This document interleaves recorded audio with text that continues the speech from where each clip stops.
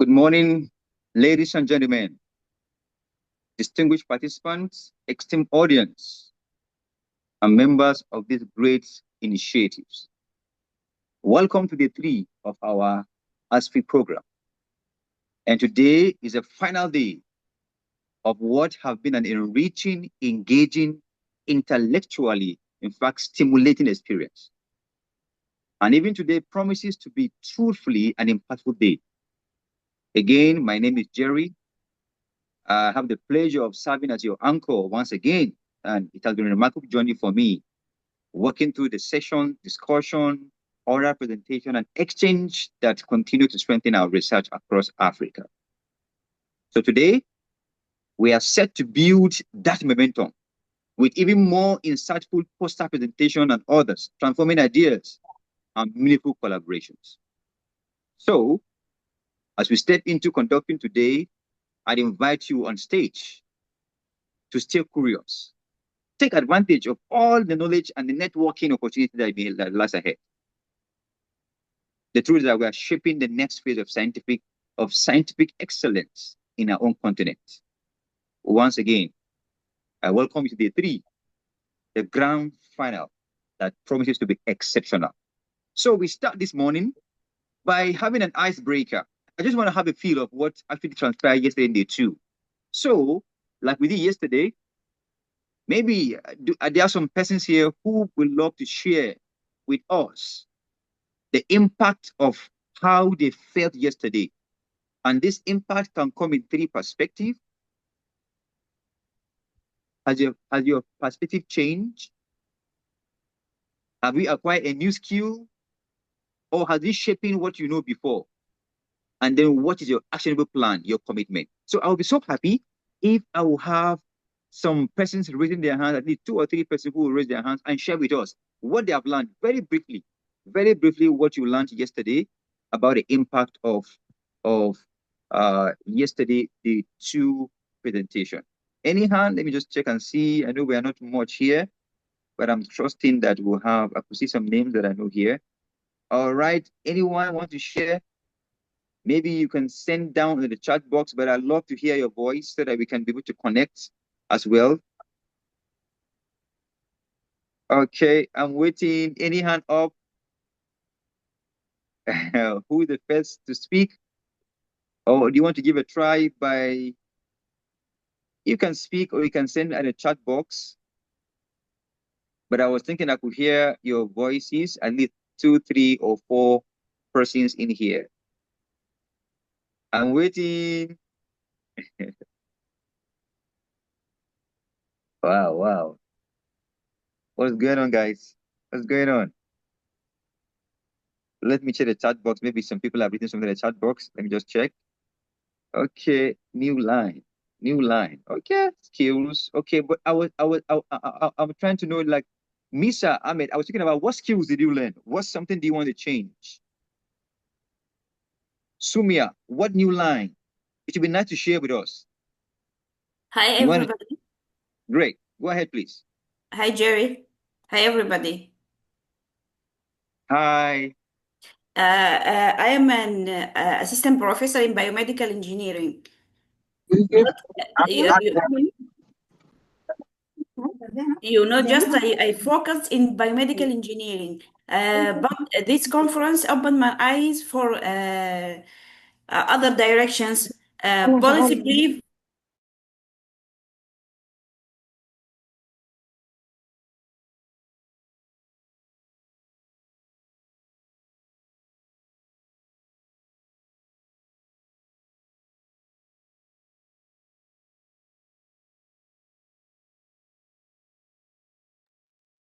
Okay, Sumia, again, you can just go ahead. I think you are unmuted. Yes, I find myself muted. Yes, sir. Yeah. I am a assistant professor in biomedical engineering. Okay. Always, all the time, I am focusing just in biomedical engineering, in this uh, direction. But the ASFI conference opened my eyes for other direction I can do for policy brief, sustainability, climate change, it can work on this area. Wonderful. Yeah. Okay. Fantastic. Thank Thank you you. so much.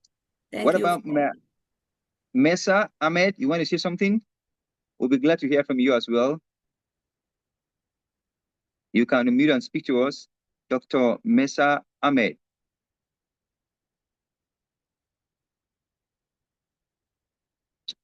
We want to do some catching up regarding yesterday. Dr. Mesa, you want to unmute and speak to us? Yeah. Just one Hello, minute. everyone. Good morning. Morning. Yeah, good morning. Sorry, I have connection problems, but because Okay. I live in Sudan now, so sorry. Okay. Due to war and conflicts going on, so it's sometimes it just cuts out. It's my pleasure to be here with ASFI and with you in this great conference. And what I learned most, as I said on the chat, the project we did for like since the first day, it was a new thing for me to know about policy brief and the difference between policy brief and research brief and all those. So I have learned a lot. And thank you so much for everyone. And the most thankful for the founder of ASFI, Prof. Pride. Thank you so much. All right. Thank you so much. I really want to thank Sumia and Ahmed for being both to speak to us. We're going to swing into action for today's overview of the program. And I want to invite on stage Dr. Samuel Banigbe and Dr. Eunice F. Just in that order, they will tell us what we have to have today. Today is really indeed loaded, and we don't have much time. So, Dr. Samuel, please, can you come up stage and share with us what today holds? Yeah, thank you very much, Program Anchor. I think I'm well clear and laudable. Please confirm.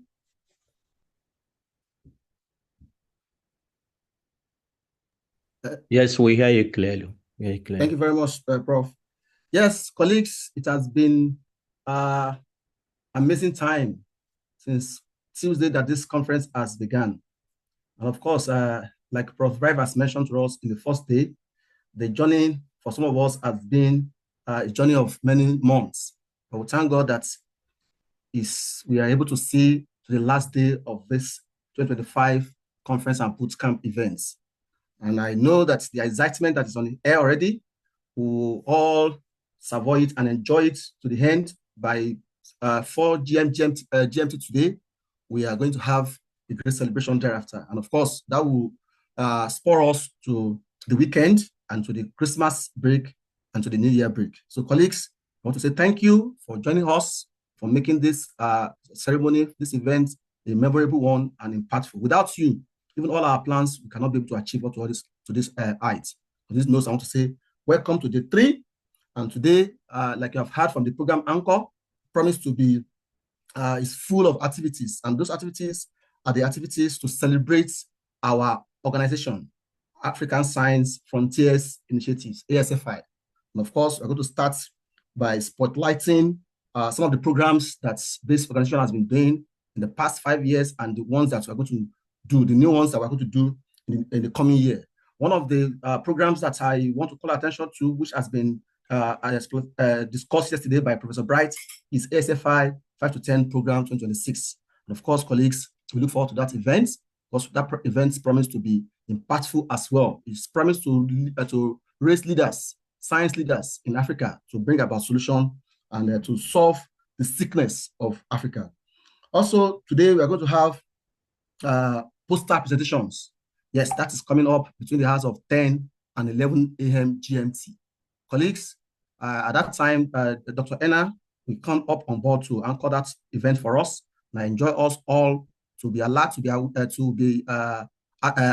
intentional to participate in this poster viewing presentation session.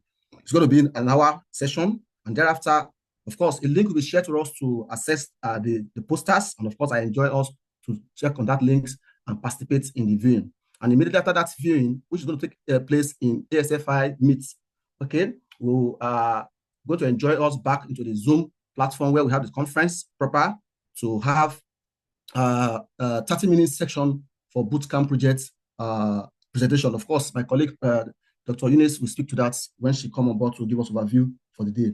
And after that session, we're going to go into another session of ASFI program where we're going to look at the corner or the activities of the ASFI Research Journal. And of course, as we are aware, the Research Journal has been launched, and since last year up to this year, we have had fantastic production from that particular journal. Of course, the chairman of the General Assembly, Dr. Misanin, will come to speak to us as regards that. And by later in the afternoon, after lunch, we're going to hear some voices from the ASFI 5 to 10 program, and which will be handled by the chairman of ASFI General Assembly, Senior Assembly, and chairman ASFI General Assembly, Junior Assembly. So colleagues, let's sit back, let's relax, let's have our time, and let's engage and have a nice event this today. And after that session, we're going to have takeaways from the conference, also takeaways from the bootcamp activity for this year, and the announcement will come up, and why the director of executive director of ASFI, Professor Bright, will come to close the session for us by the late afternoon up to 4 p.m. GMT. Colleagues, today promised to be interesting. So on this note, I'll hand over to Professor Eunice. Please can speak up and let's have the overview for the bootcamp. Thank you. Thank you very much. Go ahead, Doc. Dr. Samuel, thank you very much. Thank you, everyone. Good morning, Prof. Bright. Good morning, Prof. Eman. Good morning, all our visitors. Good morning, presenters. Good morning, poster presenters. Today is your day. Good morning, everybody who is participating in the bootcamp project. You are learning, you are imbibing skills. Take the skills seriously, because as you know from the beginning, we have told you that we consider the process. We love the process. We take the process more important than anything else. The results are good, the results are wonderful, but the process is what we actually are interested in, because we know that that is where you are going to gain skills. That's where you are going to collaborate. That's where you are going to network. Please take all of those processes seriously. We are going to go into the bootcamp, collect our projects, our presentations. I hope that you have already appointed your presenters. And then we are going to do the presentations. And then there is going to be celebration, what ASFI knows how to do. ASFI knows how to celebrate. And you are going to see, those of you who have not been attending the ASFI conferences, you are going to see celebration today, a special way of celebrating with ASFI and with winners and with everybody who has gained something and know that actually they have gained something by going through this conference. Thank you very much. I hand over to the anchor. Dr. Jerry, good morning. Good morning, ma'am. Thank you so much. Dr. Samuel, you're coming back on board. Okay, no? Thank you again, the program anchor. Yes. Let me Thank you so much. let me share my screen from here.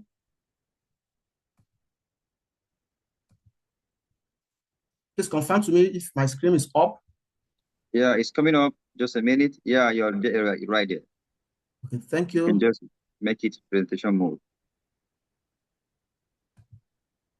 Okay, I think it's fine now. Fantastic. Thank you. Yeah, thank you, colleagues. Once again, good morning. I want to say good morning also to all of us, and I welcome you to day 3. And of course, I'm presenting to us some of the great highlights and key takeaways that we had from yesterday events, which is the day 2 of 2025 ASFI conference and bootcamp. I'm Samuel Abanigbe. I'm from Swan University of Technology here in Pretoria, South Africa. Yes, yesterday we started with a warm welcome and introductions. We had nice greetings from all our program anchors, and every members of the conference planning committee together with Bootcamp, and also from the ASFI management team. And of course, we had an overview of the day 2 conference agenda, or the events that we had yesterday. And of course, after that, there was a recap of the day 1 activities as we are doing now for day 2, recap of the 2 activities. And thereafter, Professor Hema presented to us the evaluation results for day 1. So colleagues, that is the welcome and introduction session that we had yesterday. Then after that, we had a session which is tagged ice-breaking session. And I am very, very amazed and very alerted to learn and also to get some important updates about the knowledge of ASFI by all of us, because of course we had some quizzes and we have some interactive brain teaser. Maybe I will propose that maybe next year we'll look forward to get a prize or an award for the best person that's performed in our quiz. Of course, we're going to propose that as one of the takeaway from the conference for this year. Also, we had a session where participants were drilled into how they are familiar with activities of ASFI and its core objectives. And this is very interesting session that we had yesterday on that break session. Colleagues, yesterday, keynote speech was fantastic. And Professor Fatai Ayindiaremu was able to speak to us on the topic Pan-African Research Collaboration, the power of home-based diaspora connectivity. And he hinged his speech on the African knowledge ecosystem, where all of us, those of us that are in diaspora and those of us that are at home, he put us together into a knowledge ecosystem. And of course, he described these systems using an African proverb, which is very common to us, that says that wisdom is like a baobab tree. And of course, I know in this conference, this baobab tree is coming up a second time, because of course, you remember the poem that was recited and the discussion that we had from Professor Eunice, where he likened some of the good things that we have learned in ASFI as a baobab tree. So you can see the connection here now, as mentioned by Professor Fatai Ayindiaremu, that wisdom is like a baobab tree. And this baobab tree depicts collective wisdom. And of course, that is where the collaborative concept lies on. And of course, also depends on Pan-African philosophy. There are some principles and philosophy that are African inclined. So we look at to see how we can synergize together to bring about a better African society. And the speech of Professor Fatai also emphasized the connectivity as an impetus for African development. And it was able to do this to give us the importance of research collaboration, the connection or the connecting link between diaspora and home-based researchers.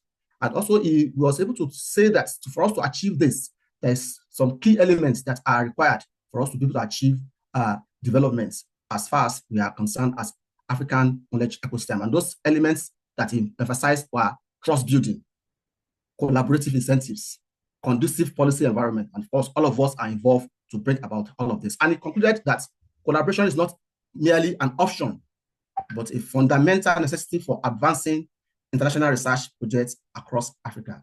Colleagues, that session was so powerful and so insightful. And I can tell you, as the conference chairman for this year, I've seen the link between the speech together with Professor David's speech on the one, and together with the facilitator of our bootcamp that we had yesterday, and sorry, that we had in yesterday. Yeah. So, colleagues, these are important information for us to look at to bring about a change in Africa. And Professor Bright was able to provide a remark and said that no need to be present in home country to participate in African development. That, of course, as a Nigerian, I can be in South Africa, can be in Tanzania, can be in Kenya, can be in Sweden to bring about change to African society, to solve the sickness of African society. And we had a session yesterday by Professor Bright, where he provided to us information about the new program of ASFI 5 to 10 2026.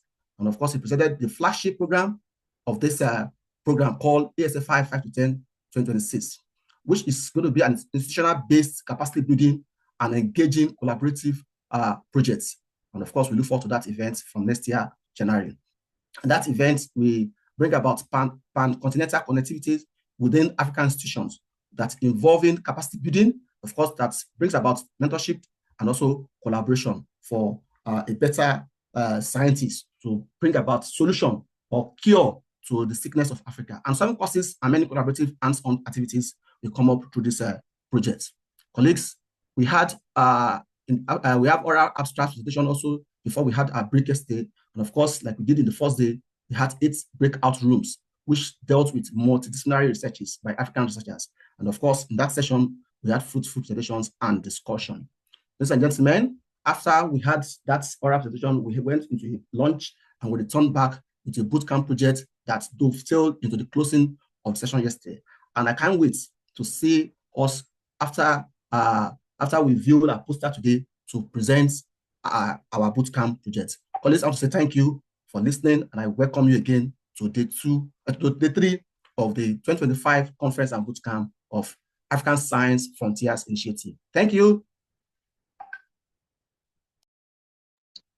Thank you so much, Dr. Samuel. We invite Dr. Emma So to give us the result of day 2 evaluation.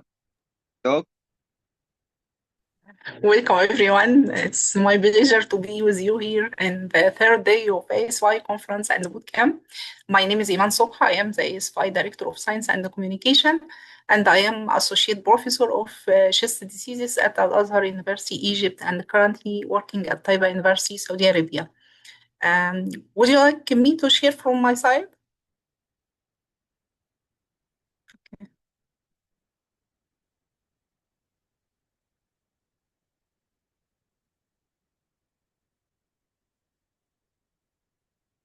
Did you see my screen? It's coming up, or not yet? Not yet. Okay, you're right there. Okay. Yeah.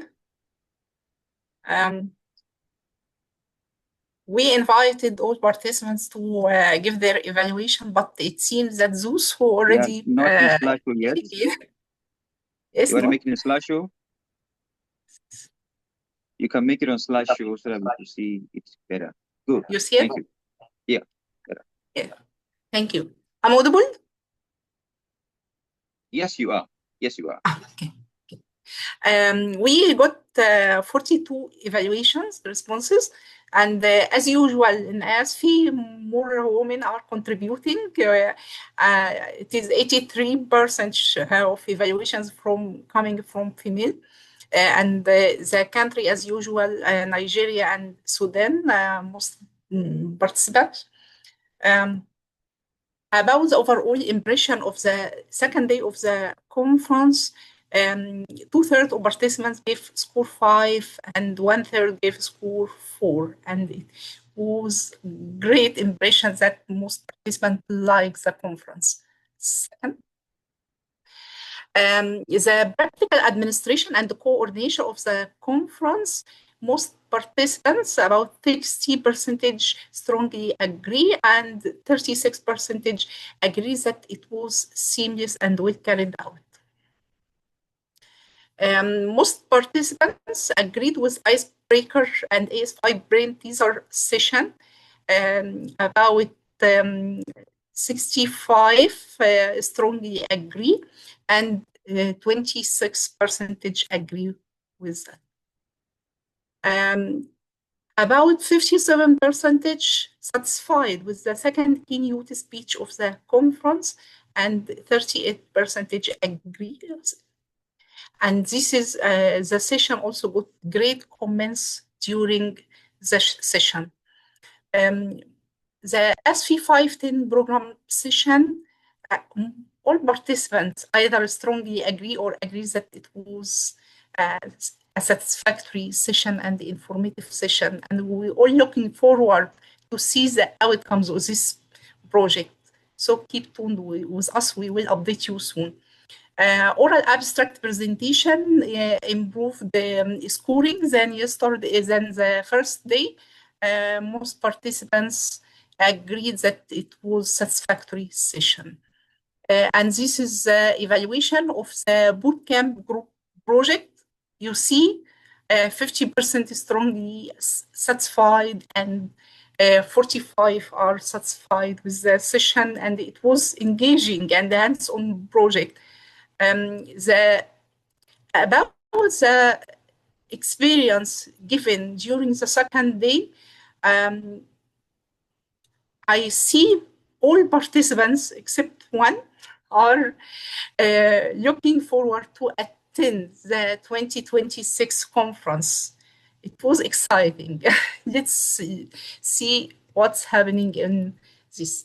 I got also a lot of comments. I just take some of them to present you here. I have engaged and fully participated in every segment of the conference, nothing to complain about. One person suggested to have public health area more presented.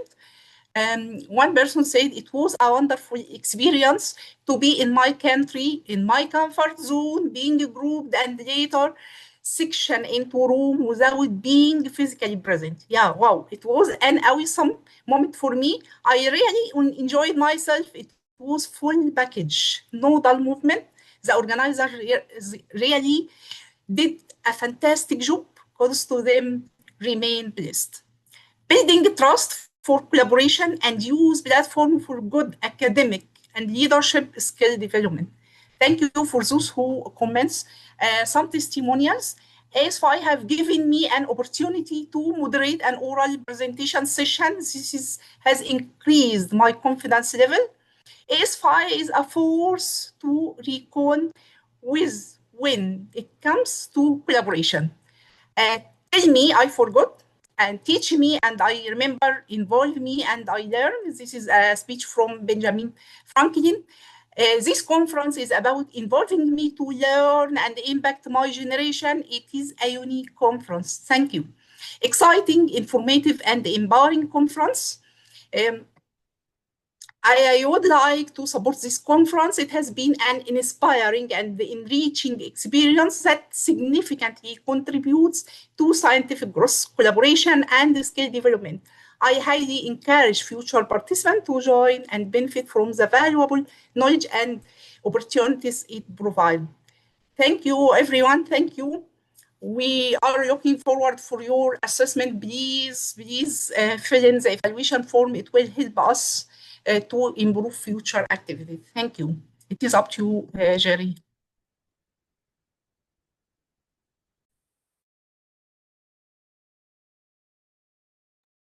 Thank you so much. Thank you so much, Dr. Emma. We appreciate you so much for the good work you're doing. Thank you.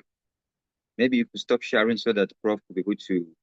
All right, we are moving to the next important segment of today, which is the spotlight of ASFI programs and our projects that we have done so far. And this program will be anchored by our chair of the ASFI 2025 Bootcamp Committee, and she the secretary of the advisory board. She is an associate professor of literature and cultural studies. Dr. Eunice, please, you're welcome on board. You have 1 hour to be able to share us what we have done so far. Dr. Eunice.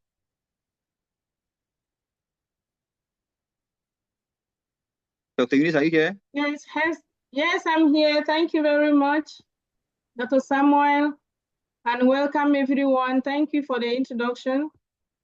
So we're just going straight to the presentation of our projects. Please, is somebody sharing?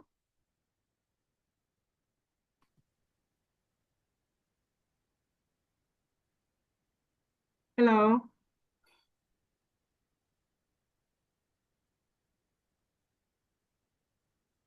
Hello, are you getting me?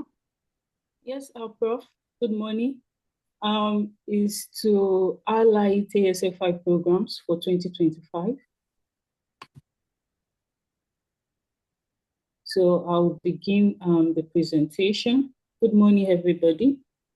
My name is Dr. Ajibalola Lejo, and I'm the Director of Administration for ASFI.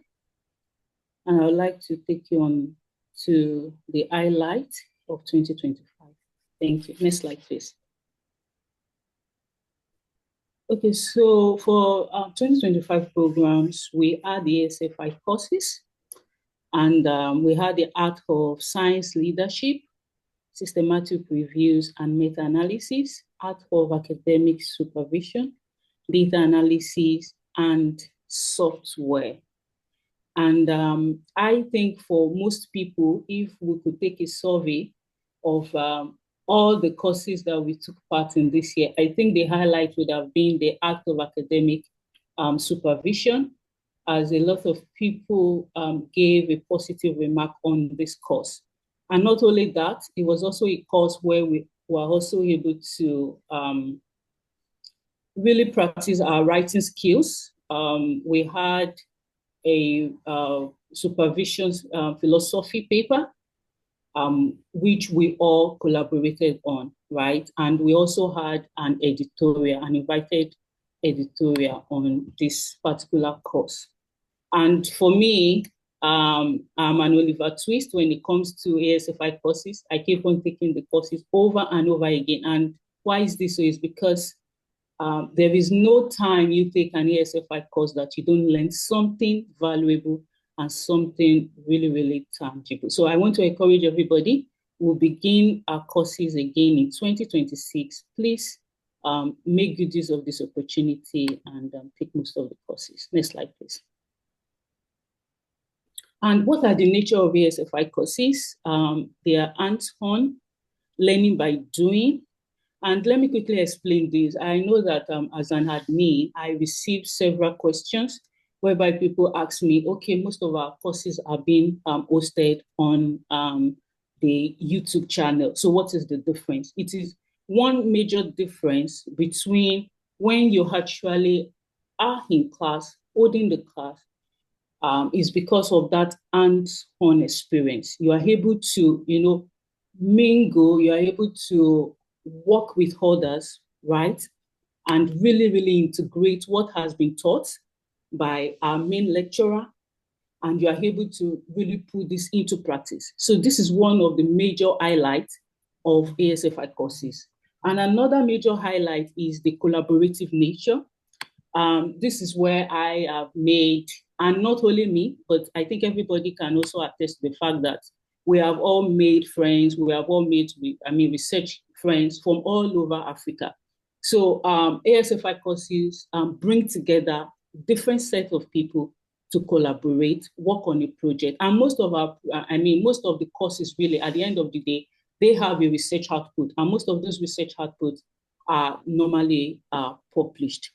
And also it is process versus result oriented, right? It's from process to result. So it is not just about you being in class, it is the step-by-step process, and where at the end of the day, you see tangible results. And it is African development focus. If you really know, one of the vision and mission of ASFI is to solve developmental challenges in Africa. So most of ASFI courses are targeted towards solving most of these challenges. And of course, anything that comes from ASFI is of high quality and is of high standard. We do not really joke with any of this. And another aspect is skill-based. One thing I've really come to also learn from ASFI, and while also participating in the courses, I know a lot of people come and they say, oh, I need my certificate. Yes, that is really, really good.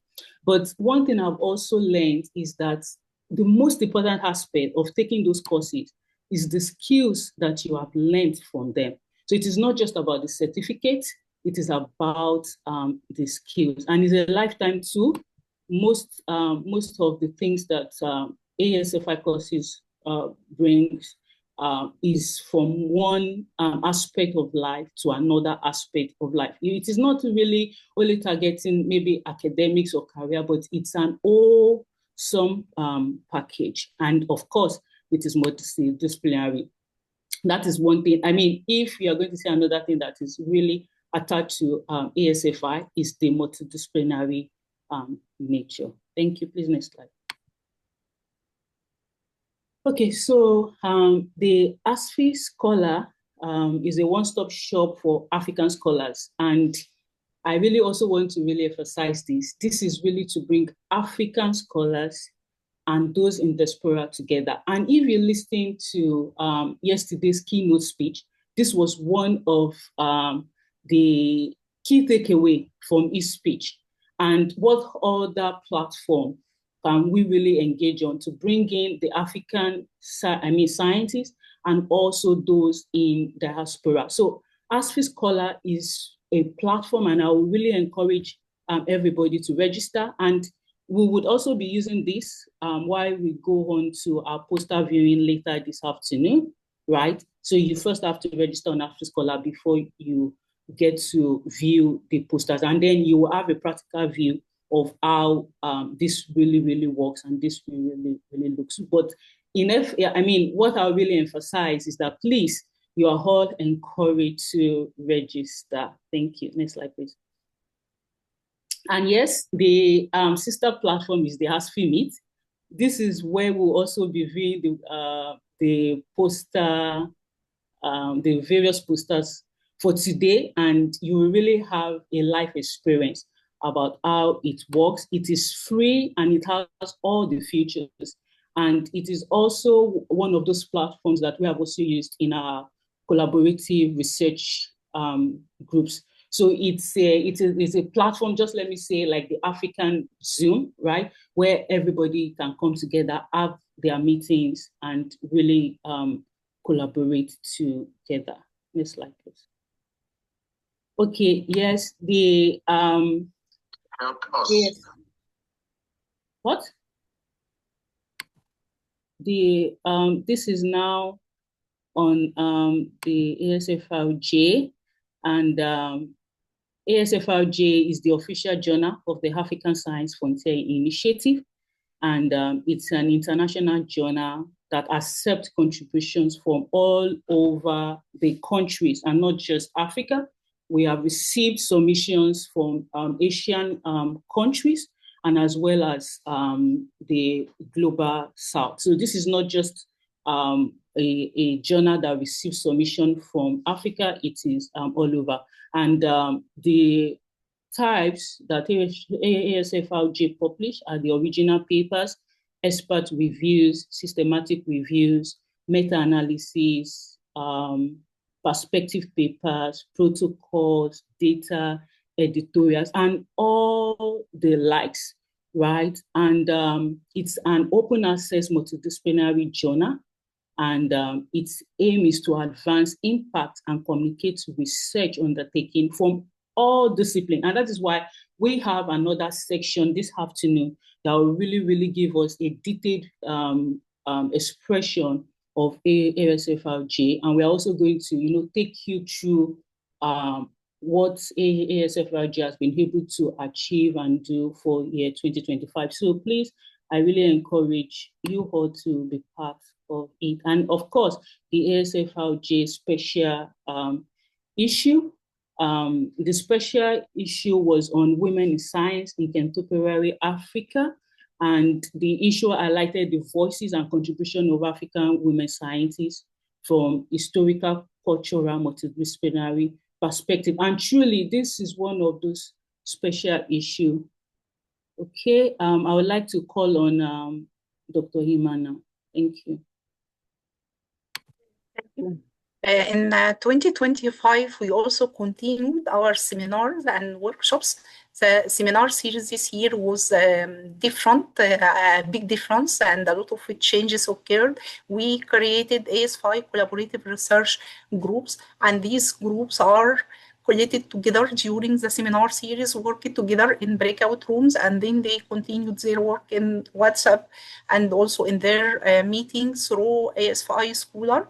These groups did amazing work, and you see yesterday the best winning research collaborative groups. The seminar series this year was about collaboration. We have last Sunday of each month from 5 to 7 p.m. a seminar series, followed by a series of Prof. Bright, Dr. Nawaru, academic career talks 101, and also specific research and career consultation on Fridays following the seminar series.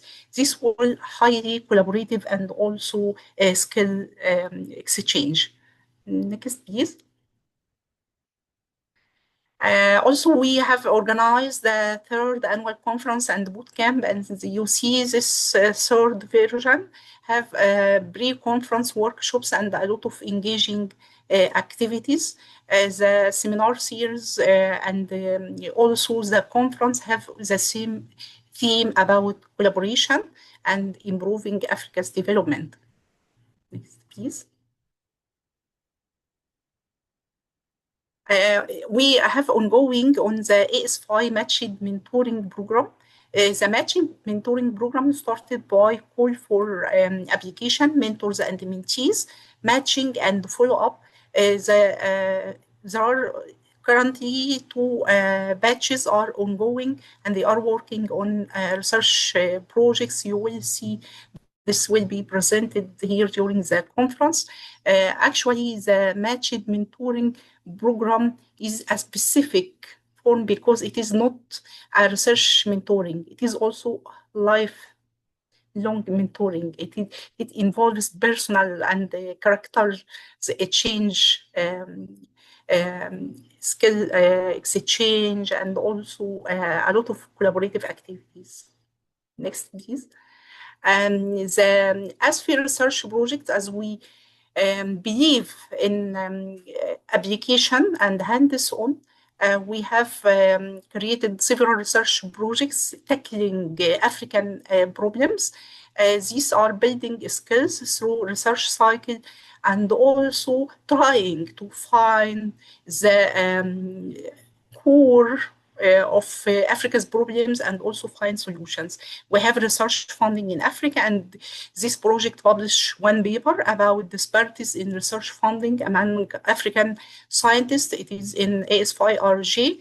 We have research misconduct in Africa and the umbrella review about race, ethnicity, and the COVID-19 and African societies.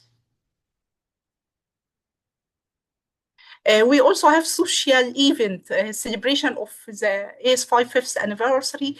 In 2025, ASFI completed 5 years of official action, and we presented different activities during the 5 years. You see the busway seminar series, research projects, and also several social activities. We celebrated together, and it was a highly motivating and socializing event. As we mentioned, we have the General Assembly. The ASFI General Assembly led to activities in 2025, ASFI Tea Time as a continuation, and also created new ASFI Journal Club. And these are highly engaging activities and slightly non-official. You will enjoy if you want to join these activities. The General Assembly, it is tenure is 2 years. In 2025, the past one finished their tenure, and we call for election. And the new General Assembly leaders start their work. Involves the chair and the secretary and several VPs, also the chair of general and of the senior and junior assemblies. Please. A new activity also for ASFI, we I call for advisory board and the eminent professors from across African countries join the ASFI advisory board. Prof. Vivienne Ojoni as the chairperson, and Prof. Yunus Fumbela as the secretary, and the members Prof. Emmanuel Ega, Prof. Dina Shokri, and also Prof. Walina. They are members of the ASFI as advisory board. And the flagship program of ASFI, Prof. Bright presented yesterday. It is the ASFI 510 program. We launched the program call for applications.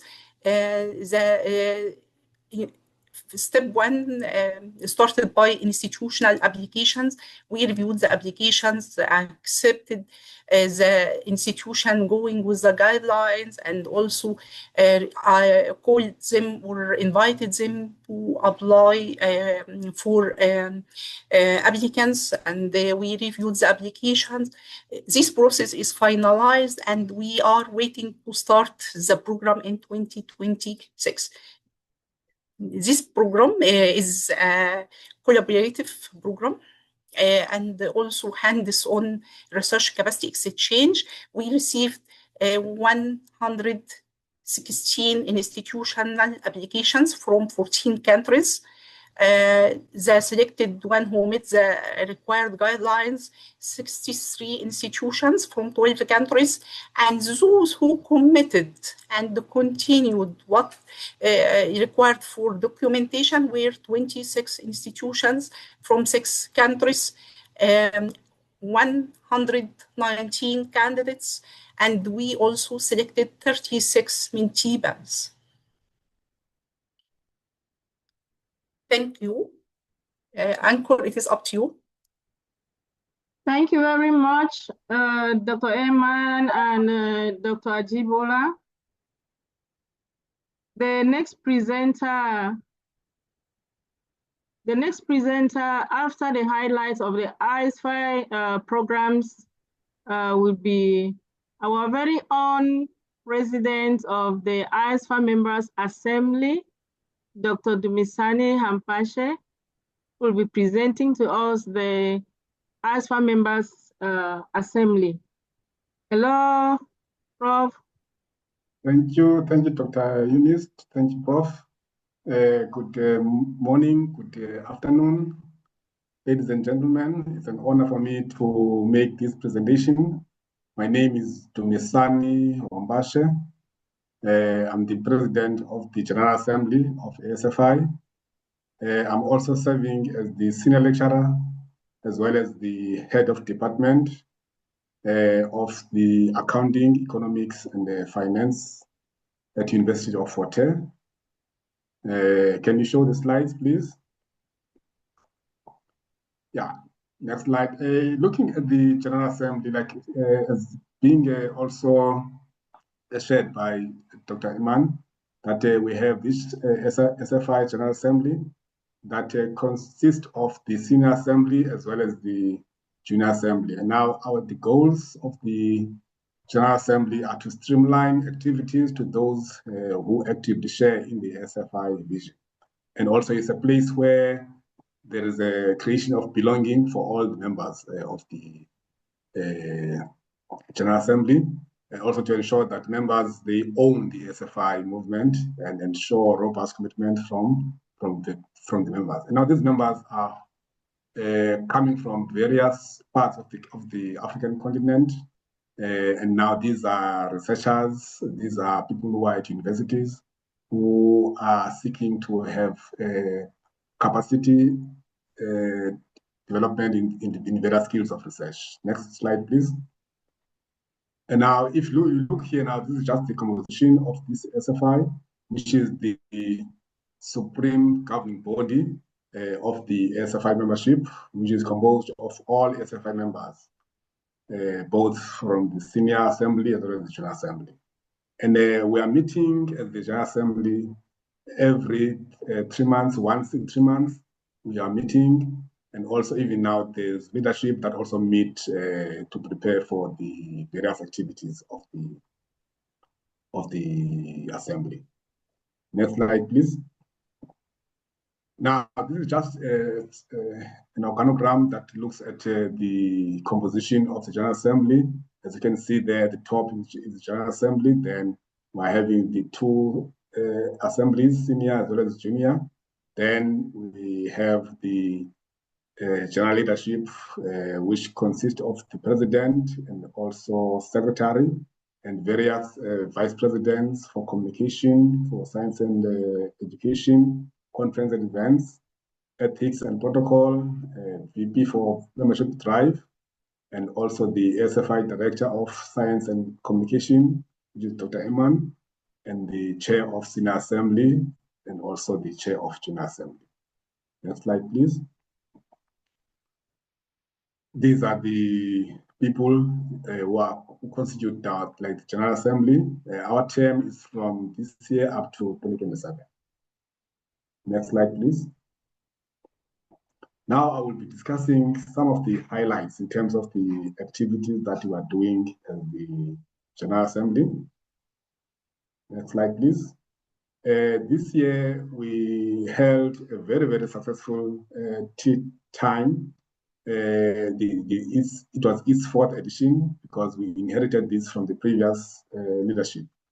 The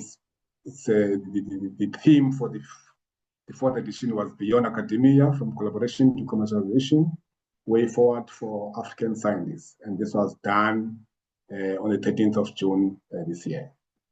Next slide, please. The other thing before that, next slide, please. Next slide, sorry.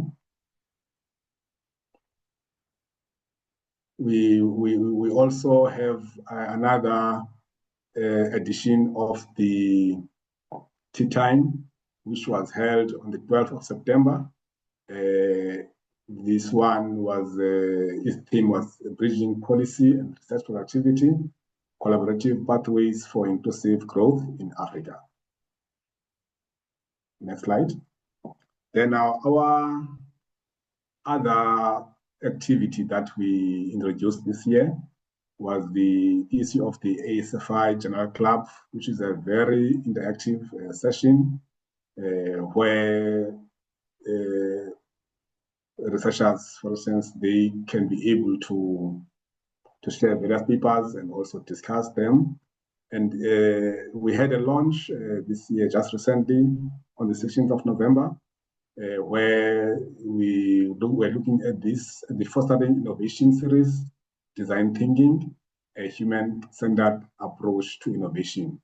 And this session was led by our coordinator, Dr. Nejla Taha, and it was presented, the presenter there was Dr. Eunice from Belen, and also there were some discussants, Dr. Limkele Bofu, and also there was a moderator, Dr. Nidal Esa, and also another discussant, Dr. Samuel Abaninde. And we are looking forward to also have other editions of this ASFI General Club. I think that is all. Thank you very much. Thank you. Thank you very much, President. Thank you for presenting to us our General Assembly members and the activities that are going on. The next presenter will be Major Taha, Dr. Taha, who will be presenting on the ASFI MASH Mentoring Program and Journal Club. Dr. Taha, please, over to you.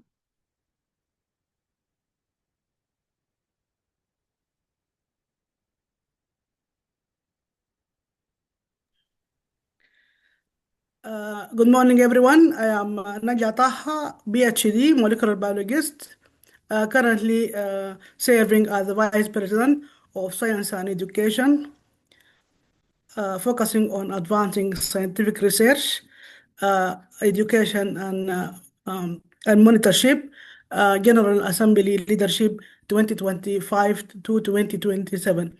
I will share from my end, okay?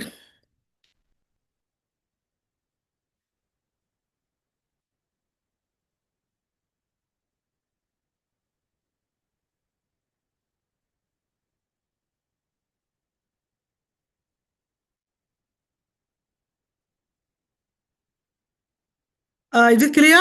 I will put it process. You're not sharing yet.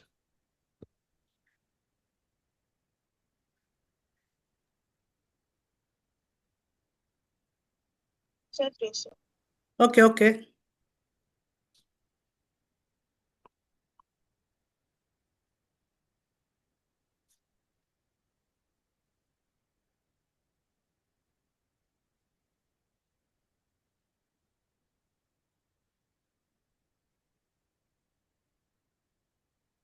Is it clear now? Yes, please. Okay.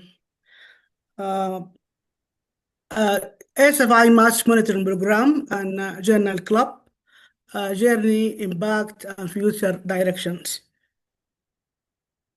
For introduction, this presentation highlight two significant ASFI programs, the Monitor Program and the Journal Club. Both aim to build research skills, foster collaboration, and create learning opportunities. Together, they support SFI mission to strengthen capacity building and professional development. Section 1 is we're going to discuss SFI Match Monitor Program. The vision and goals of this program to facilitate cross-discipline knowledge sharing across the ASFI community, to build the leadership capability among emerging and mid-career researchers, to strengthen ASFI overall capacity building and mentorship culture.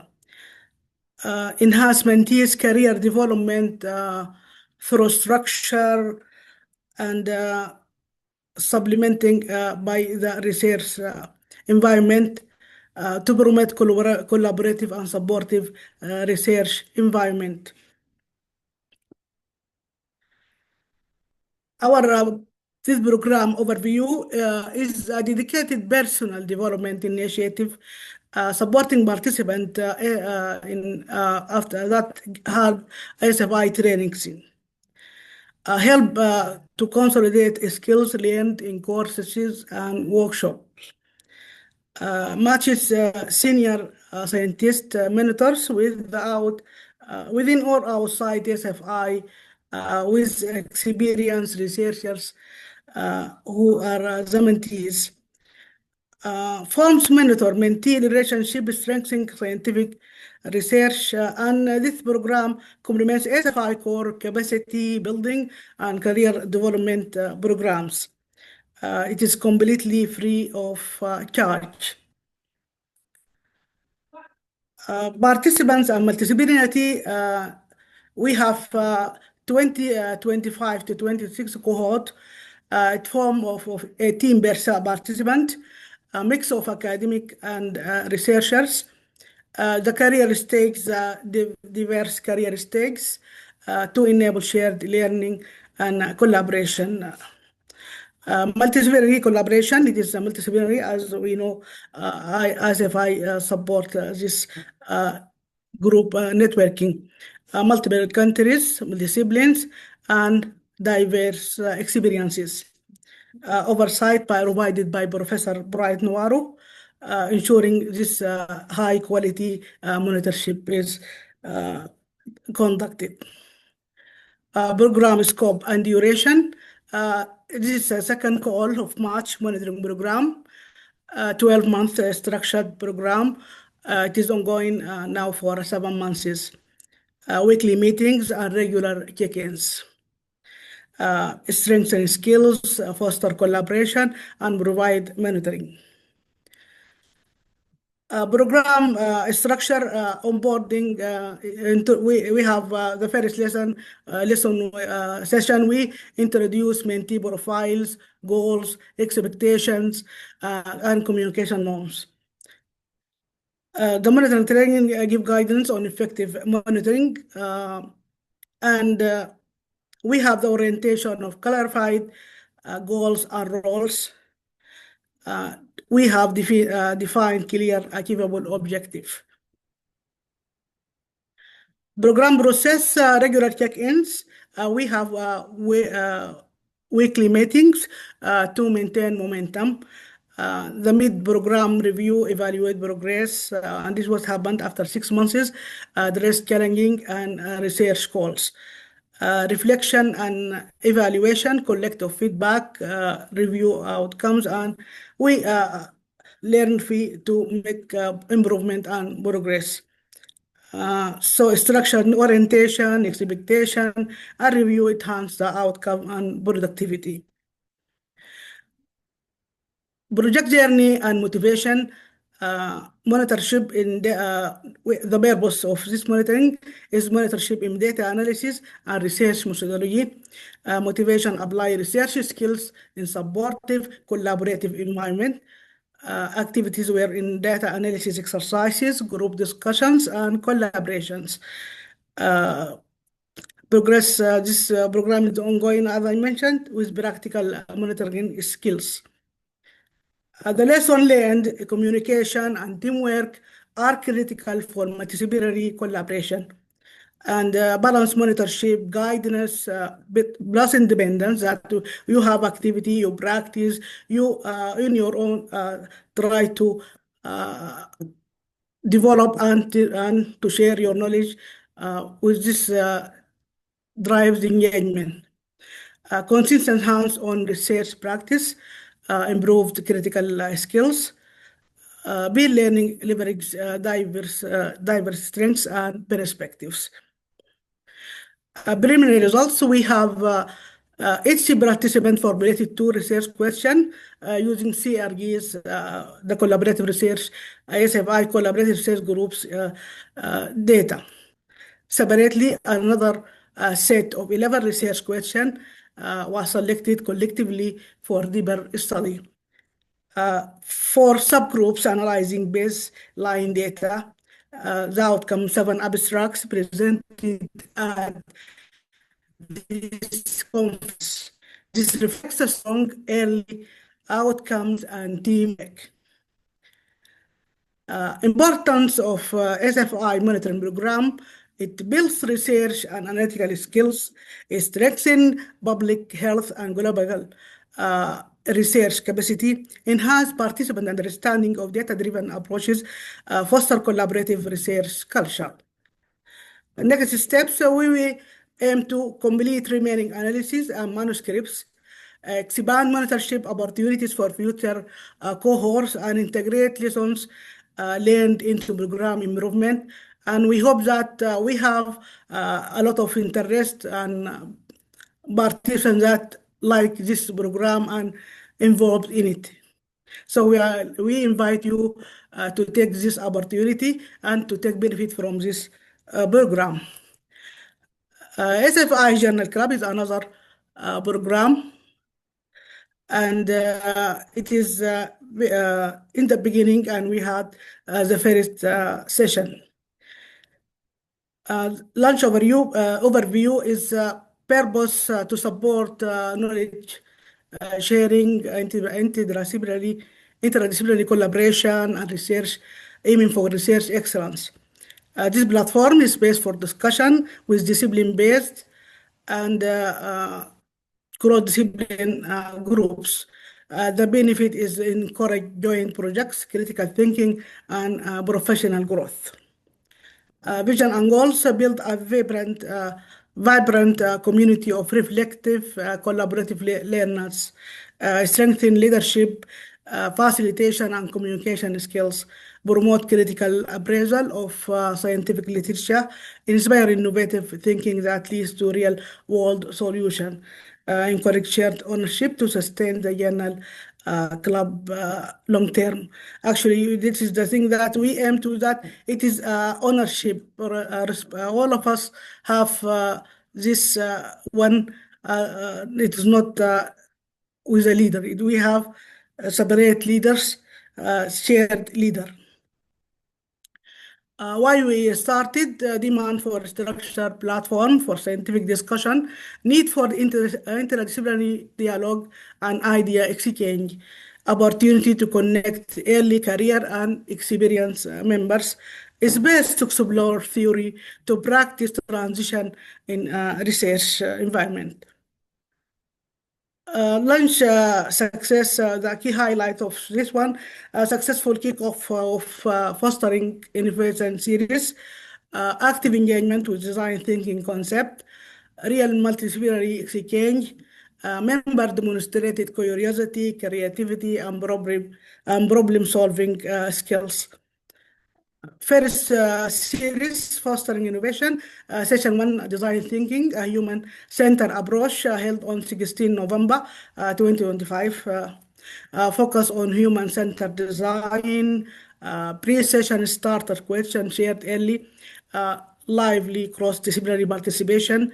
Going forward, we focus on sustainability through participant ownership, encouraging diverse leadership roles, moving from theory to action. Key tools introduced in session 1, the 5 phases of design thinking, emphasize, define, editate, and prototype and test.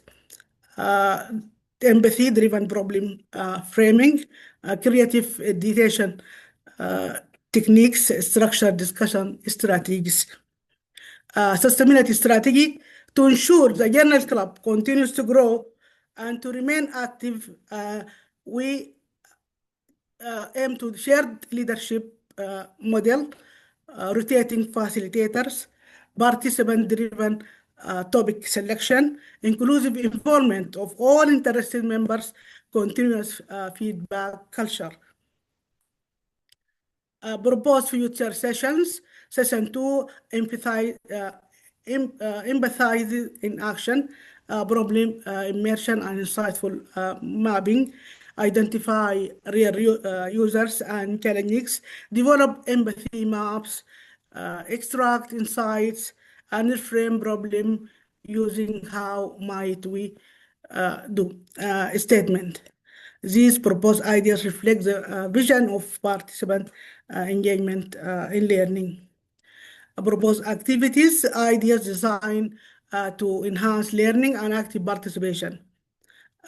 Rotating facilitation across members, short pre-session promotes to spark reflections, small group breakout discussion, integrating real case examples from members' fields, light post-session tasks to encourage application. This reflects the vision of for participant engagement and learning, and all this cannot be done without engagement on people participation, and we aim that we all share the responsibility and the collaboration to make Journal Club a success.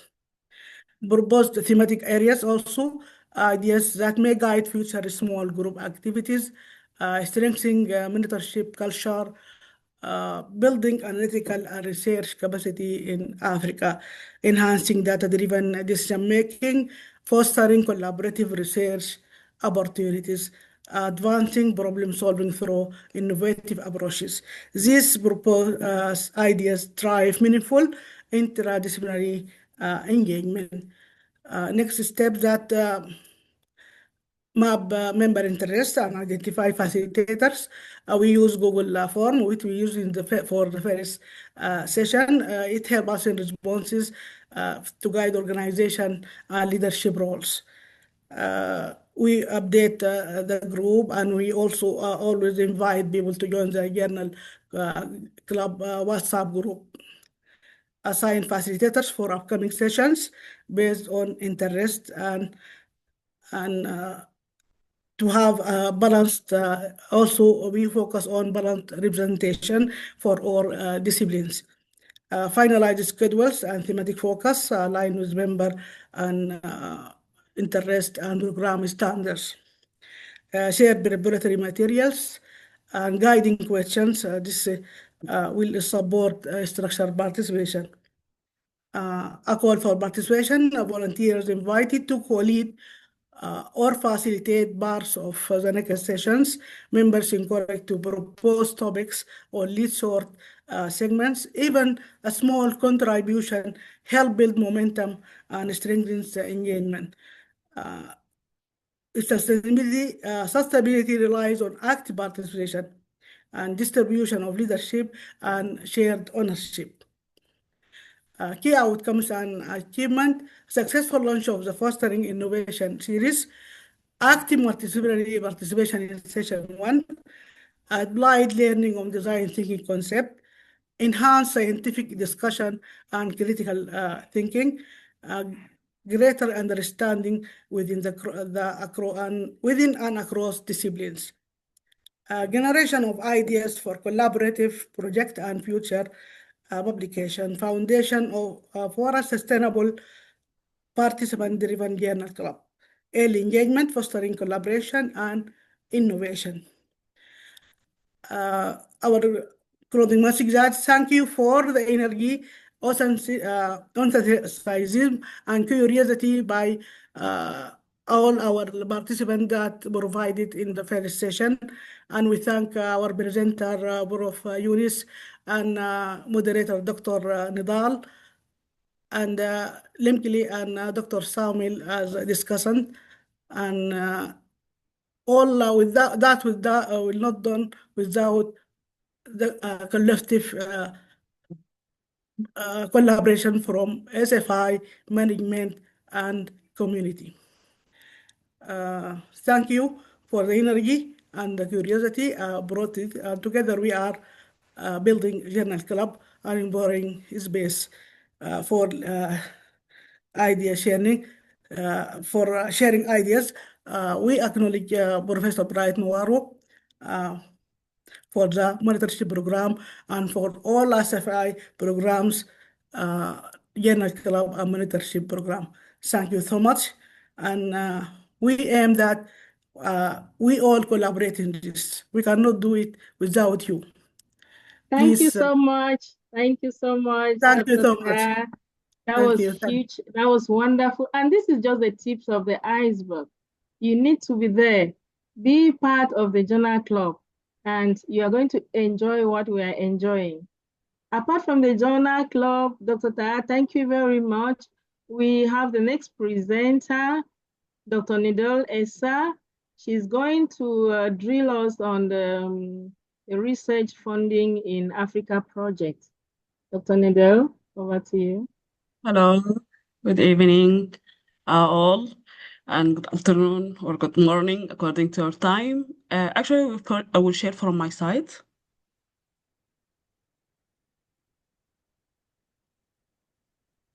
Okay, can I have?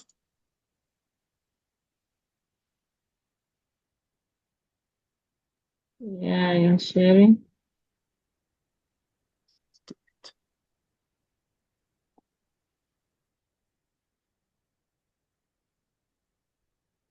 Do you see my screen now? Yes.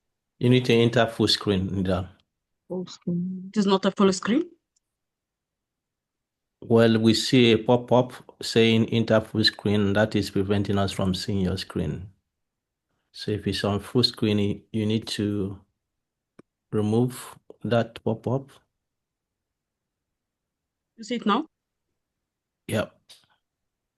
Okay, I'm Dr. Nidal. I'm from Sudan. I'm the project leader for research funding in Africa. Before we start our journey about our research, let's meet the project team, it is a collaborative work has been done within the previous 3 years, led by Dr.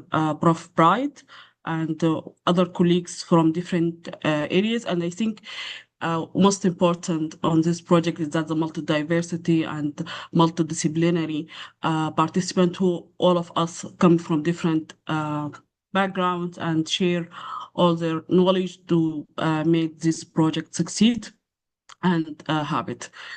It is more than 3 years we started planning and doing this research. I remember when we start the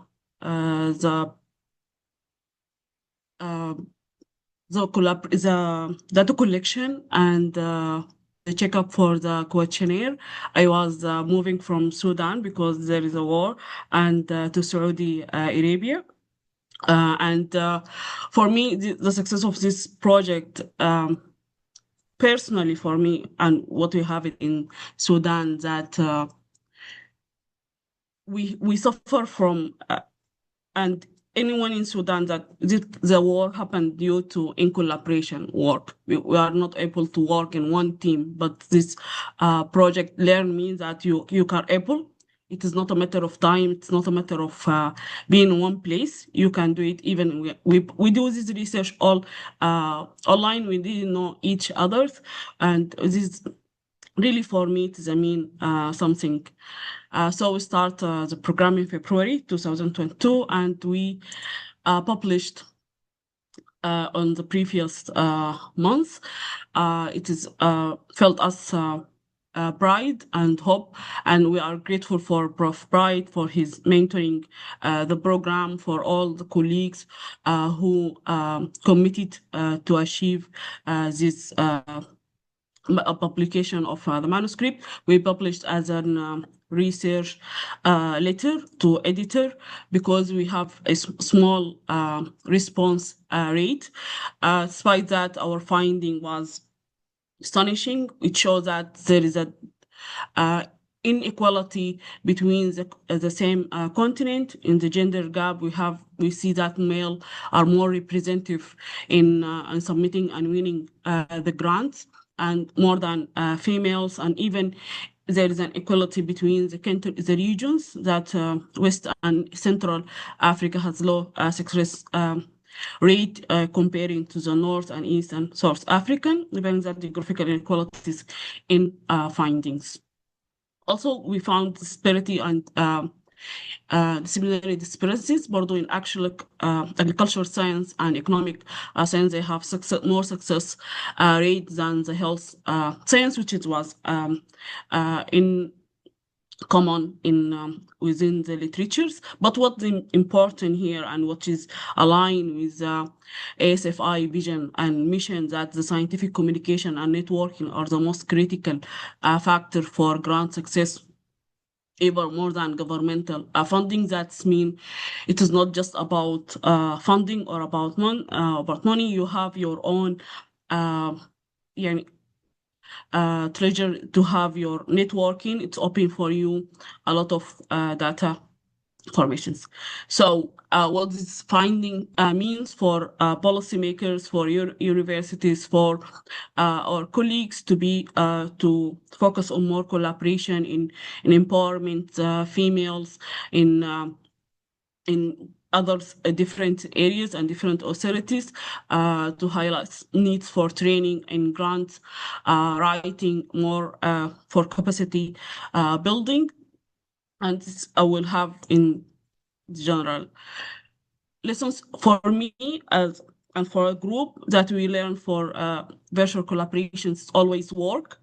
It's built on us all the trust and communication, the diversity enrich the quality of the project, the geographical and multidisciplinary enrich the quality of the research and the perspective. We have the patience to enhance the quality of the work and ultimate delivery of what we did. So for me personally, this project gave me more confidence to lead a project that I remember in the beginning of the program, we are 22 members on the WhatsApp group when we started.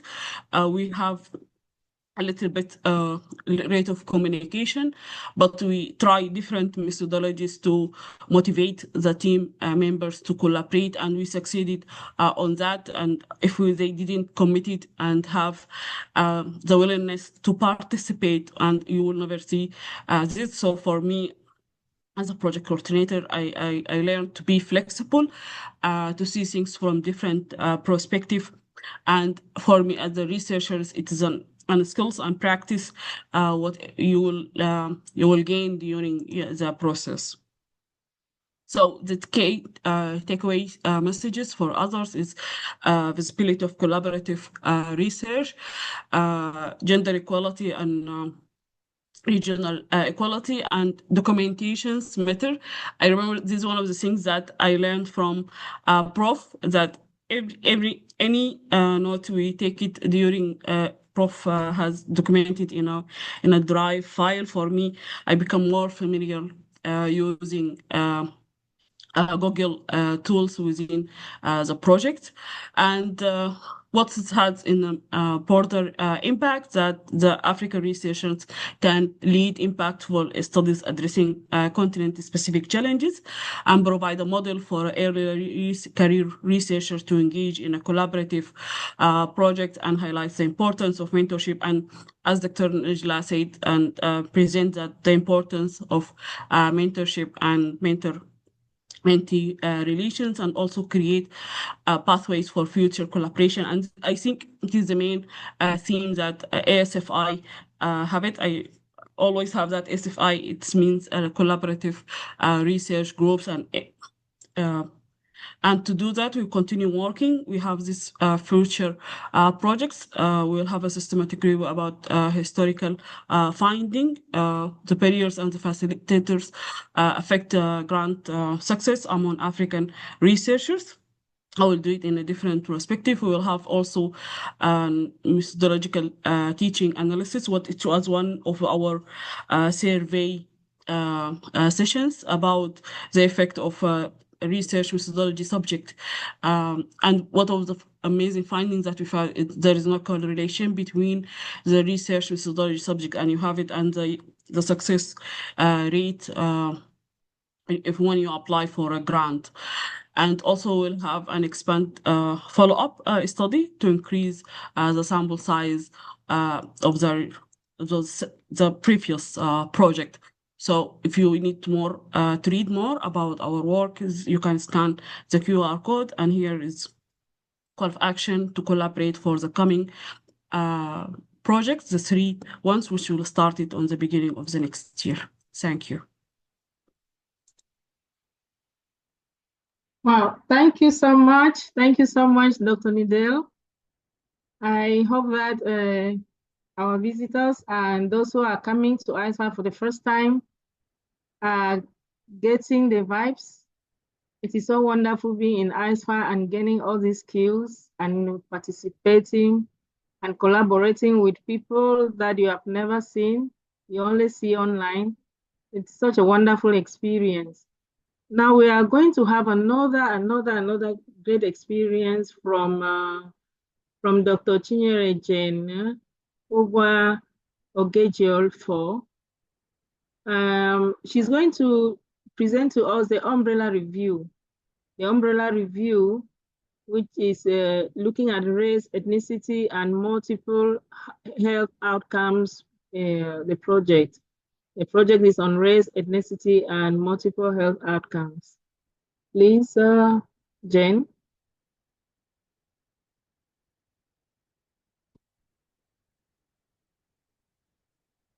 Hello, Dr. Chinyere. Yes, sorry, I was muted. Good morning, everyone. Good afternoon, good evening, depending on where you're joining from. My name is Dr. Chinenye Jane Ogwa Ogwejofo. I am a reader in pharmacology and toxicology from Smanu Danfodio University, Sokoto State, Nigeria. I'm the coordinator of the Umbrella Review Research Group. I'll be presenting on umbrella review, race, ethnicity, and multiple health outcome project. Next slide. Yes, what is this project all about?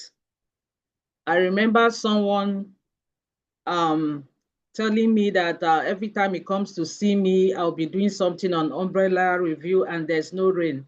That I keep talking about umbrella and the rains are gone. But this project is an umbrella review, a project that involves looking at various systematic review studies published and trying to synthesize information and bringing out an end a product.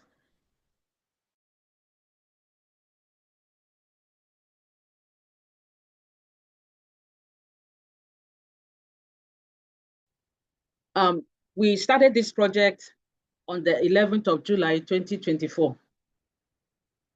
The main objective of, next slide, please. Yes, the main objective is to provide comprehensive synthesis of existing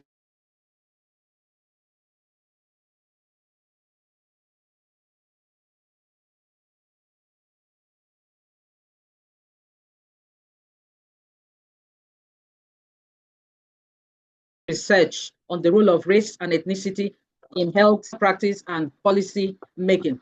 And the objective, we intend to summarize relationship between race, ethnicity, and health outcomes, identify key areas where disparity exists, and develop targeted strategies and guide research practice and policies.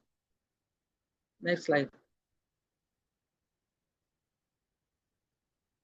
So who are the people involved in this project? The project is made up of many people, researchers from different parts of Africa. We have a total of 13 groups with 2 people in each group, all from different parts of the country, collaborating together for this project. Next. In this project, in this umbrella review, there are various steps involved. If you look at it as a systematic review of systematic reviews, that is how to summarize this project, because we have various stages. As you can see, we first of all have some various different papers. On the whole, we had 33,681 papers that we extracted from, that we got from the beginning, and then it underwent review. After the initial deduplication processes, we kept on, we shared into many groups. People had their groups, they analyzed the papers, brought out the key interests, removed the papers that were not of interest. And then we came down to, initially it was abstract review. We reviewed based on abstract.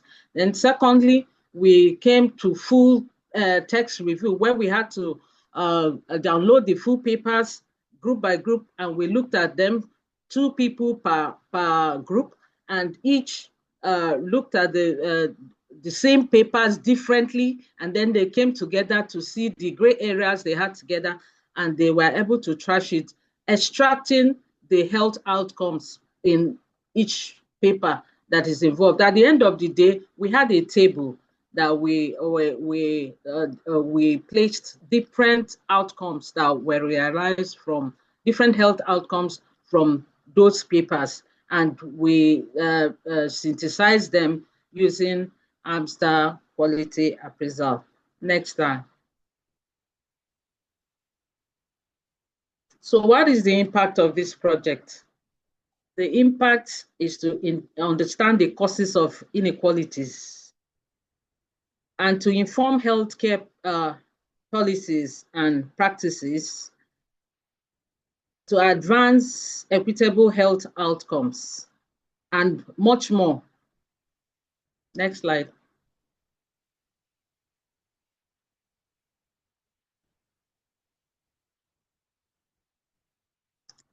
Next slide.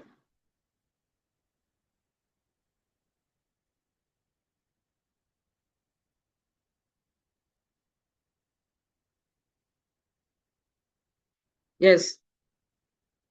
The journey so far in this project, it has taken a full year plus. Like I said earlier, we started in July and we're here in November and we're not yet done. But so far, so good, if I may say. Most groups have completed their data extraction stage, though others are still on it. And the good thing about it is that from those who have completed, we had 3 abstracts presented at this conference, and the research is not yet completed, it's still ongoing. Next. We had challenges like every other collaborative research studies. We had people miss their deadlines, because usually we meet every Tuesday, but you find out that some people don't find time to attend, and so many challenges. Some people have their issues, some don't follow instructions. I remember having been even as a coordinator, Prof had to send me back to go and repeat the whole work that I've done earlier, thinking I did the best. And lo and behold, I did the best off target. I had to return back to start again from the beginning. It was a learning process, but yet I was able to do the much I could at the time. And people had their personal issues and all of that. Some people were just tired of it. Some opted out. It wasn't an easy journey, and it's still an easy one, but it's still worth doing, and we're doing it, and we're happy with it. Next slide. When is this project coming to an end? Everybody keeps asking me, and I always refer them to Prof. Go and ask Prof, because there are so many things to do, and all hands are on deck. Every time you come to me, you will hear me, umbrella, everybody's talking about umbrella.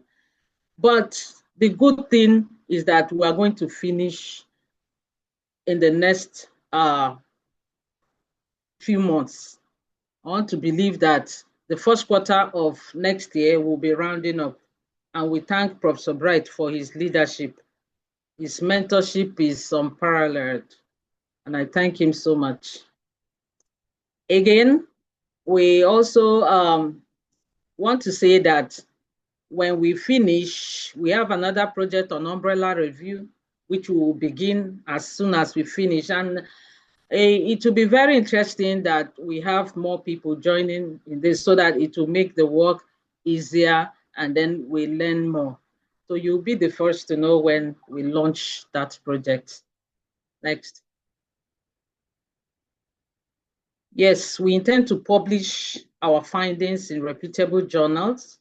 We also want to disseminate the research results to stakeholders and propose strategies to address health disparities. And thank you for the audience. Thank you very much. Thank you very much, Dr. Jane Chinyere. Thank you so much for the umbrella review. Now we have learned that we can use the umbrella even in research, right?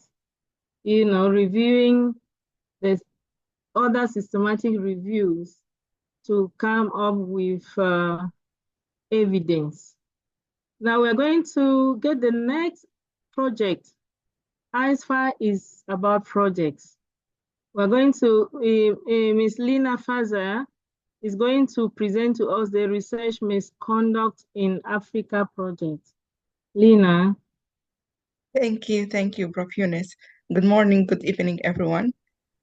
And I'll share on my behalf. Okay.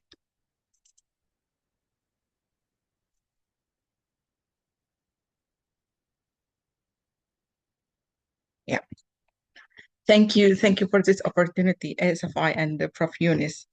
I'm here to share my experience on ramified research, which is ASFI research misconduct in Africa. I'm originally a bunch of a group of elite African scientists. We had the opportunity to be together from different backgrounds and different countries. This is the ASFI soul of collaboration, and as we say, beyond boundaries. So basically, I'm sure that all of you know that research misconduct is an ethical practice. No, there is no doubt on that, which undermined scientific credibility worldwide. Research ethics are the cornerstone of the research process, essential for building trust in research and supporting the implementation of findings across various fields. Violation of ethical standards such as research misconduct can have a devastating effect on the public trust and societal well-being. I'm totally sure that 100% we are agreeing on that. In Africa, the unethical practices that have been identified include data falsification, fabrication, plagiarism, and unethical authorship practices. While there are extensive data on research misconduct exists in developed countries, there is a notable scarcity in such data in Africa. So here we come.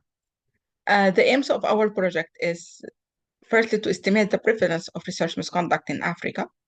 Secondly, to assess the awareness of research misconduct among African scientists. Also to identify the factors in the workplace environment that influence the research misconduct. And to explore the attitudes and beliefs about research misconduct among African scientists. Basically, this research was integrated into the March mentoring program in 2024. The main goal was to enhance the skills of mentees through the research cycles. The project choice was expressed on the interest of mentees to develop their research skills. Ramify project work as a mentoring tool, but also opens an opportunities for mentees to produce an output, which is started in June 2024. The study started from survey design, execution, then distributed into the various African scientists through various ASFI platforms. The data has been analyzed by the mentee group under the supervision of our mentor, Prof. Bright Maros, and 5 groups were created to analyze the result from different perspectives. Our achievement and progress. In 2025, ASFI virtual conference and bootcamp, we have presented an abstract which is called Constellation of Work Environment Factors Influence Research Misconduct in Africa. While in 2024, we were more accomplished there. We had 4 abstracts published. The first one, titled, Does Researchers' Age Influence Their Involvement in Plagiarism and Data Falsification in Africa? Perception of workplace environment influence research misconduct among African scientists, awareness of research misconduct among African scientists, and finally, academic pressure and poor supervision and research misconduct among African scientists. The journey, as I have said before, in the initial phase, we were very motivated and quickly and early progressed. But with extended phase, we just laid down a little bit. There was problem in schedule coordination, feedback delay from the participants. But despite those obstacles, the project demonstrated the resilience, commitment required for the meaning collaborative and research. And we're still enthusiastic about finishing our research and publishing our manuscript. Ramify is not only a project with scientific impact on research misconduct in Africa. It has been an important tool that helped us to grow as a junior South African scientist through direct mentoring and supervision. It has impacted our life personally and skillfully. The project facilitated personal and professional development alongside the production of tangible research output. Ramify demonstrates how research projects can serve as powerful vehicle for mentorship, skill development, and career advancement for emerging African scientists. As I have said that Ramify learned us a lot. Learned us hard skills and soft skills, like data analysis, scientific writing, research management, statistical analysis. Also, we have learned collaboration, gap identification, teamwork, adaptability. Our main key insight, research success depends not only on technical skills, but on teamwork, adaptability, and the ability to learn from each stage. In conclusion, Ramify is a foundation for future research integrity. Critical data, Ramify provides essential data on research misconduct prevalence, awareness, and driver across African institutions. Also, it's a proven model that demonstrates the effectiveness of integrating research projects with mentoring programs for skill development and scientific output, and future foundation for establishing a strong foundation for future efforts promote research integrity, and support African scientists in their career. And this is a gratitude moment from me to the ASFI and Prof. Bright personally. I would like to express my sincere gratitude to ASFI for this incredible opportunity to participate in the mentoring program. As a mentee and as a coordinator, I have learned a lot. This experience has empowered us as a group in a personal level and skillfully, transforming how we approach research, collaboration, and professional development. Through RAMIFI, we have not only advanced research on misconduct in Africa, but also grown as scientists, leaders, and collaborators.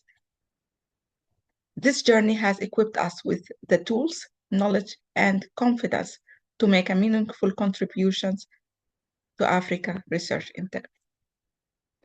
Thank you. I am Lina Fazah, coordinator of RAMIFI Group. Thank you, everyone. Thank you, Lina, coordinator of RAMIFI. That was Thank you. wonderful. It's always a pleasure listening to fellow colleagues talk about the projects in ASFI. And it has been wonderful listening to Ajibola, Dr. Sob, Dr. Dimisani, Dr. Ta, Dr. Nidel, Dr. Chinyeye, and now Dr. Fazah. So we thank you very much, but we still have another project. Impact of COVID-19 on African society, which is still going to be done by Dr. Ajibola. Okay, thank you so much, Prof. My name again is Ajibola Oladejo, and I'm here to present on the project titled Impact of COVID-19 in Africa. Please, next slide. Okay, so why did this project really begin? It began because of the impact of COVID-19 in Africa. And of course, we know that there were the good side and there were the negative side of COVID-19. And this project is really to examine the negative impact that was significantly pronounced, particularly regarding forced proximity during the lockdown measures. And we know that all of these affected community dynamics and individual well-being. Next slide, please. And this project was launched in August 14, 2024, and it also served as a mentoring group for the data analysis course. Next slide, please. And what was the research research methodology? The data was sourced from the Demography and Health Survey, DHS, and the Malaria Indicator Survey, MIS, from all African countries. And then we compared the pre-pandemic era, which was between 2015 to 2020, and then the post-pandemic era, which was after 2020. And, in this methodology, data collection was through the DHS and MIS surveyed, and the analysis was the pre and then the post comparison. And of course, at the end of each research analysis, the most important thing is the policy recommendation, which will be drawn from the data analysis. Yes, next slide, please. Okay, so these are all the countries under study. We have Angola, Burkina Faso, Kenya, Niger, Malawi, Liberia, Mauritania, Ethiopia, Gambia, South Africa, Tanzania, Tunisia, just to really mention a few. There were 28 countries in total. Yes, 28 countries in total. Next slide, please. And like I've explained, the geographic group, there were 28 countries under research, and the research team is made up of 3 countries, and currently we are 6 participating on this project. Next slide, please. Okay, so what are the thematic areas? We are looking at how COVID-19 has affected the use of mosquito nets and malaria, how COVID-19 has impacted hygienic practices. We are also looking at how COVID-19 has really brought about domestic violence. If you know, during the COVID era really did some damages to homes during this period. And of course, child health. And then lastly, we looked at the mental health and suicide. As we all know, COVID-19 really also did some damages to people's mental health, and COVID-19 even caused some suicide. Next slide, please. But now our research focus is on the use of mosquito nets and malaria infections. And this is because we are taking each of those thematic areas one after the other. Next slide, please.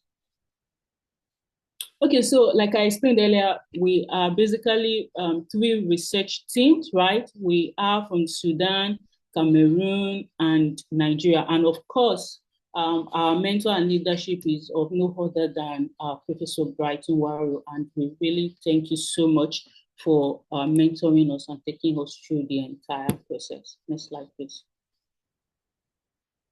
So what are the expected outcomes and impact of carrying out these studies on COVID-19?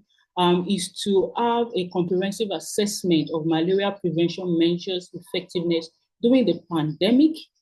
Is also to identify vulnerable populations requiring targeted intervention. And of course, this is a very important aspect, which is the data-driven strategies in order to reduce mosquito-related mortality.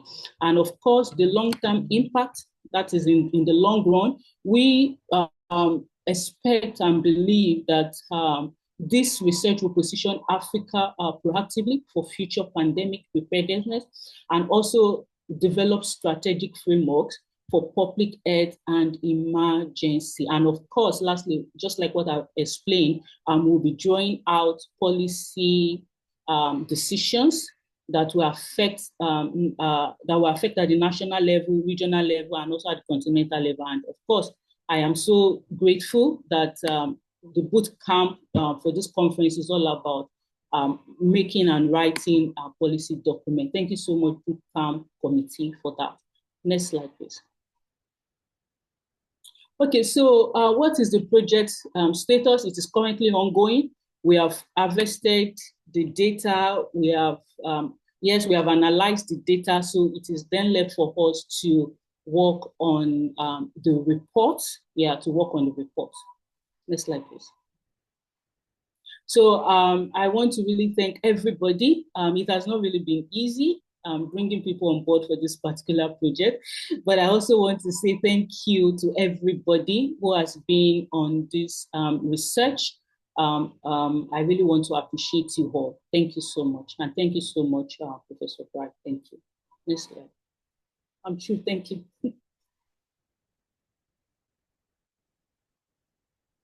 Thank you so much, Ajibola. Thank you so much, Dr. Ajibola, and everyone who has done presentations on the project. We have been on our projects, and they are ongoing. Some have materialized, some are still in process. And you know, we always enjoy the process. Some will be completed in the next 2 weeks, in the next month. So projects are all ongoing in ASFI. Anybody who wants to join the project, please come with your skills, come with your commitment, come with your engagement, and let us join to work and change Africa and transform Africa from a sick child, the baobab that Africa really is. Thank you very much for the session. And I'm very excited because we are moving up to another thing that is IFA only, that has started poster viewing online.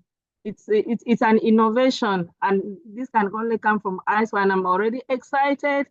And let me hand over the command button to the anchor of the 2025 conference and bootcamp session, our very own and always Dr. Jerry Kwabai. Thank you so much, Dr. Eunice, for your organization in this particular session. We appreciate you so much. My own leader, I appreciate you so much. All right, we're gonna just, I'll be inviting Professor Bright to just make some few responses before we swing into the poster presentation by Dr. Edna. Prof? All right, thank you very much, Doc. Thank you, Dr. Eunice, and everyone who has presented during this time. I just wanted to react to what has happened. So this time has been reserved to showcase what ASFI is made of. Some people may see us as a capacity building platform, but as you see, we are not only building capacity. So we also engage in projects that have relevance or impact on Africa. So this is all in there. And that is why I said that earlier, a lot of things are going on in ASFI, and you need to be in to really understand. And this is not all the project we have, but we call it spotlighting what we are doing. And those who have presented have highlighted what it has been for them if they are given time to really tell their story. You would really discover that what is happening here is not to undertake a project and deliver it. No. I'm saying this because I can see reactions. People are putting up there, how can I join? And this happens every year. All right. We have many people who join. When Dr. Chineye was presenting, she said some people have given up. All right. If you ask Nidal, she will tell you the same thing. If you ask Lena, she will tell you the same thing. If you ask Ajibola mentioned it. And the issue is that it is not about delivering results only. All right. It's not just about that. It's not about just publishing paper. These journeys are mentorship focused. So people go through it. Nidal mentioned from 2022. And she's the only one who owns the story of the journey she has taken coming to this point. The paper was published last month from 2022. Well, there was excitement that the paper was published, but in terms of reflection, it's not just about the paper that was published. There's a transformation that has happened this time. So if I say, Nidal, I have mentored you and your team during these years, please go and execute this project yourself. She's in that position to do it. She's in that position to plan it. She's in that position to develop what she needs to do to be successful. And this is what it's all about. So that is why you see many people who join and they tick their boxes. Well, no paper is coming the first 6 months, 1 year. What am I doing here? And they give up. All right. So we have emphasized ASFI emphasizes the process. So the projects will teach you the right attitudes to be a scientist. Patience. I remember when we were evaluating Lena's mentoring group, I think that was early this year. We have spent 1 year and no paper. Nothing has happened so far. Of course, things were happening, but not tangible things that you count. And I was asking them, we have spent 1 year, do we continue or we stop here? They said, no, we have to continue. So what have you learned? And Lena was sharing that, I've been a kind of person I want it quickly. But this journey has taught me how science requires patience. You need to be patient because as a mentor, I observe my group, what they need, how they can improve. And so it's not about rushing it. And when that happens, I can really see when they are clicking. It teaches you patience. It teaches you persistence. It teaches you to have eye to detail, to understand and be convinced of what you're doing.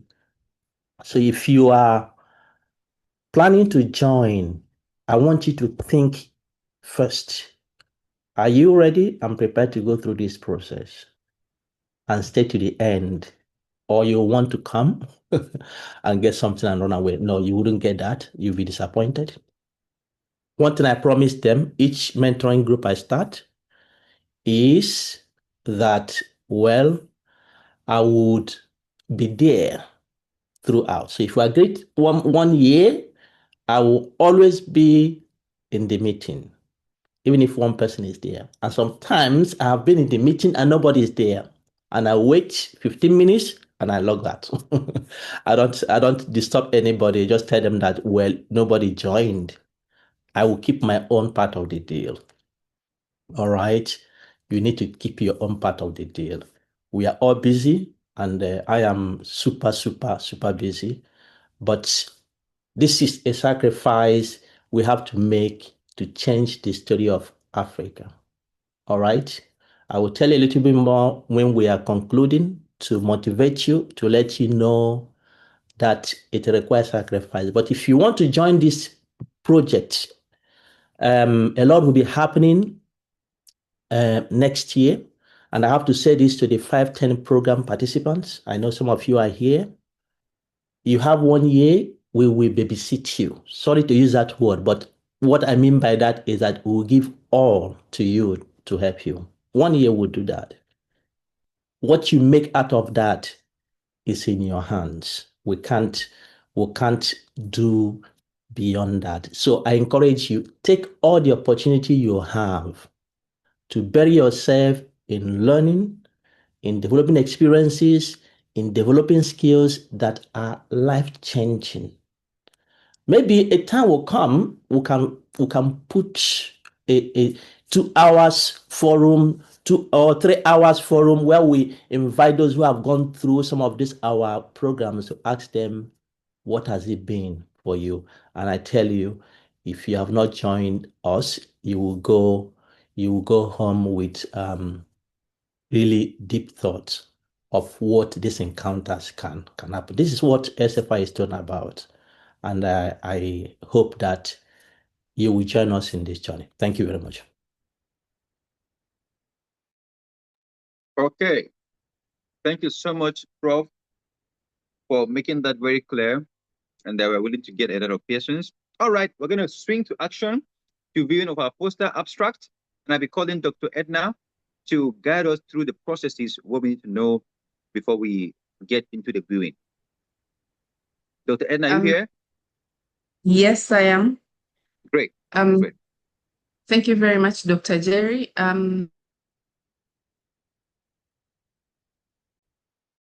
Ms. Edna, I'm your anchor for the poster viewing. Dear colleague, welcome to the final day, the grand final of the ongoing ASFI annual conference and bootcamp. Thank you for your continued participation over the past 2 days. We have shared excellent, inspiring, and highly engaging sessions and presentations. One of the key activities today is the viewing of posters submitted to the conference, which will start now at 10 to 11 GMT. The link to view posters has already been posted on the chat box, email, and WhatsApp platform. So without further ado, I'll welcome Professor Bright to let us know how to navigate to the poster. Welcome, Professor Bright. Thank you. All right, thank you, Dr. Edna. So colleagues, yes, Dr. Eunice mentioned it. ASFI has taken the lead. We recognize our needs and we have to manage what we're doing. I tell people that ASFI has not, since we started last 5 years, all we have done, we have not received any funding official funding to support our programs. That is the truth. But we have been able to struggle it out because we have an ambition, we have a vision, we have a passion, we are hungry. And so we keep on incrementally doing things that will help us achieve our dreams. And this is one of the things we have done, because when we started this planning for this conference and boot camp, and this was, I think, in late 2021. Yeah, we started late 2021. We started making these plans. The first thing we discussed was, should it be physical? Should it be digital? All right. And many people were saying, let's do it physical. We need to see each other. But I tell you, African scientists, sorry to say, are one of the poorest people in the society, isn't it? Well, sorry to say, you are one of the richest. But I tell you that how many people will move from Nigeria, pay their flight, pay their accommodation to Kigali to go and do a conference, or how many people will go to Nairobi, or how many people will come the other way to Abuja to do it, or how many people will go to Yaoundé. It's a lot, of course, that you will bear. So we decided to make it electronic. And to make it electronic, we need to have facilities that will allow us to really enjoy what a conference is like. And we're happy that we're able to do that. We have been able to see that the oral abstracts go on. It's not perfect, but we try to create a platform where you can share your knowledge, you can share your research. And now the other one is the posters. All right. So we needed to create a platform, and I'm happy that since 2023 we started this conference and bootcamp, we have been able to enjoy our posters online. And so we have two platforms. We have ASFI Scholar, which I've shown to you, and ASFI Meet. They interact. They are, well, I would say one platform in a way, but also two platforms, because ASFI Meet is dedicated to video conferencing. All right. So once you are an ASFI member, you want to have links to have meetings with your groups, come to us. We'll create an ASFI Meet link for you. I will show you it now. For those who have not seen it, it's like Zoom. We are still developing it, but it is working well for us. So that's ASFI Meet. ASFI Scholar is a platform where we want African scientists to network, to collaborate, to learn. It's still under development. I do not have the time to tell you all about this, but we have really big ambitions. For those who don't know, ASFI, when we started, we had our deputy director, who was Professor Charles Ayo, who unfortunately passed away. Last year, when we were at the peak of doing things great. So he was spearheading this ASFI Scholar before he passed away. He was the pioneer vice chancellor of Trinity University in Lagos, and there was once a vice chancellor of Covenant University, also in Nigeria. So we created this platform to bring African scholars together, and that is why we encourage you, please subscribe to it. If you don't subscribe to it, and you see yourself every time you're linked in your ResearchGate, you have your own now, and so please make use of it. But I was saying that these two interact. So before you can access ASFI Meet, you need to sign up for ASFI Scholar. And in ASFI Scholar, you can develop your profile, you can update your profile, you can import your presentations, your publications, you can follow your other scholars, you can do a number of things there. All right. So you need that creating that profile. We have mentioned that quite a lot now. And now this is the ASFI Meet, and I will take you through. The link to access the posters directly have been shared. But I just want to show you, so bear with me.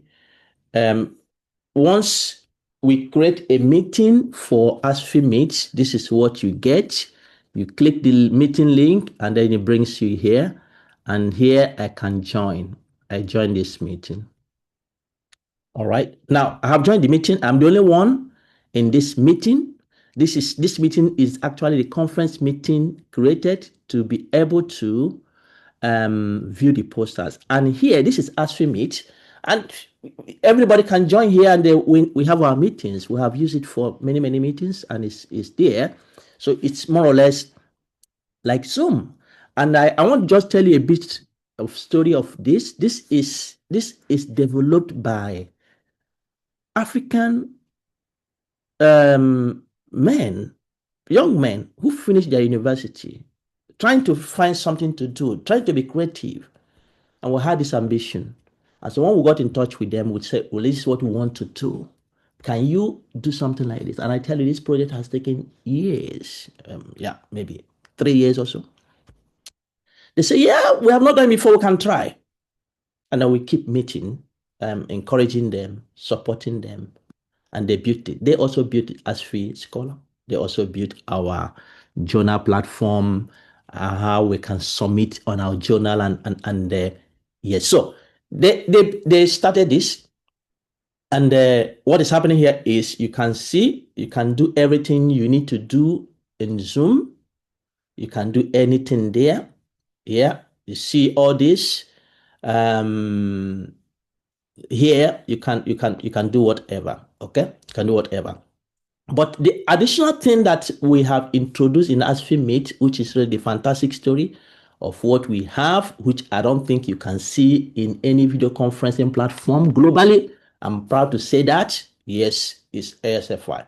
If you agree with me, that is fine. If you don't agree with me, I don't really care, because this is us. So it's the poster viewing deck here. All right. So if you click this, you activate this side. And when you activate this site, you can chat, the normal chat. Yeah, in the meeting, you can chat with people as you chat on Zoom. You can create polls like we did yesterday. We can create our polls and do our voting. And then the posters, you can view the posters. So this meeting, as I said, has been created for this conference. All right. So if you join this video here now, we can see each other, and then we can view the posters. All right, we can view the posters. And so if I click any post, so the posters can be loaded as much as they can be loaded. But if I click one of them here now, it takes me out of the system. It takes me out of the system. And this out of the system, it's taking me to, it's the link we have shared with you. All right, this is the link we have shared with you. But before you can access this link, you need to be registered in ASFI Scholar. And so here are the posters that have been submitted for this conference. So I can load more. I can load as many that have been uploaded to this system. All right.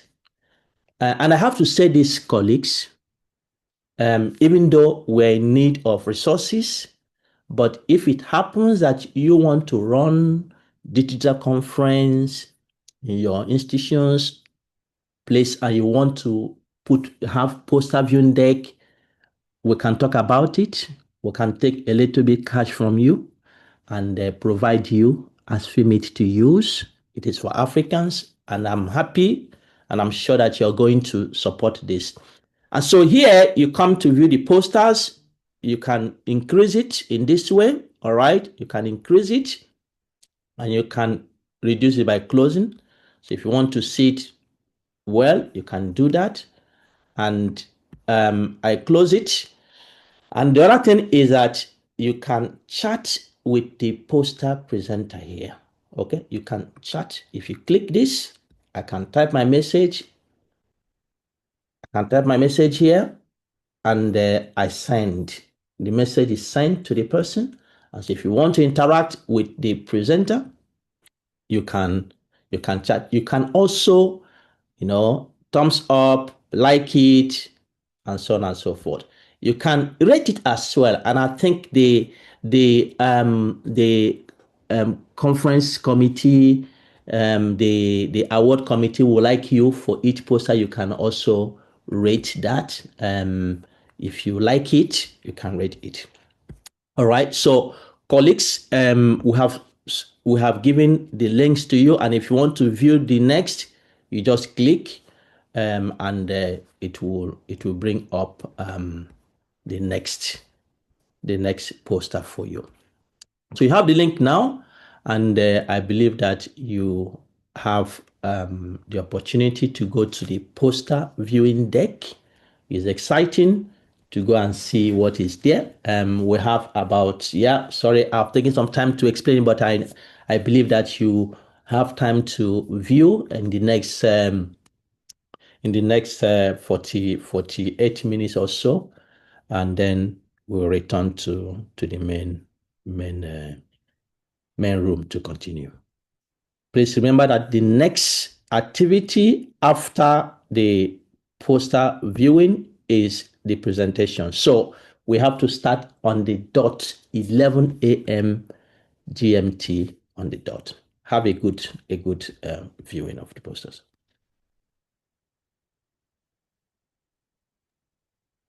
All right, so you can go ahead. That has been sent to your email, to all the platforms. So just take a click at it and just move forward in there. If you have any issue, you can just drop at the chat box. We'll just respond to that. See you by 11. We will also drop the video link just in case you want to go and explore the ASFI Meet video. We'll drop the link there on the chat box as well, for those who want to do that.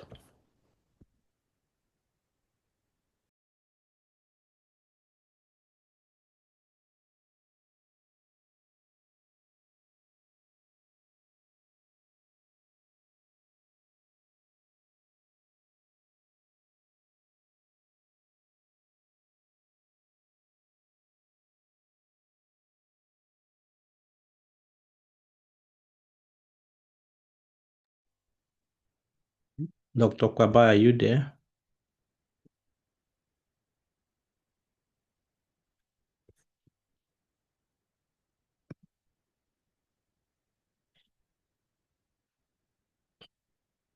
All right. Dr. Uchechi, please. I think I hand over to you. I don't see Dr. Kwaba, so that we can continue. Okay. Thank you very much, Prof.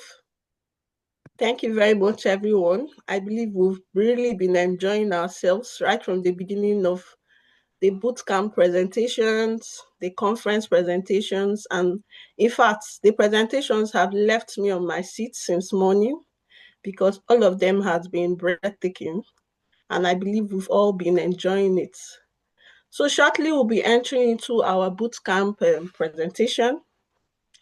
So ladies and gentlemen, distinguished colleagues, our brilliant bootcamp participants, before we begin the group presentations, I would like to make a brief few remarks. We have journeyed through an exciting and intensive learning experience. Of course, Dr. Sobain took us through a powerful and practical methodology for policy and policy brief development, a framework that has sharpened our thoughts, strengthened our analysis, and guided the quality of the work we're about to see presented to us today. You have all reflected deeply in your various groups. I made sure I was in all the groups, visiting them at their WhatsApp groups and during the breakout session, and I see how you all collaborated, debated, researched, and finally crafted intriguing and relevant policy topics. So today we will be listening to excerpts from the unique outputs and proposals you have all developed. These ideas, I believe, represent your creativity, your understanding of Africans' unique challenges, and your commitment to proposing solutions that matter. So each group will be given 5 minutes for their presentation. So my advice to all of us is, please keep to time, be clear. Be focused and go straight to your key messages. Just for you to know, the evaluators are all in the group, in the main group. They are all watching, and I believe our audience are too. So just relax, sit back, listen attentively as these groups share thoughtful and well-prepared insights and policy directions that could shape real change. So I want us to begin by opening the floor for Group 1. And I hear Flora will be representing Group 1. So Flora, are you here? Yeah, thank you. Okay, I think Flora is here. Yes, I'm in. Your hand. Yeah. So you can go on, Flora. Thank you very much. Thank you very much. Greeting colleagues. My name is Flora Namu from Karatina University in Kenya. Thank you very much, ASFI, for this opportunity to present.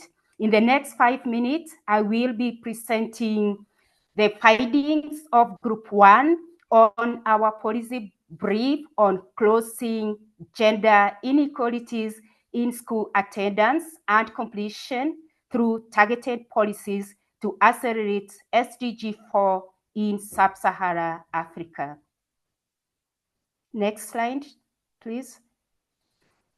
Now, colleagues, as we know, millions of our girls in sub-Saharan Africa are still missing out on school.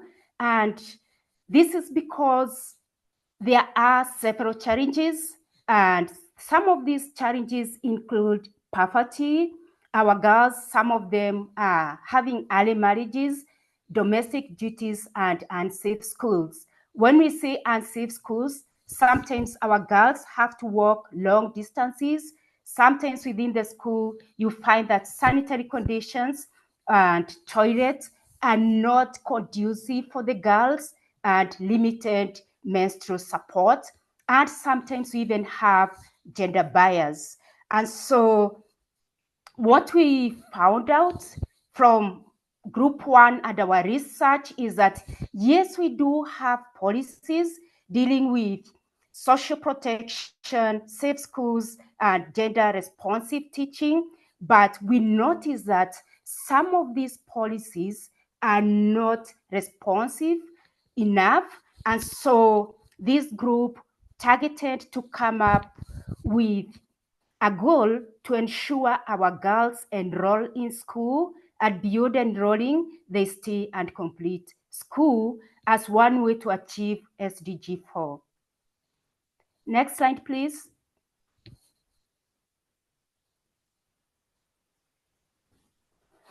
Now, we reviewed the current policies which are there, and we did see policies on cash transfer, scholarship, fee relief, school feeding, safe school policies, and even gender responsive training.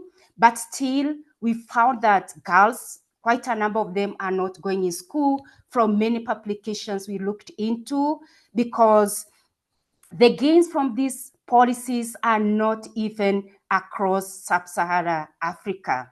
We still have economic costs where some families have challenges. We also have our social norms, our culture, which are hindering our girls, and we still have unsafe schools. And when it comes to enforcement of these policies, it's not equal across sub-Saharan Africa. And so as a result, we found that there are marginalized groups of girls, those from rural areas, poor backgrounds, or those within displaced areas or conflict-affected areas. They are facing several barriers, ending with dropout or limited opportunities. And there's this reinforcement of inequalities between girls and boys across sub-Saharan Africa, and this is throwing us down when it comes to SDG 4 progress. Next slide, please. And so, as a group, after the review of our work, to do away with the challenges that we've seen, we came up with recommendation, short-term actions, and long-term action. So the The short-term action are family engagement. We need to engage families, fight early marriages, and target high-risk girls. For Laura, long-term Laura, action, a second. Somebody's annotating your screen. Let me stop sharing and share again. thank you.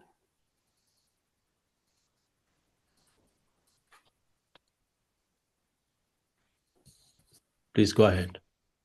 Thank you. When it comes to the long-term action, we realized we need to come up with strategies to finance and support families so that girls can be in school.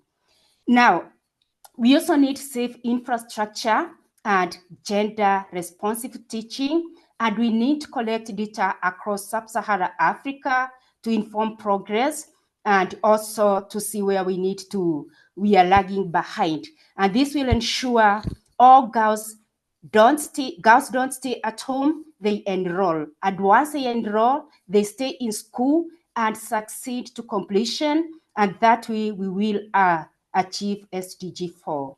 Next slide, please. Next slide. Next slide. Next slide, please. Thank you. So, colleagues, we say every girl deserves a chance. Let's educate a girl today, because when we educate a girl, we educate a nation. So, in our policy brief, we recommend we invest in girls' education, we address poverty, unsafe schools, and we deal with our social norms, our culture, and we target marginalized and high-risk girls. This way will ensure our policies are effective and our girls remain in school. So we need to ensure sustained policy implementation for lasting impact. Next slide, please. Thank you. Allow me to acknowledge all members of Group 1. We have 16 members of Group 1 who worked very hard and very effectively as a team. Thank you.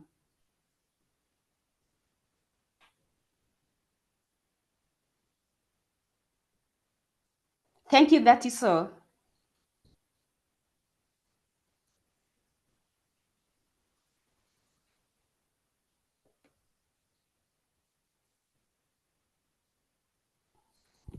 All right. That was a powerful presentation from Flora. Group 1, I can see everyone is rejoicing. I guess those that are clapping are from Group 1. I don't know.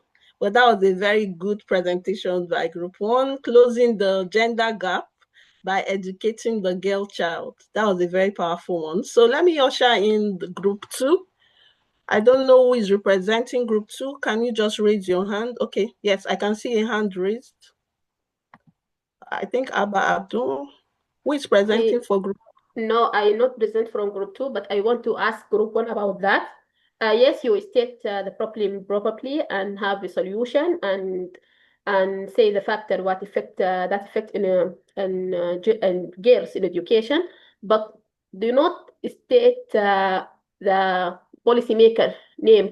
You recommended them, but you not mention specific stakeholder to address this. Yeah. Abil, we don't allow comment and questions in these presentations now. Okay. Okay.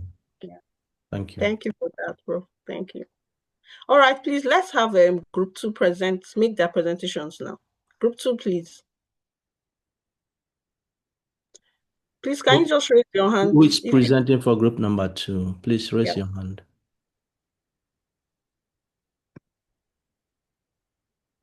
Group 2. Okay, I can see Nizran Osman.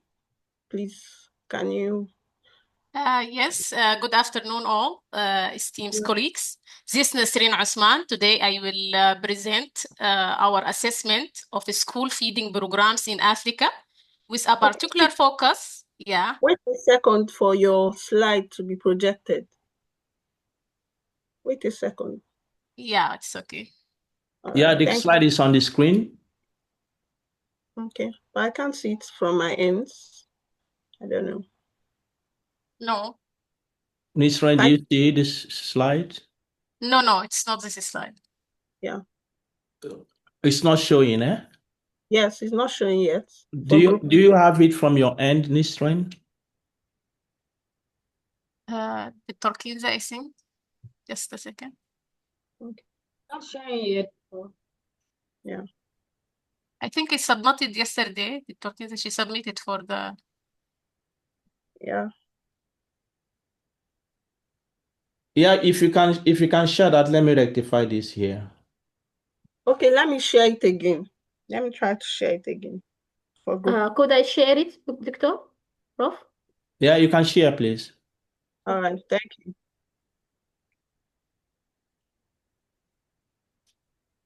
It's clear now?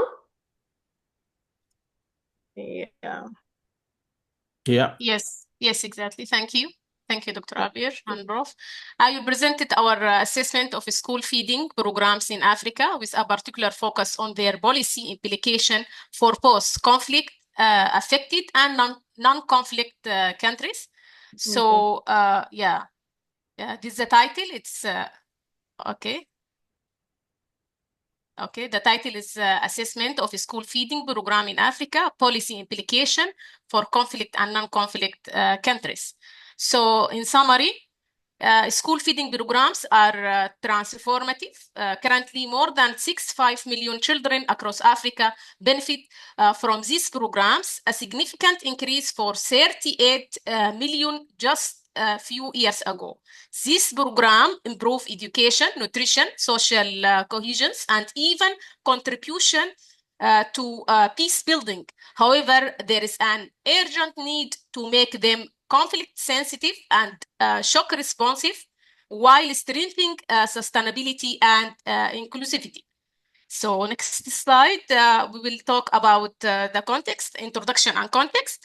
So school feeding is celebrated annually on the Africa Day of School Feeding, held on 1st of March. The role of these programs goes beyond nutrition. They support education, socioeconomic development, and community stability. Our study is an anchor of Maslow's hierarchy of needs and expectancy value theory, which highlight the importance of meeting basic needs and creating motivation for learning. So we will talk about objectives, the slide before. So yeah. The key stakeholders include governments, parents, development partners, and civil society. The affected population are children in post-conflict and non-conflict zones. The objective for this policy brief is to develop two-way policy framework that respond to post-context, allegiance with national frameworks and sustainable development goal for quality education. So current policy landscape, implementation varies widely in conflict-affected countries such as Nigeria and Democratic Republic of Congo and Sudan. Programs actually face distribution due to insecurity and weak infrastructure. In non-conflict countries such as Tanzania and Botswana and Kenya, strong institutional frameworks allow for better integration with education and nutrition policies. Evidence from the African Union Commission and recent study confirm these differences. So with regard to the gap and challenge, despite progress, challenges remain. Resources and limited, sustainability is uncertain, and monitoring and evaluation system are weak. Stakeholder coordination is often inadequate, and gender and equity gaps persist, leaving vulnerable groups behind. So when we talk about analysis and impacts, where programs are implemented effectively, the impacts are clear. School attendance and academic performance improve, nutrition and health outcomes are enhanced. Importantly, school feeding contributes to peace and social cohesion and support long-term socioeconomic developments. With regard to policy recommendation for short-term, In the short term, we recommended strengthening homegrown school feeding modules, improving monitoring and accountability, ensuring gender responsive and inclusive design, and building resilience in conflict-affected area. Next slide, please. We will talk also about policy recommendation, long term, and implementation. In the long term, school feeding programs should be institutionalized with national budgets. Partnership must be fostered between governments, the private sectors, non-governmental organizations, and the African Union. Investment in capacity building and shock responsive system is essential. Risks such as corruption, inequity, and resources constraints must be anticipated and mitigated. Conclusion and call to citation. In conclusion, school feeding programs are a powerful tool for education, nutrition, peace, and development. There is an urgent need for conflict-sensitive and sustainable policies. Policymakers are called upon to scale up, innovate, and integrate school feeding into national strategies, ensuring that every children benefit for this transformative invention. Thank you all. Yes, I had present on behalf of Group 2. Thank you.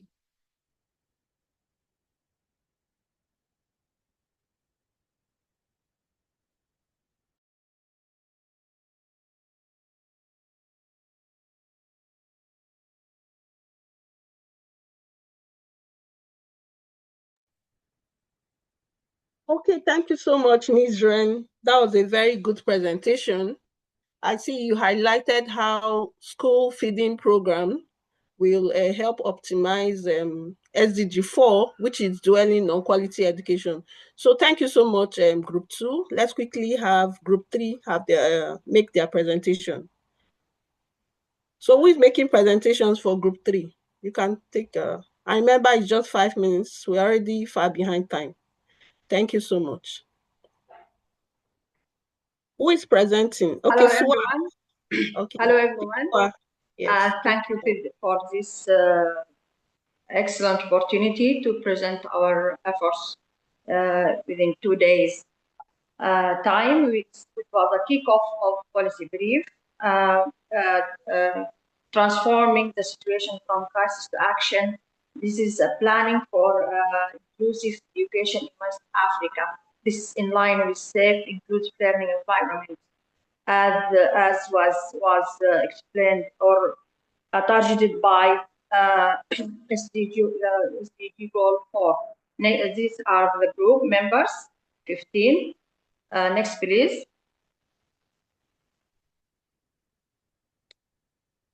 Yes, in day 1, we established the work, introducing each other, and this discussion initiated was assigned.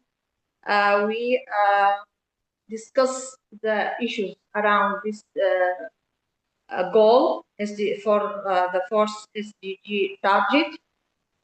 We reached that after discussion and polling that the most critical policy gap is in West Africa. Then the problem solving was to concern focus of influence of the influence of violence on primary school enrollment and retention in West Africa. This is because the unique nature of this violence and also the contagiousness nature, this phenomena come from country to the other, and also there is interest from partners like African Union and other international partners to solve this problem. So the brief will be of interest. We have a review in the template. We deconstruct the policy brief template, noting strict word counts and requirements for evidence-based actionable options. A Google document established and the members chosen the subtitles to work on. Next, please. This table demonstrates the actions which or the steps taken part in day one.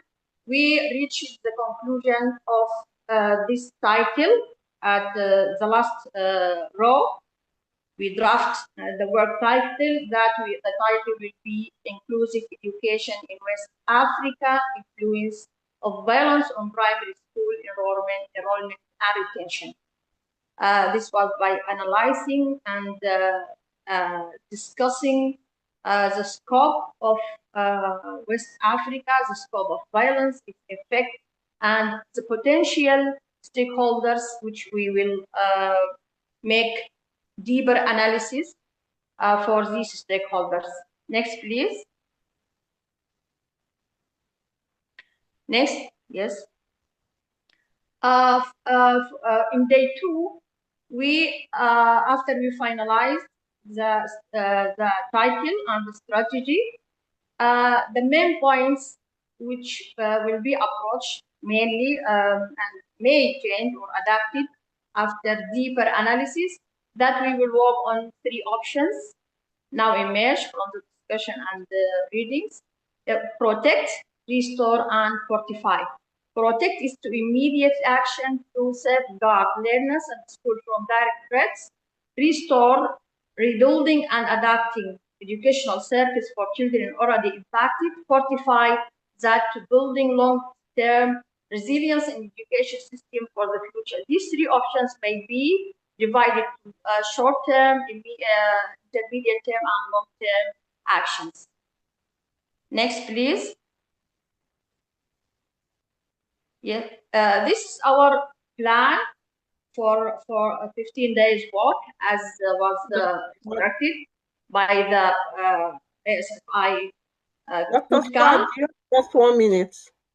Yes, this Your is our time plan, which was divided for 15 days from day 1 to 5. This is the phase of research and evidence gathering. Days 9 to 6 is analysis and policy option. Day 10 to 12, drafting, reviewing, and days 13 to 15, finalizing and polishing the policy option. Next, please. By this, we next slide, the last slide, the bank slide. We hope that this policy brief will reach the target audience and make its impact. Thank you so much. All right, thank you so much, Dr. Swad. Thank you for a very good presentation on quality education and how we could, expedite quality education by closing the gap on inclusive education. So let's just have group 4 make their presentation. We don't have time. Please, kindly go ahead. Yes. Please, you can go ahead. If you're here, group 4. Yes. Hello, everyone. All right. Hello. Hello. I'm Hannah Ahmed, and I'll be presenting on behalf of my group 4.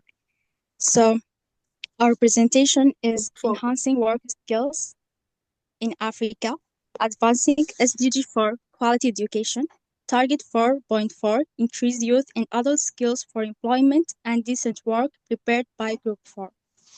Next, please. Okay, please. Okay. Yeah. Go ahead. So, why this brief matters? There's there is 1 million youth enter workforce monthly. There is 72 million youth not in education, employment, or training. 70% firms report skills shortage, and also there is skills gaps threaten sustainable developmental goal SDG 4. Next, please. So the target of SDG 4.4, the quality education, ensure inclusive and equitable quality education, and promote lifelong learning opportunities for all. The target 4.4, increase youth and adult skills for employment and decent work. The goal is to equip youth and adults with the skills that are relevant for the labor market. Focus areas technical and vocational skills, skills for employment and decent work, and skills to support entrepreneurship. By 2023, substantially increased the number of people with these skills to improve employability and economic opportunities. Next, please. So what are the key challenges? The first is misalignment between training and labor market needs, the low technical and vocational education and training enrollment. There is also limited digital skills and outdated curricula, gender and rural urban disparities, and also underfunding and weak coordination. Next, please. So the structural challenges and inequalities. The rural-urban divide, rural youth are 3 times less likely to access tertiary education or formal training due to limited TVET availability and outdated learning resources. The outdated curricula, TVET, and general education programs remain misaligned with evolving labor market needs, especially digital, technical, and green skills. The threats to SDG, these gaps undermine progress on SDG 4, which is quality education, SDG 8, decent work, and SDG 1, no poverty. System weaknesses, limited financing, weak governance coordination, and insufficient private sector engagement reduce system responsiveness. Next, please. So, stakeholders in skills development. These are example of the stakeholder group, which are government and regional bodies, such as national government, Ministry of Education, and so on. There's also international and development partners, such as UNESCO and UNICEF. There is private sector industry, such as employers, industry associations. Also, there are education and training institutions, such as TVET, colleagues, universities, skills, academics. There is civil society and community actors, such as NGOs, youth and women's organizations. And also the affected populations or end users, such as youth, women and girls, rural communities, refugees, and so on. Next, please. So the impact of the skills gap. So the first thing is the reduced productivity and also the high youth unemployment, also inequality and poverty, missed digital green transition opportunities. Next, please. So what are the policy landscape? Continental Education Strategy for Africa 2026 to 2035. There's also skills for employability and productivity in Africa, SEPA Action Plan. Africa Skills for Job Policy Academy, National TVET reforms. Next, please. So what are the policy recommendations? There are short-term goals, which is links funding to measurable outcomes, such as employment rates, training completion, and improved TVET quality. There is also the long-term goals, which is establish recognition of prior learning and flexible modular courses for digital green and entrepreneurial skills. Digital. Hello, I have 30 seconds. Kindly do justice. All right. Digital and green skills via public-private partnership, such as updated curricula. Next, please. So why these options works? First, because it's evidence-based, proven models in Ethiopia, Kenya, Uganda, Rwanda show high employment rates and improved training quality. Demand-driven aligns training with real labor market needs across digital, green, and industrial sectors. Also equity-focused, increased participation of women, rural youth, and so on. Scalable macro-credential PPEs and RBF can be expanded nationally with manageable cost structures. Next, please. So implementation requirements, first, to increase investment, allocate 50 to 20% of national budget to education and skills development, to strengthen TVET capacity, also enable partnership, improve data and monitoring, and to prioritize inclusion, support women and rural youth. Next, please. So anticipated outcomes to reduce need by 10 to 15%, increase TVET enrollment 1 to 5% 5 years, stronger competitiveness in digital and green sectors, gender responsiveness, and equitable workforce participation. Next, please. So key message, Africa's demographic growth can be a powerful asset, but only if the continent invests in relevant skills for its youth and adults. Demand-driven training, digital readiness, and inclusive policies are essential to accelerating SDG 4 and unlocking long-term economic prosperity. Next, please. So call to action. Policymakers should commit to increase targeted investment, scale partnership with private sectors and development agencies, prioritize women, rural youth, and marginalized groups, and also to strengthen data system to track impact. Next, please.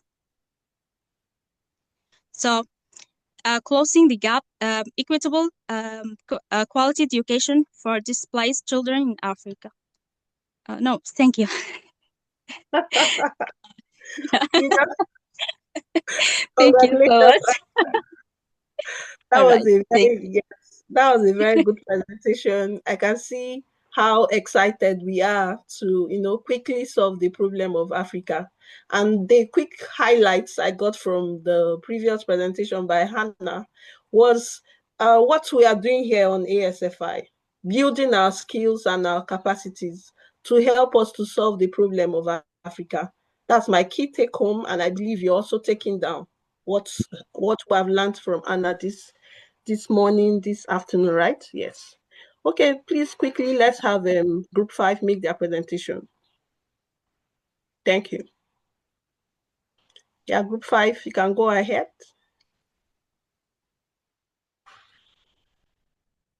Group 5, please.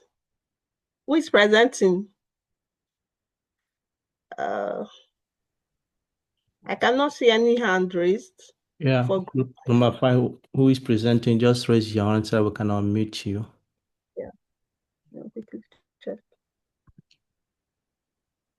I think that's Sarah Diajike. Yes, Dr. Alike Sarat. Alike, okay, yes. Yes, She's Alike here. Sarat. Thank you. Okay. All right, good afternoon, everyone. I'll be presenting for Group 5 on a policy brief titled Closing the Gap, Equitable Quality Education for Displaced Children in Africa. Yeah. Now we'll be looking at the goal, the problem. This is our outline. Okay.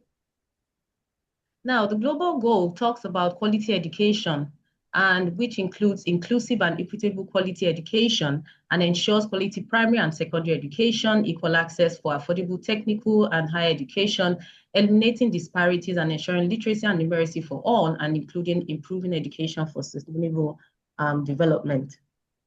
So why do we, next slide, please. Why are we focusing on children? Well, our focus to say is going to be based on children, or will be focused on children from 5 to 15 years, which includes children in preschool to upper secondary school, usually referred to as the senior secondary 3 level. Now, the reason is because the early years are crucial for brain development and laying the groundwork for learning in the future, and also extending to secondary school ensures continuity and consistency in acquiring education for equity and ensuring the pathway for everyone up until that level. Next, please. Why quality education?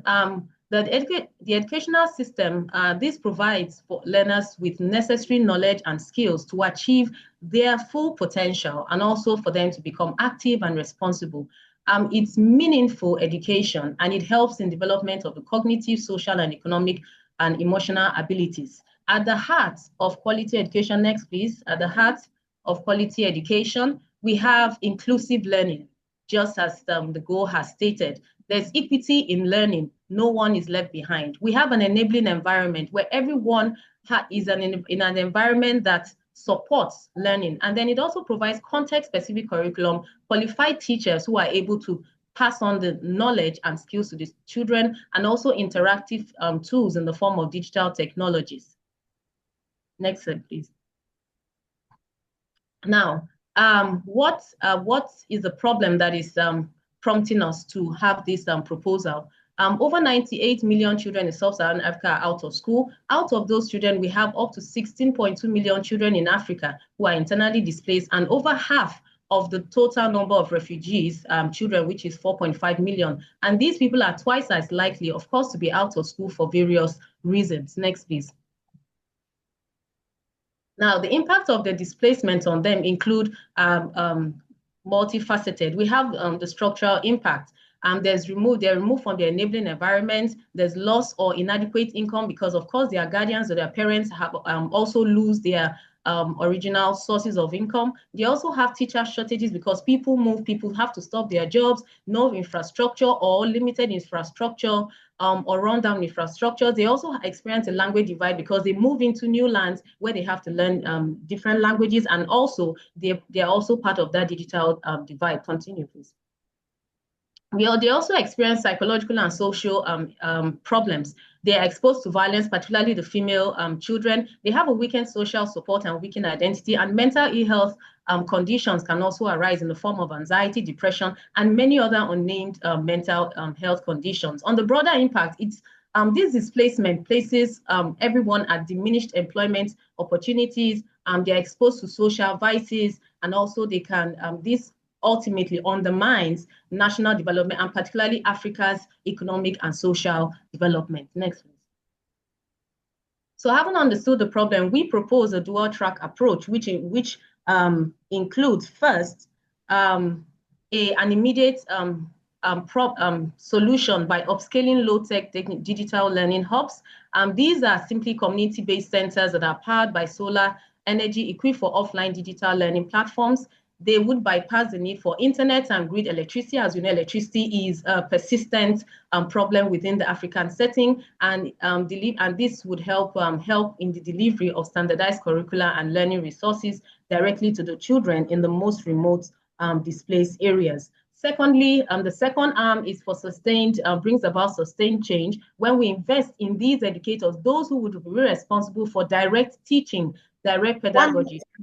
So this we would recruit and train these individuals as para-teachers and upskill them so that they can be involved in inclusive pedagogy. Next, please. Okay, so how would you do this? This would involve partnerships by the government, the NGOs, the private sectors, and communities who would perform different roles from policy to management, affordable technologies, provision of that and skills, and also the communities for sustainable development as they participate in this process. Next, please. So this is our call to action. Proposing quality education, equitable quality education for this family would ensure it's not just a developmental problem or developmental imperative, but it is a moral imperative to ensure that children from preschool to up to higher secondary have equitable education. And this would help us to provide evidence-based solutions to society, because the knowledge they gain, the literacy they gain would help to improve many of the problems that we have. So we call on political will and targeted investment in this stride. Thank you. Thank you so much. Thank you so much, Aratu. You all agree with me that 2 days is not enough to, dish out all that we've learned these 2 days. So we'll be waiting for the evaluators to send in their evaluations, and we'll be announcing the awards for the different categories during the awards time. So thank you, everyone, presenters, viewers, everyone that have contributed to these projects in one way or the other. You still have 2 weeks more to work on your various projects and, sharpen it and polish it the more. Thank you very much. Please, let me hand over to the next person, the next anchor. Thank you so much. Thank you. All right. Thank you so much, Dr. Uchechi, for coordinating this important bootcamp program. Leads or that will birth a solution in Africa. Up next is progress, milestone, and challenge 2015 regarding our journal corner, and to be handled by our own President of the General Assembly, Dr. Dumisani Hompashi. Doctor, the stage is yours. Thank you very much. Good morning, good afternoon, good evening, everyone. Thank you once more for joining us today. It's a pleasure to see so many colleagues and contributors that are gathered here. This session is dedicated to exploring the progress, milestones, as well as the challenges of the ASFI Research Journal. We'll look at what we have achieved, the impact we're making, and the exciting opportunities ahead. And the ASFI Journal is more than just a publication. It's a platform for knowledge exchange, capacity building, and academic growth. Today's discussion will help us strengthen that mission. Today's session will cover the following areas. Firstly, we'll be having the stats of the journal, like looking at the manuscripts submitted, rejected, reviewed, as well as those which are published. And also we'll be looking at the highlights of the variety of papers, key issues, African focus, and lastly, we'll be looking at the special issue on women. Then let's start with the stats by Dr. Ajibola Olajejo. Over to you, Doc. Okay, thank you so much, Doctor. Okay, so now we are now in another section, the ASFI Research Journal. Okay, so my name again is Dr. Ajibola Olajejo, and I'm the ASFI Director of Administration and also ASFI Editorial Assistant. So thank you. Next slide. Okay, so ASFI is the African Science Frontier Initiative Research Journal, and its overarching ambition is to be one of the leading research journals from Africa that is globally competitive and with an unwavering emphasis on quality research and impact. I'm sure that you will understand this by the time we give our statistics. So it's an open access, online only, multidisciplinary journal, and its mission is to advance, impact, and communicate research from all disciplines. And its vision is to be a leading research journal from Africa. Next slide, please. Okay, so like I stated, it's an international journal and it accepts contributions worldwide. And we have various types of papers that are being accepted, original papers, systematic review and meta-analysis, expert reviews, perspective papers, systematic review, feed stories, research letters, editorials, and all, right? And I really want to also emphasize that papers published in ASFI are accepted solely on their scientific merit and quality. Next slide, please. Okay, so what are our values? Is that we like to project excellence. And if you have joined us today, you know that that is one of our core values.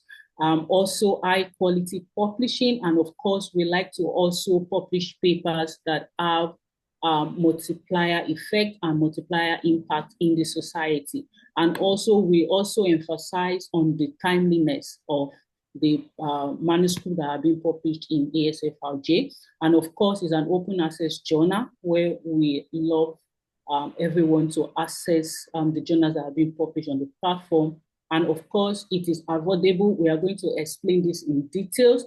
And another aspect of our values is the capacity building. And that is why we have various sections where people are invited to review, edit, and do a lot more to improve themselves.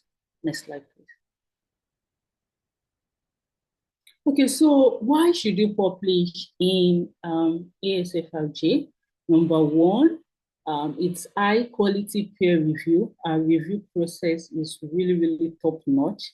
It is easy and user-friendly manuscript submission. And of course, the modest article processing fee. And once a paper is being published on ASFI, you have that immediate access to it. And also it is widely published all over social media pages. So a lot of people really have access to your manuscript.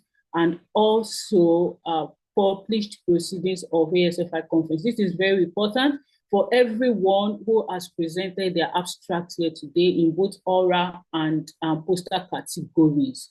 All your abstract will be published in the ASFI proceedings for next year, January. Yeah.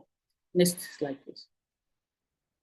Okay, so where have we indexed questions used to really come on about this? And we are indexed in Google Scholar, Crossref, Electronic Library, Open, Alex, and DOHA, right? That's the Directory of Open Access Journal. And of course, plans are in place to also get ASFI published in Web of Science, Scopus, and PubMed. And this can only be done after 2 years. And if you all know that ASFI is just a year old, yeah, it's just a year old. So once we are 2 years, we will then begin to make our applications to all of this Web of Science, Scopus, and PubMed. So, be settled, ASFI will definitely be indexed in all of these ones too. Next slide, please. Okay, so what is our philosophy? And one of the reasons why ASFI came to be is because of, let me say, the comments that we received about high publication of manuscripts. And it was one of the reasons why ASFI came to be. So what is our philosophy when it comes to our article processing fee? Of course, it's an open access. It has no subscription cost and is affordable for African scholars. That is generally. Then not to talk of when you are now an ASFI member. As an ASFI member, you have automatic 50% reduction in the APC. The breakdown will be shown to us shortly. Next slide, please. Okay, so members of the ASFI General Assembly receive up to 50% discount. And in order for you to benefit this, it means that your membership must be up to date as to the final acceptance of your manuscript here. Next slide, please. Okay, so now this is the breakdown. And if you can look at it critically, you will see that it is 50% discount for ASFI members as compared to the non-members. For the original papers, it's $100 for non-ASFI members and $50 for ASFI members. Our editorials are free for both categories. Research letters for non-ASFI members is $60, and research for the ASFI members is $30. Our correspondence on papers published in ASFI is free, and correspondence on papers published in other journals is not free. So there is a difference. That's $20 and $10 respectively. Next slide, please. And of course, our expert review, $100 for non-member, $50 for members. Our systematic review and meta-analysis, same price. Our protocols, $60 for non-members, $30 for members. And of course, you can also publish your data for that same fee. And opinion paper also, there's $20 for non-members and $10 for members. And of course, free stories and perspective. Perspective papers are $80 and $40 for members. Next slide, please. Okay, so overall in 2025, remember the journal began in 2024, but overall from January to this moment, the total submission has been 87 manuscripts, and then we have accepted 22, which means that 22 papers have been published this year, and 5 have been rejected. Accepted is 22, which means that, yes, we have accepted them, but published means that they're already on our social media, they're already on the online platform, whereby we are still working on to get them ready. And the manuscripts in process are 64. So These are in between reviewers, still reviewing, still making decisions on this 64. Next slide, please.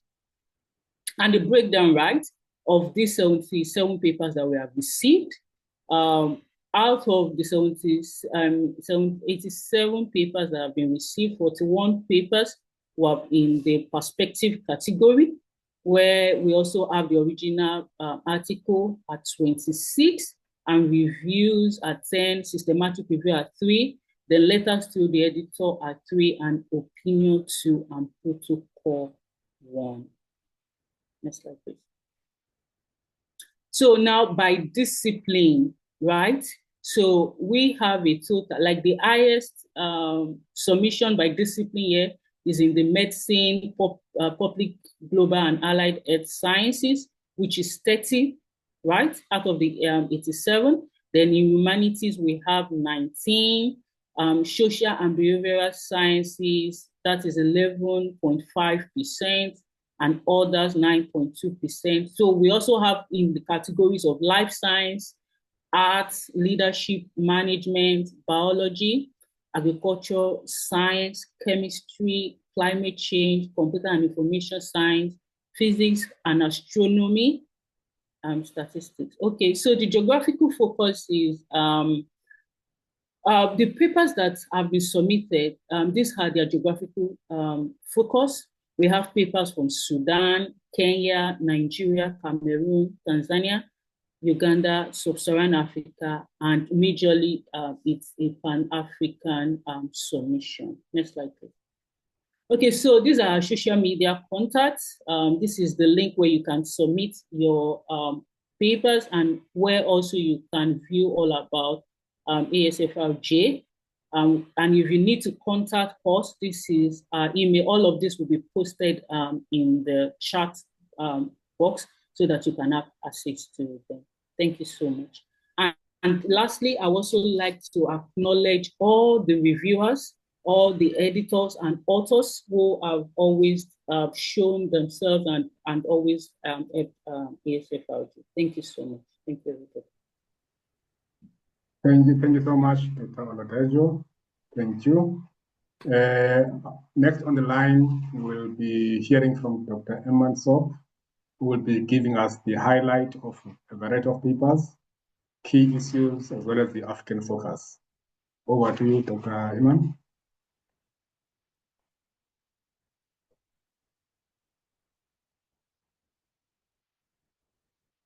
Dr. Iman, are you around? Oh, sorry. Welcome again, everyone. My name is Iman Sobh. I am the ASFI Director of Science and Communications, and I am editor for ASFI RG. I would like to present highlights of papers published in ASFI RG 2025. Next, please. ASFI RG, as Prof. Bright said previously, and Dr. Ajibola, it is a platform for publishing African research. It is online, only multidisciplinary, open access, and peer-reviewed journal. It is international journal, first published in 2024, and it has ISSN, and each paper have GOI. Next, please. So it is a credible journal. It is a platform for publishing, reviewing, editing, and training. We also introduced several training for editors, reviewers, and for authors last year. Next, please. ASFI is indexed by several platforms mentioned previously by Dr. Ajibola. Next, please. The type of papers published in ASFI RG 2025 included original research articles, expert reviews, systematic analysis and systematic reviews and meta-analysis papers, perspectives, opinion papers, research letters, and poems. We divided this into several themes to easily understand the nature of papers published by African researchers. The first theme includes agriculture, rural development, and food security. Papers published there showed that rural infrastructure like roads, storage markets is a central determinant of farmer commercialization. Insufficient infrastructure limits transition from subsistence to market-oriented production. Research points to targeted or rural investment as a catalyst for economic growth. And also, agricultural productivity remains a key pillar for poverty reduction. Next, please. This is next. These are samples of papers published there, like effects of rural infrastructure on cassava commercialization in Kajula, and also challenges and coping strategies. There are characterization of adoptive capacity for Gota Bershali, and also genomic modified organisms. Okay, next. The next theme is climate, environment, and health. Papers refer to climate change is reshaping health risks across Africa, particularly for marginalized population. Also is discussed vector-borne diseases such as malaria, dengue fever, show strong climate sensitivity. Demographic shifts and migration patterns are emerging due to temperature and rainfall variability. And the papers call for climate resilient health systems and integrated surveillance. Next, please. And these are examples for papers published concerning climate change and health. Some papers also studies factors associated with stress. Some papers studies patterns, quality of life among school children, diabetes mellitus, and climate change aspects. Next, please. The next theme include digital transformation, tourism, and economic innovation. We have one paper published concerning this. It shows that tourism is increasingly shaped by digital tools, including VR and metaverse environments.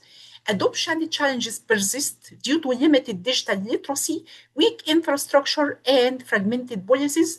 Digital tourism presents significant opportunities for economic diversification. And as you see, it is linked to digital literacy and also infrastructure in Africa. Paper highlighted the need for harmonized regional framework for tourism innovation. This is a critical area for research. I hope we will receive more discussions about it. Next, please. The other theme include infectious diseases and emerging health threats. Declining HIV donor funding threats program sustainability across sub-Saharan Africa, and you know the cut of US funded to affected this area also. Policy analysis call for African-led financing mechanisms. This is critical point, and health system resilience. Molecular docking studies identify promising antiviral agents against SARS-CoV-2, supporting future rapid response pipelines. And this is also interesting point in pharmacology and the medicine, because this is African specific response to drugs.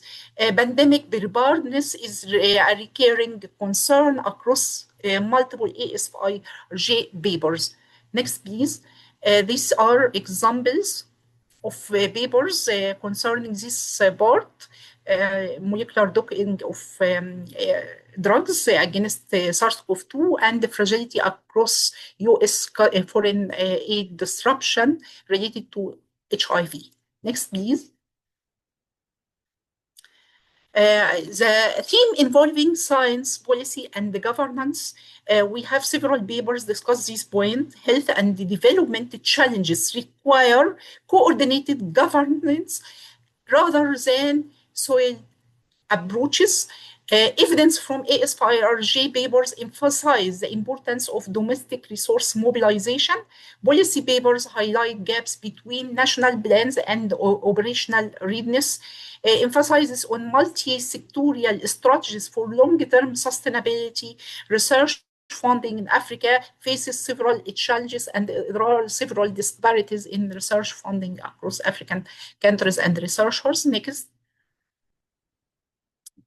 These several papers discussing science policy. We have papers on ethics and research frontiers, analysis of funding for education, research funding across Africa, supervision philosophy submitted after supervision ASFI supervision course, disruption and disrupting dependency and decolonizing health in the week of aid cuts.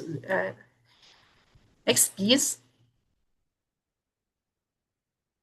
And finally, we have many papers that are multidisciplinary and they have cross-sector integration, like mentioned previously, climate change related papers that in climate change impacts agriculture, in turn affects nutrition, agriculture, demographic, and health.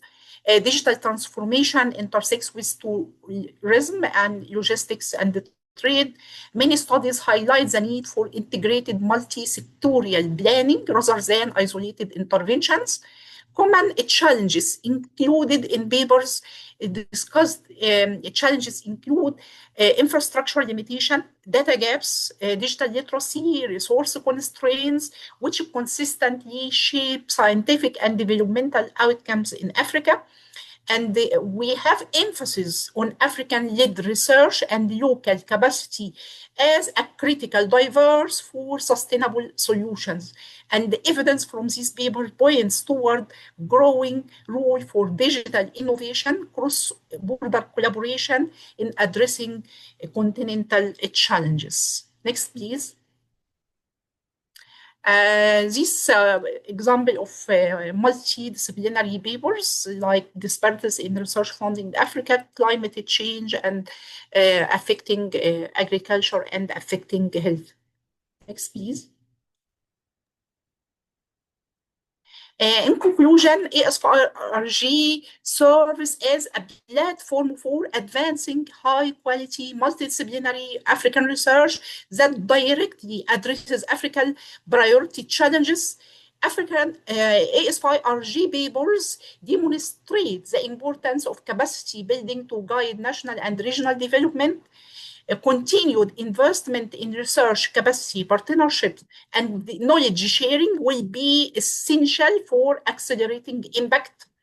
ASFI's papers demonstrate that funding research and health are essential elements for Africa's development, and ASFI finally called for policy change in different sectors such as digital transformation and allocation of resources.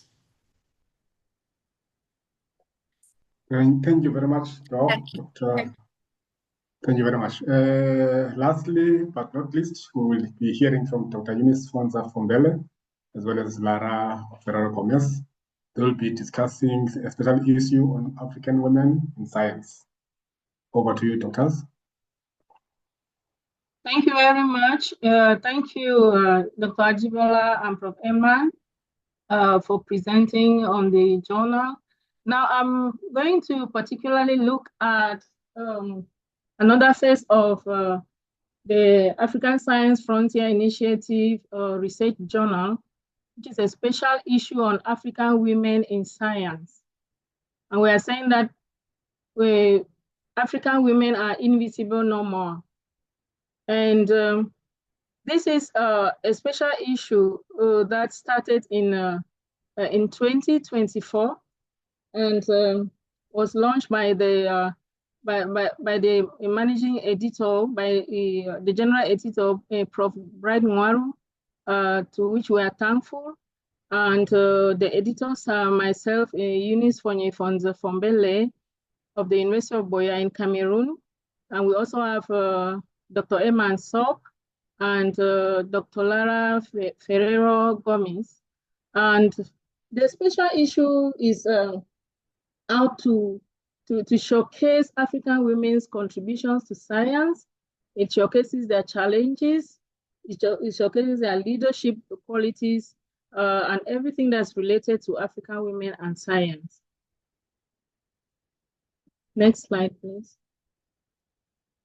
So the aim of the special issue of the African Science Frontier Initiative Research Journal is to make African women's scientific and cultural contributions visible, to document women's experiences, challenges, and innovations across disciplines and countries, and to generate evidence and narratives to inform how they practice and how they improve practice, how they reform, do institutional reforms, and gender equity policies in science and related fields in Africa. Next slide, please. So the journal, the submissions that we received are grouped into about 4 main features. And the first main feature is mapping barriers and opportunities for African women in science in Africa. And the papers that are in the feature in this section include explore gender gaps, cultural norms and family roles, institutional and funding barriers, regional challenges in women's participation and success.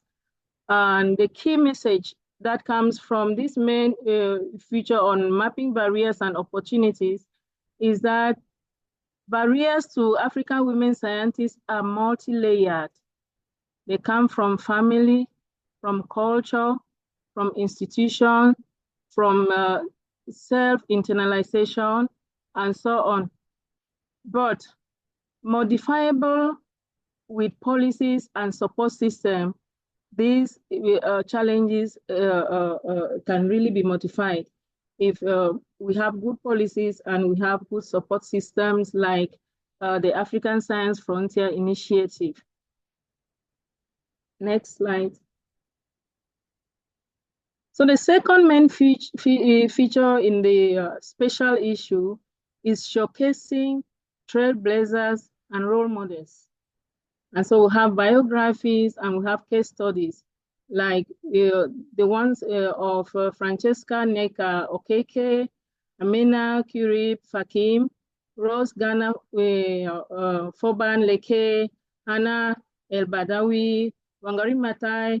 And you can see that all of these trailblazers are coming from various countries in Africa: Cameroon, Egypt, Kenya, Nigeria, South Africa, and all the like. And their work highlight pathways of resilience, leadership, and global impact that's coming from African women in science. And the key message from this picture 2 is that visibility of African women leaders changes aspirations and norms for young women and African institutions. Next slide. So we have the pictures of these women here. Wangari Maathai, the Kenyan social, environmental, and political activist who won a Nobel Prize in 2024. And we have Francesca, a trailblazer in Nigerian physicist. We have Rose Ghana Foban Leke from Cameroon, who has won both national and international distinctions severally. She even received one on the first day of our conference on the 25th of this month. She's in Gabon. She received one from UNESCO. Next slide. So the third main feature is features networks, media, and cultural production, and it focuses on networks of women like the Higher Women Consortium, the Capronian Women, the media advocacy, theater, cinema, science fiction, and eco-activist literature,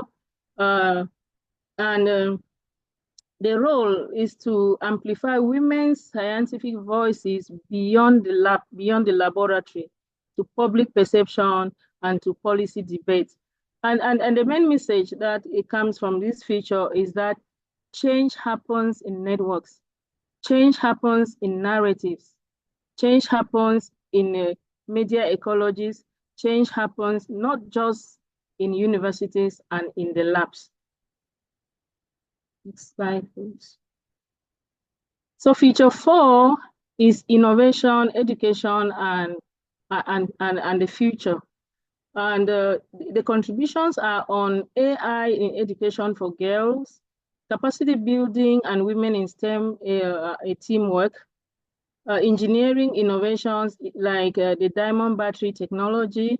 We have women-led initiatives responding to crisis in Sudan, for example.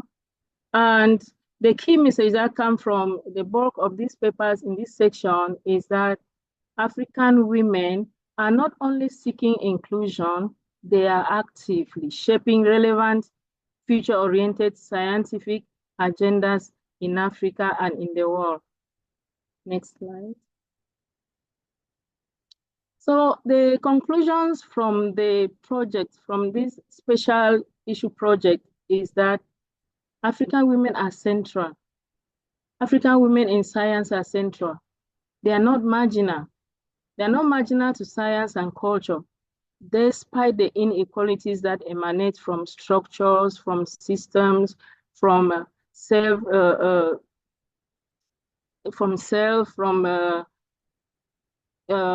all types of negative images that African women are presented in the world. So we are saying that African women are central. They are not marginal.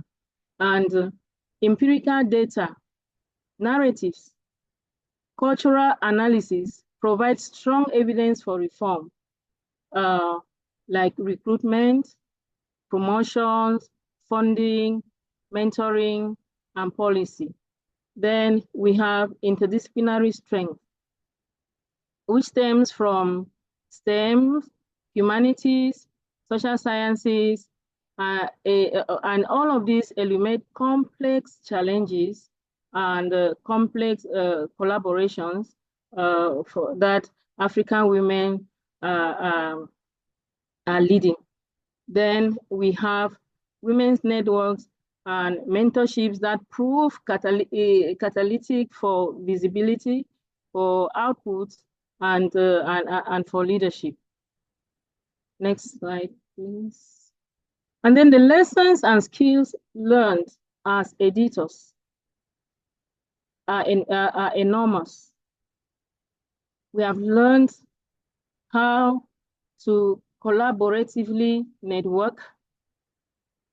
We have learned how to evaluate and review papers in a judicious and balanced manner. We have learned how to group, synthesize articles according to affinities and to define categories. We have learned how to prepare editorials to strengthen and enrich the content of the published and special issue. We have learned so much.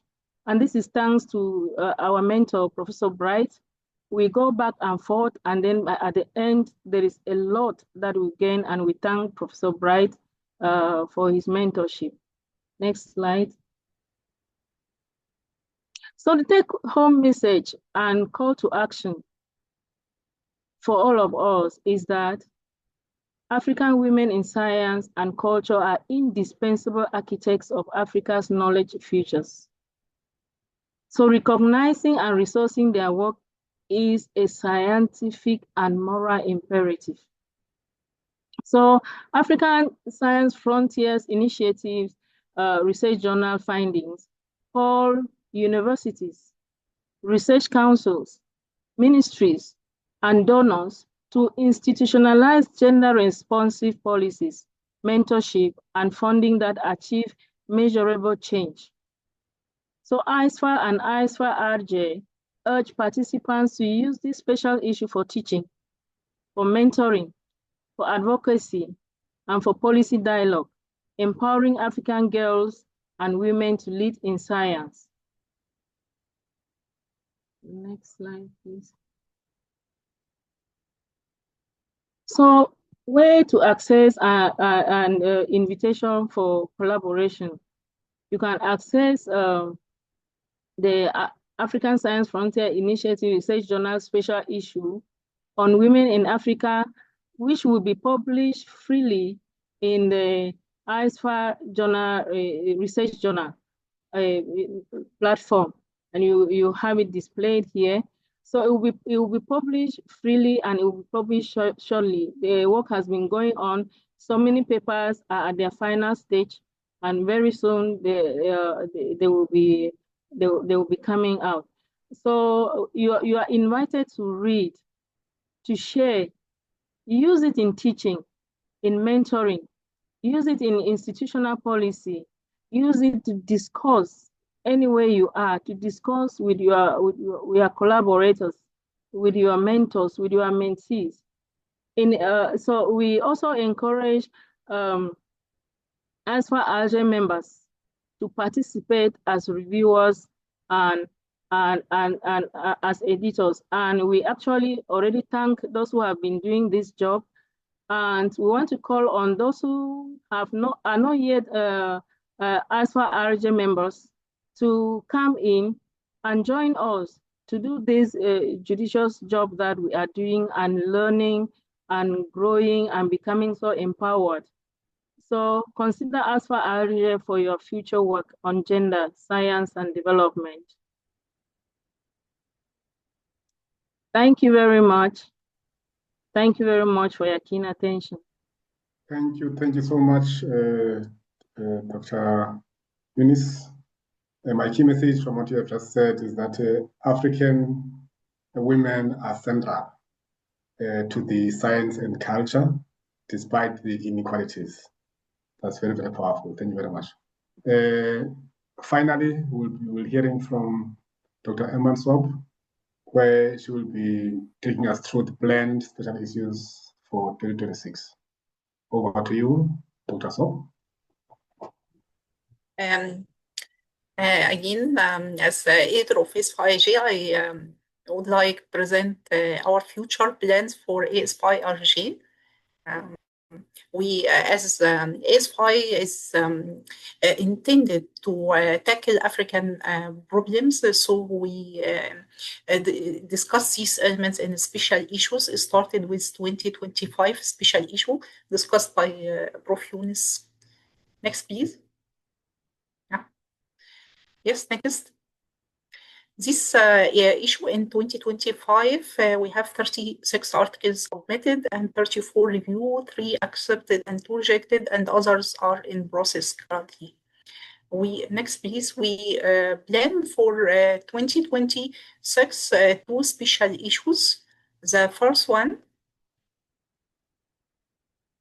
is a topic is on kidnap for ransom in Africa. This issue aim is to provide comprehensive multidisciplinary examination of the rising kidnapping for ransom phenomena in Africa. And topics to be covered, are examples and not limited to historical, social, economic, political, cultural, psychological, and legal dimensions, analyze evolving dynamics, governance responses, and effective strategies for preventing negotiation and resolution of kidnapping. The types of papers accepted: original research papers, theoretical, conceptual frameworks, reviews, case studies, evidence-based policy analysis, and more. Any type of papers apply to ASFI in general will be accepted here. However, we encourage multidisciplinary and cross-country perspectives for these special issues. The process for production of this special issue goes into stages. At first, the call for interest, and stage 1, those who interested are invited to submit an unstructured abstract at least by 31st of January 2026, and the ideas and abstracts accepted will be informed by approval of topic by 15th February 2026. And then we will invite them to submit full manuscript for reviewing by latest 13th June 2026. After this, each submitted paper will go in the usual reviewing and editorial assessment process. The second issue involves human trafficking in Africa. This aim is to provide a comprehensive examination of the phenomena from multiple perspectives, including historical, social, economic, political, cultural, and legal perspectives. Topics to be covered include this issue seeks to advance scholarly debate and practical insight into the evolving nature of human trafficking in Africa. Contributors may adopt macro sociological approaches that investigate systemic patterns of human trafficking across historical, social, economic, and political systems. We also welcome case studies, micro-level analysis, and innovative methodological approaches. Types of paper involve original research papers, theoretical, conceptual frameworks, reviews, case studies, evidence-based policy analysis, and also we encourage multidisciplinary and cross-sectoral, cross-country perspectives. We also will start by call for interest, and those interested to submit in this topic will be invited to submit their abstracts by 31st of January 2026, and approval of the topic will be informed by 15th February, and then they submit the manuscripts through the usual submission system by latest 13th June 2026, and also it will undergo normal editorial and reviewing process. All papers will be accepted after complete assessment of scientific merit. Next, please. We have good news that all papers accepted for these special issues will be published free of charge. ASFI will waive all publication charges for papers for special issue because they are designed to tackle Africa problems. So we are supporting this. So you are all invited. We will soon launch the call for papers. And any inquiry, any questions, any discussions related to these papers, you can contact ASFIG at the following emails. Next, please. These are the contact for submission and the special issue. And I am waiting, looking forward to your contributions. Who is excited as us? If you are excited, please show your reaction. Thank you. Thank you very much, Dr. Swab. Finally, I just want also to thank all our authors, reviewers, as well as the editorial team for their dedication. And also I would like to thank everyone here for listening to these discussions. Our channel, as you can see, is a living platform. It thrives on ideas and participation. Let's continue to push boundaries and make our research visible and influential. Thank you, thank you, thank you. All right, thank you so much, sir. We do appreciate that wonderful update regarding our journal. We shall be proceeding for a break from now, and we shall be returning by 1 o'clock. So from now, so you just have 30 minutes. We have 30 minutes. So basically by 1 p.m., we shall be returning back to this house. So please don't go far, because not coming back means you're going to miss a lot. Because once we resume, we'll start by the award presentation. And some few highlights is that we're going to be having the summary of the key takeaway from this event.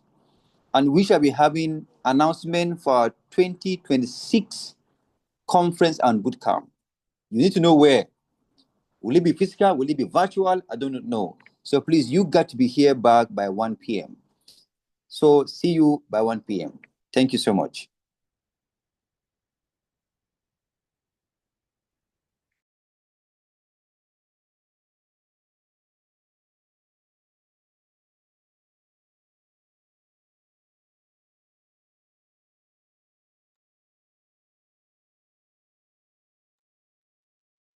Good afternoon once again, ladies and gentlemen.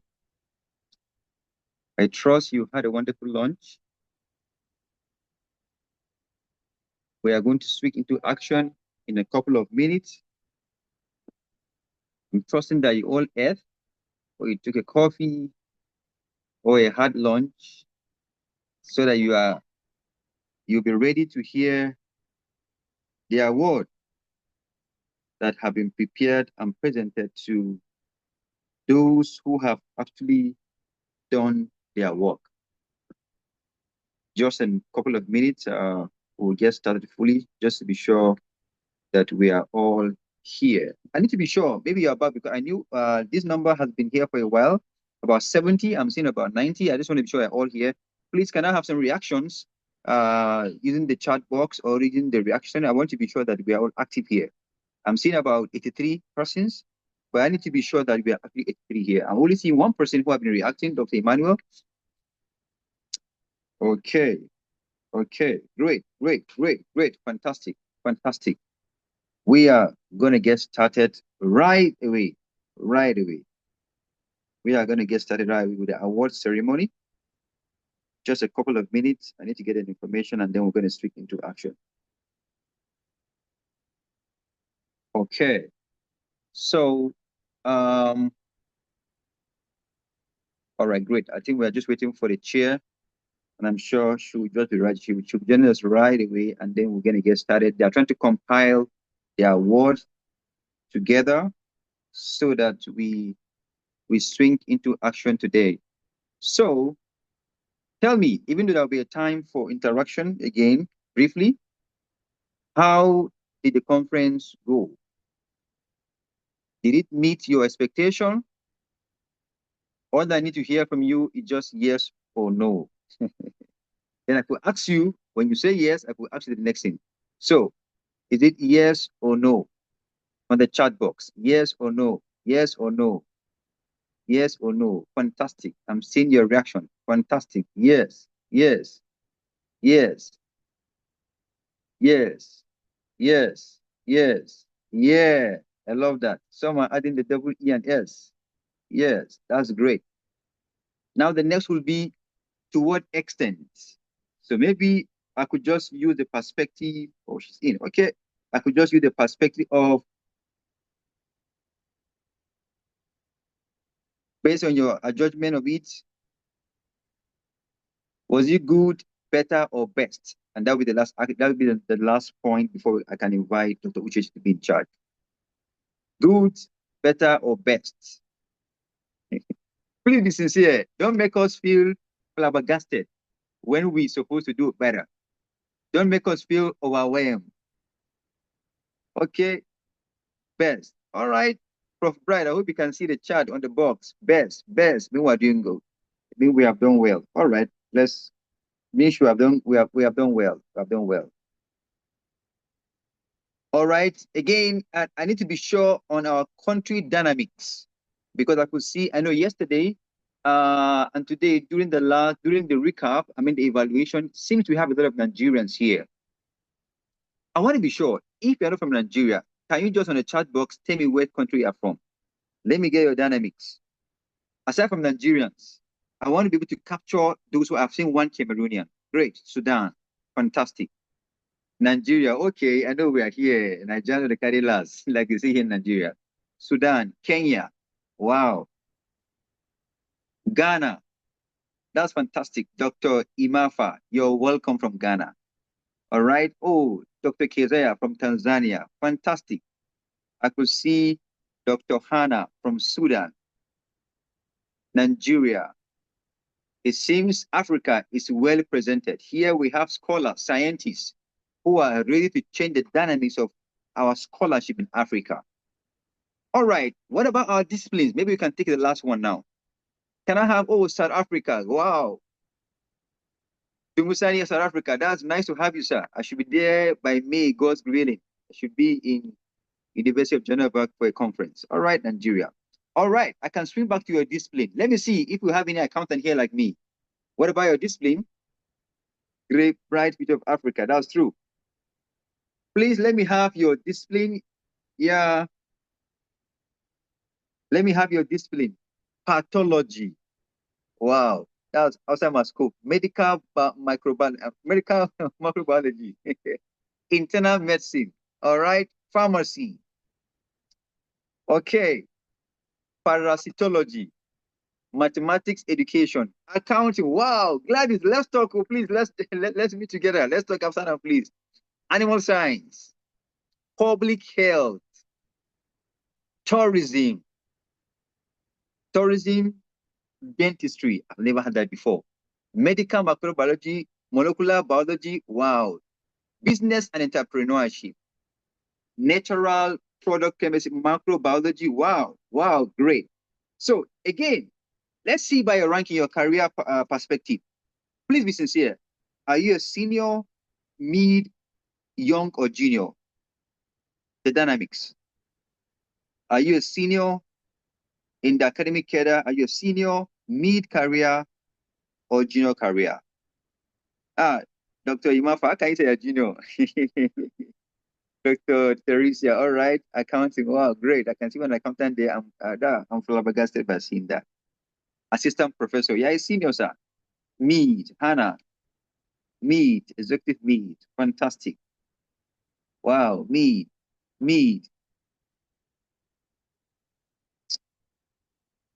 Wow, that's great. That's great. Means we have a lot of work to do. We have a lot of middle career persons, and I've not seen much juniors, so I think we have a lot of middle career, meaning that all of us need to work. I can see the first student here. There's a lot that we have to learn together. And when it comes to research, when it comes to academic and solution provision, even though we expect seniors to understand fully, but even seniors learn, you know. So, and there is this ginger, there is this kind of collaborative work when it comes to ASFI, collaboration, working together. We are all humble. All right, the last I need to ask you, I need to be sure how many persons here actually have attended our first, second, and third conference. Our first,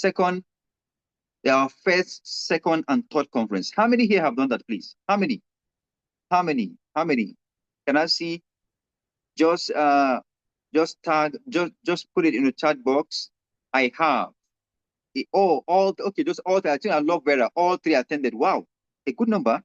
Wow, that's great. Second and third, awesome. Sumia, second, awesome. Second, first, awesome. I have. Rosemary, that's great.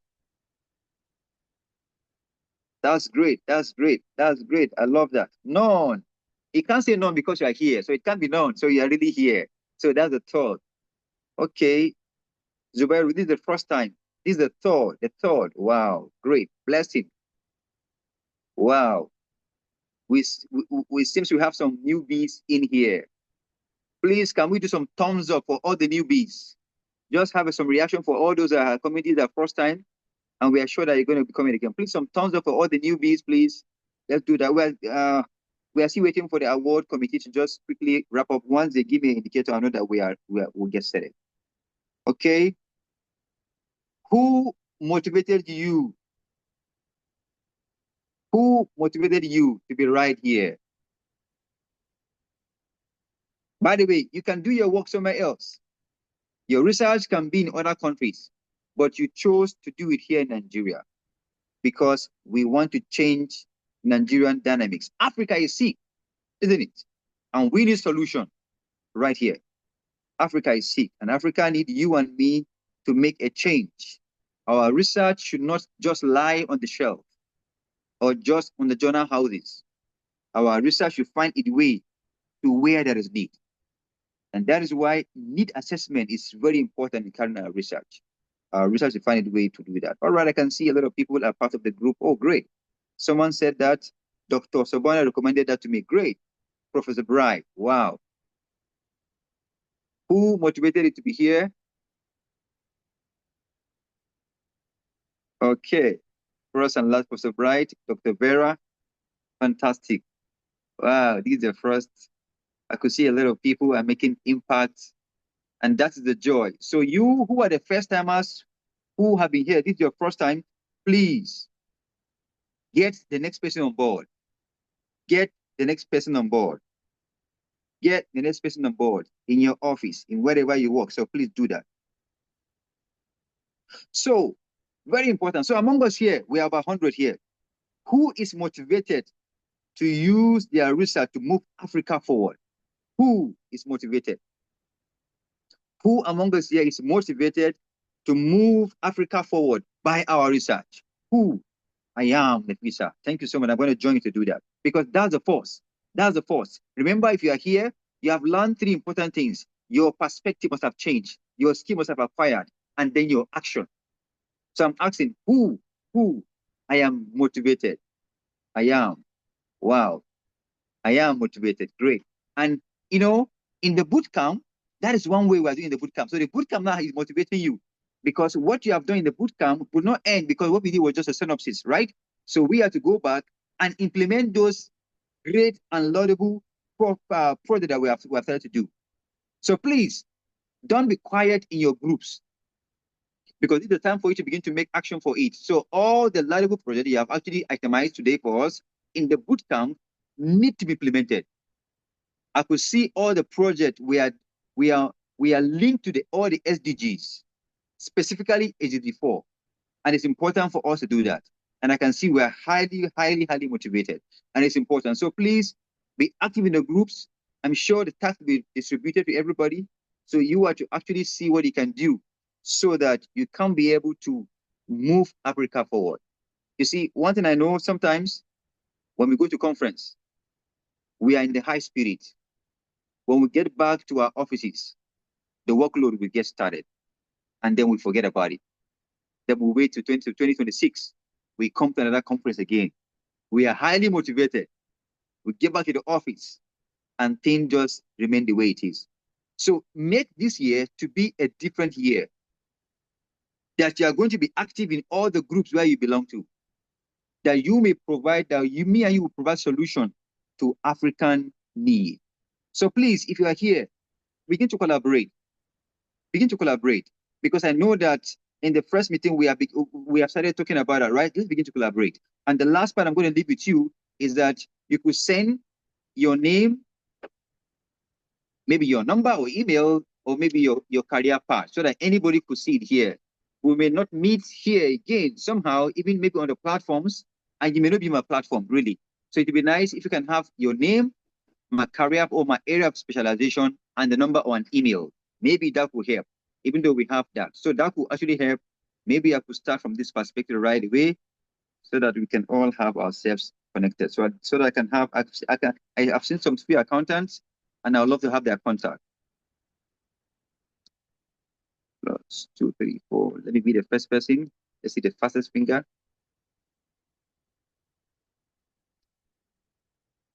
All right.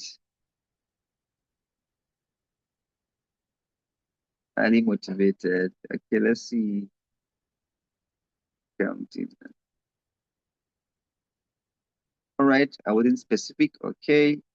Oh, that's not. Oh, great. Someone has already done that. Dr. Elizabeth Abiola. Okay. Tourism, hospitality. Great. Great. That's the spirit. Just trying to drop my right away so that somebody may need it.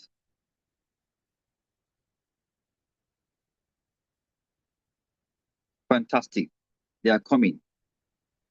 All right. They are coming. Great. Great.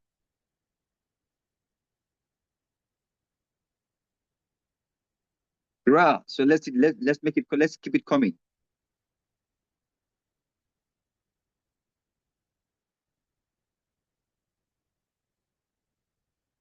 Let's keep it coming.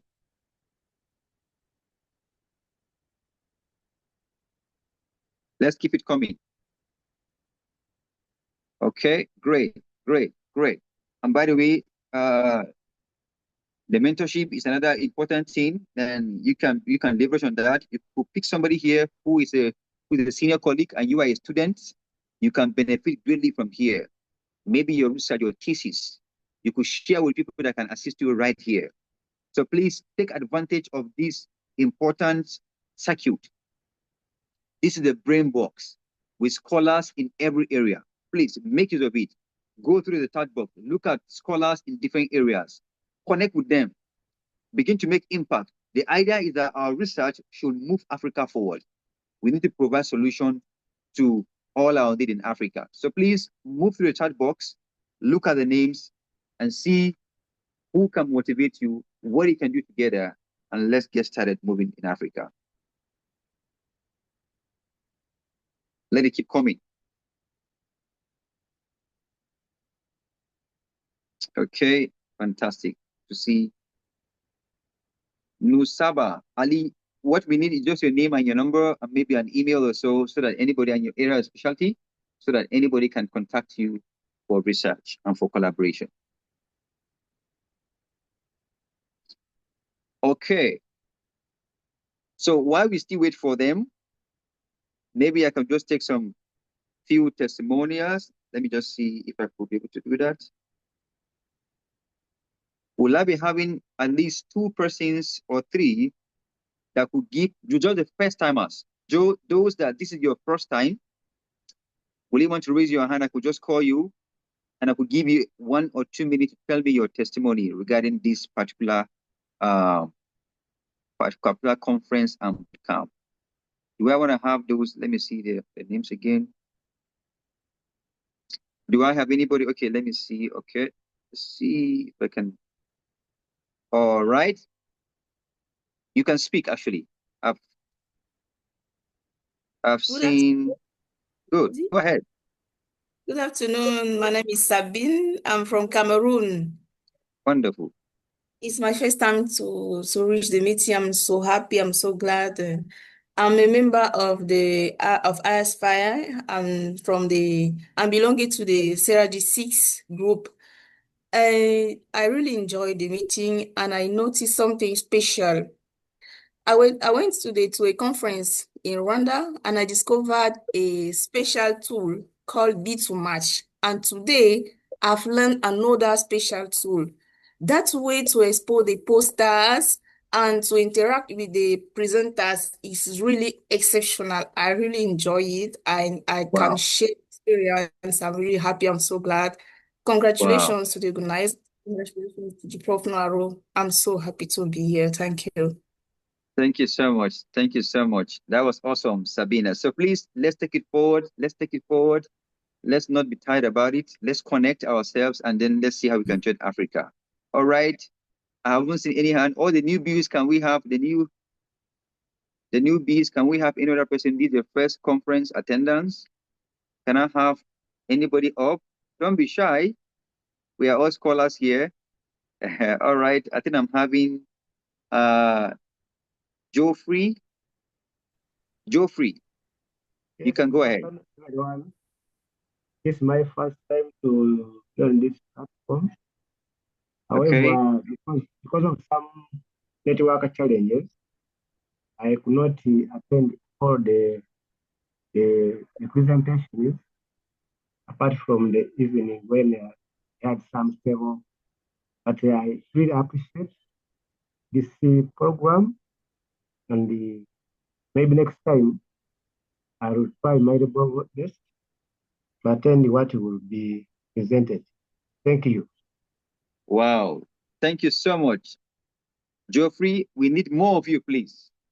Take it to the next. I trust you are in the group already. So please, you need to learn a lot from there, contribute, add value to it, and learn from others. Thank you so much, Geoffrey. One more person before we get started. One more person.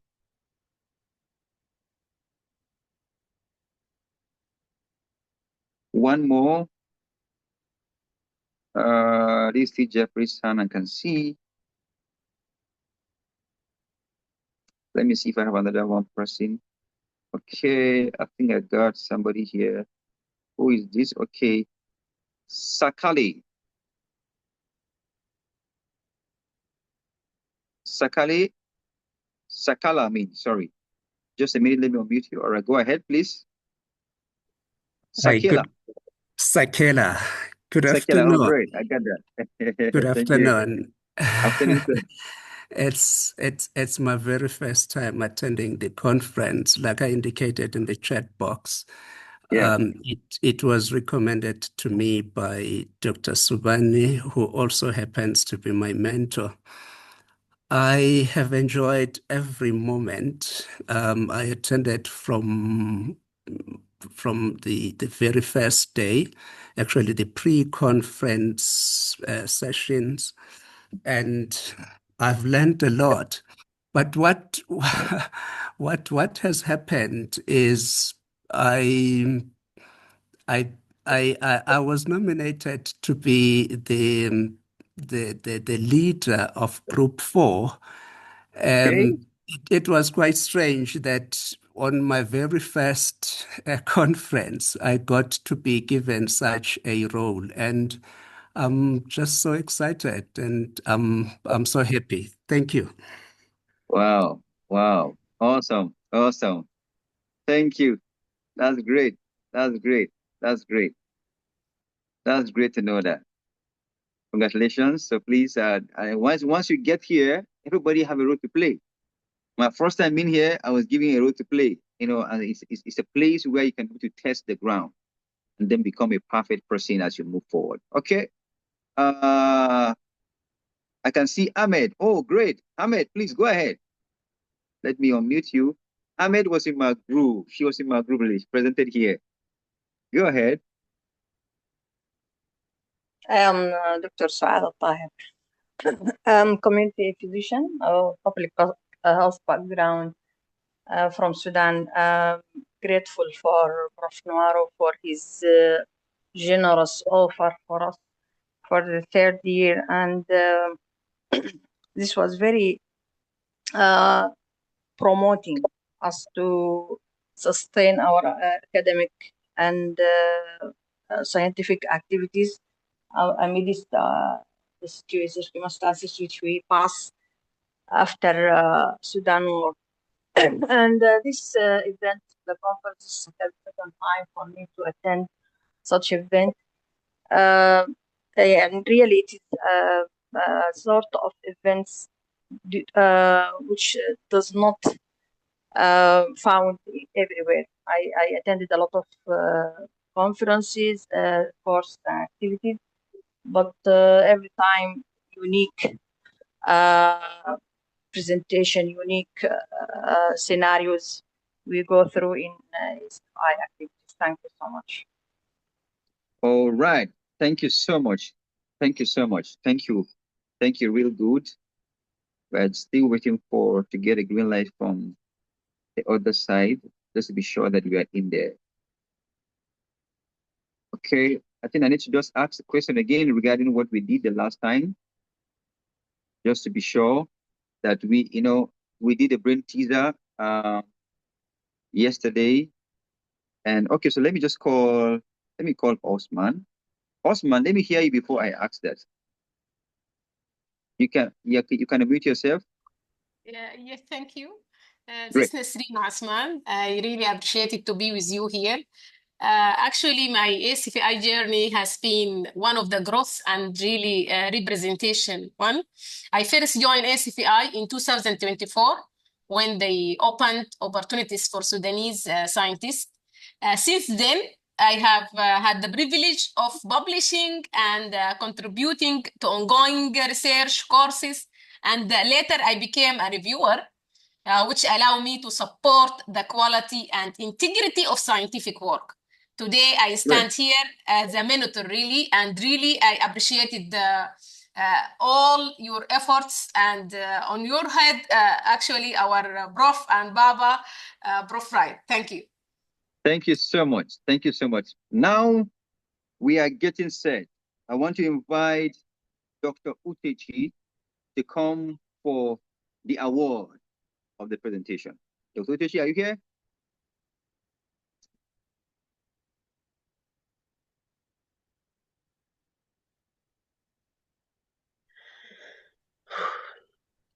All right, you are breathing so high.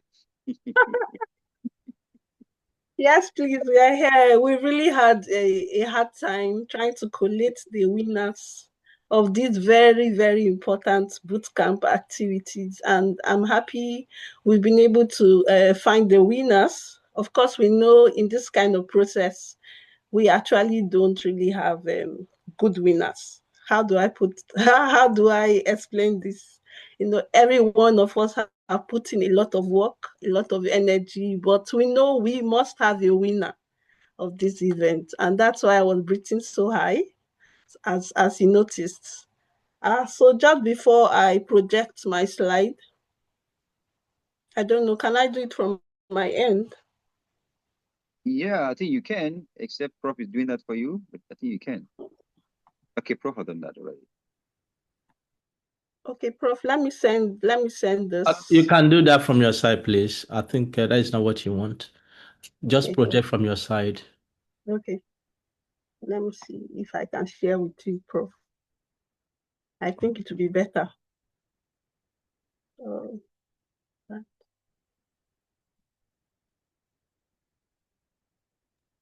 All ears are waiting for you. Yes, Let's please.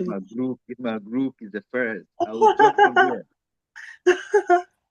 Okay, I feel like Frank of Who Wants to Be a Millionaire right now.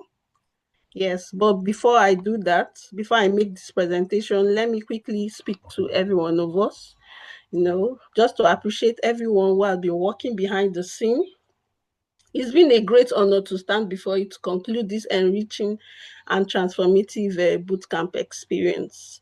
And today we gather not just to celebrate the hard work we are putting as participants, but to appreciate every individual. Honestly, you have done so well. Our evaluators, Dr. Sylvia, Dr. Abel Abdun, Dr. Jerita Wambi, Dr. Chineye Ugwa, Dr. Mercy Wankwo, Dr. Jessica, all of you have done so well. The one who has been working to collate on our behalf, Mr. Prince Paul, he has really done noble. And in this kind of process, like I said, in every competition, the true winner is not only the one who takes the prize, but the one who learns, grows, chooses to change the narrative by solving real problems. So I don't want us to go home deterred, but rather energized to go and put in more effort. Of course, we'll be having 2 weeks to really work on our bootcamp project, which is to bring out a very quality policy brief, which can be published and can be sent into government, can be sent into any stakeholder just to solve the problem of quality education in Africa and globally. So please do not go home thinking that you're not a winner. Okay, so that's just what I want to emphasize. So Prof, please can you help me project now? Yeah, give me some seconds. Okay. Or I can do that now. I think Yeah, you can do that if you can. Yeah. Well, I don't know if you can see my screen now. Yeah, just put it on presentation mode. Okay. Fine. Can you see that now? It's not on presentation mode yet. Okay. Yes. Yeah. Okay. All right. Maybe you So need to start from, yeah. yes. So again, my name is Dr. Uchechi Blisonyedikachi. I am the ASFI Membership Drive Vice President, and for this purpose, I doubled up as the anchor and the chair for ASFI 2025 Bootcamp Subcommittee. And the awards we'll be presenting today was based on the process and different categories like Best Group Presentation, which dwells on recognizing clarity, engagement, and effective delivery of outputs, most innovative policy ideas, which is going to highlight creativity, originality, practicality of solutions, outstanding teamwork, and collaboration. And you see, it was very difficult because every participant worked hard, celebrating inclusiveness, respect, commitments, and effective group dynamics. And then the last one, which I've mentioned earlier. So at the end of the day, we found that the first position goes to group 4. Across all categories, they did so well in their presentation. And that's by, remember this result was done by different evaluators, and they came up to become the first position. The second position goes to group 5. They've all done so well. And then the third position goes to group 1. But overall, everyone has done so well. But these are results from here. So thank you very much, everyone. ASFI is the place to be, if you permit me, Prof, to speak on. ASFI is a place every one of us has improved in our capacity. People like myself, we found our voice here. We learned various skills here. And so I want to add that it's not just an initiative like Prof called it, ASFI, African Science Frontiers Initiative, but it has become part of us. For me, in my home front, anytime my children find me on the screen, they ask me, Mommy, is it ASFI again? So it has grown to become part of our lives.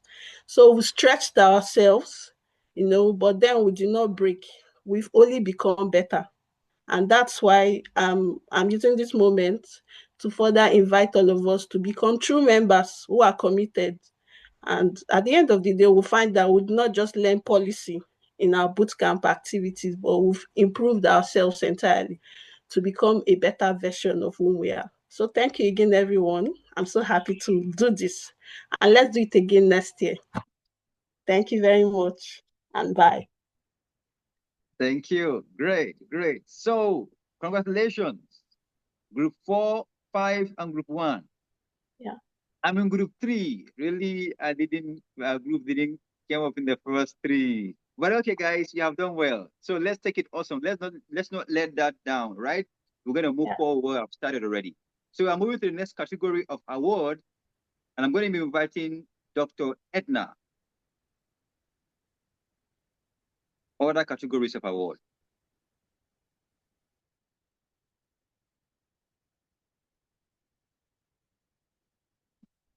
Is she here? Dr. Edna, are you here? Dr. Samuel, are you here? Yes, I'm here. Give me a minute and I join on the laptop. Sorry, I joined on the phone, so I'm putting the laptop and thank you.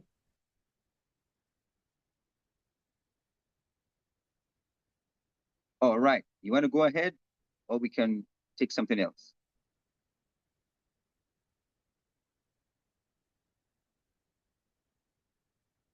All right. Once again, just to encourage all other groups, please let's rejoice with group.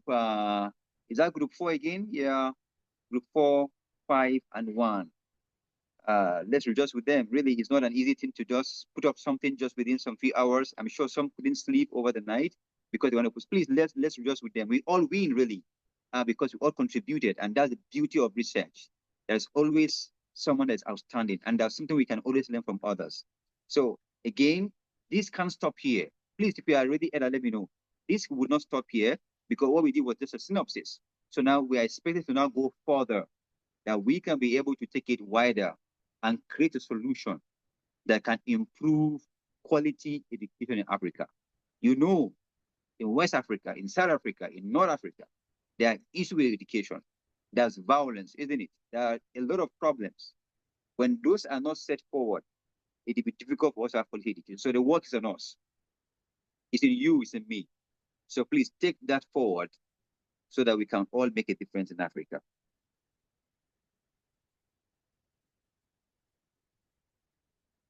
All right, we can see all the congratulation messages there.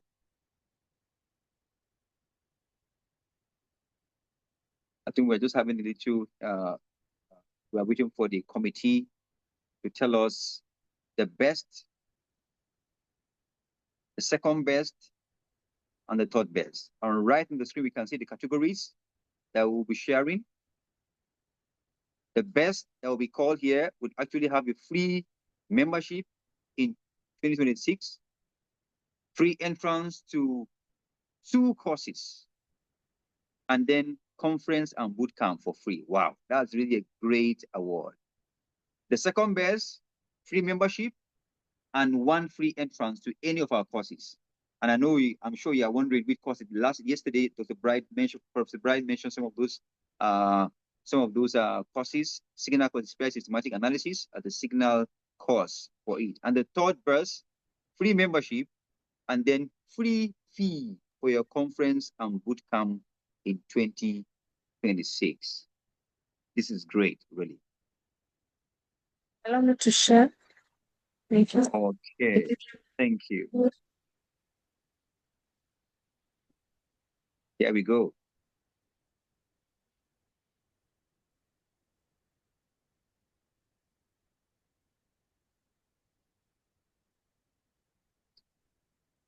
Okay, I think you can be able to share from your own end, Dr. Edna.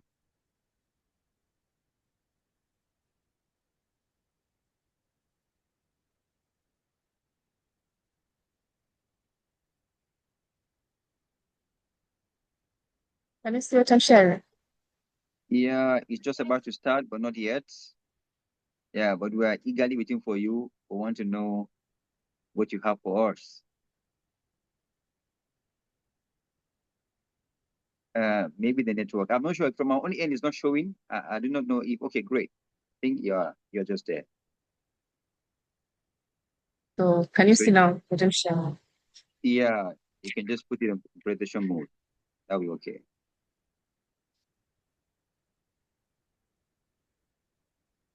Is yet to be. Oh, great, fantastic. Please go ahead, Doctor.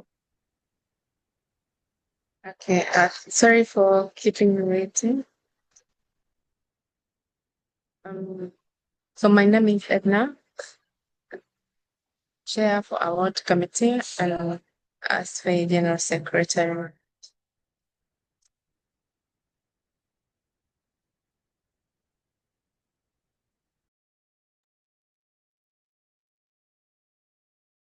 I hope you can hear me from this side. Yes, we can hear loud and clear. Just take your time. I know it's not easy to be a chair for award. It's a thing you have to be very careful about. You know that.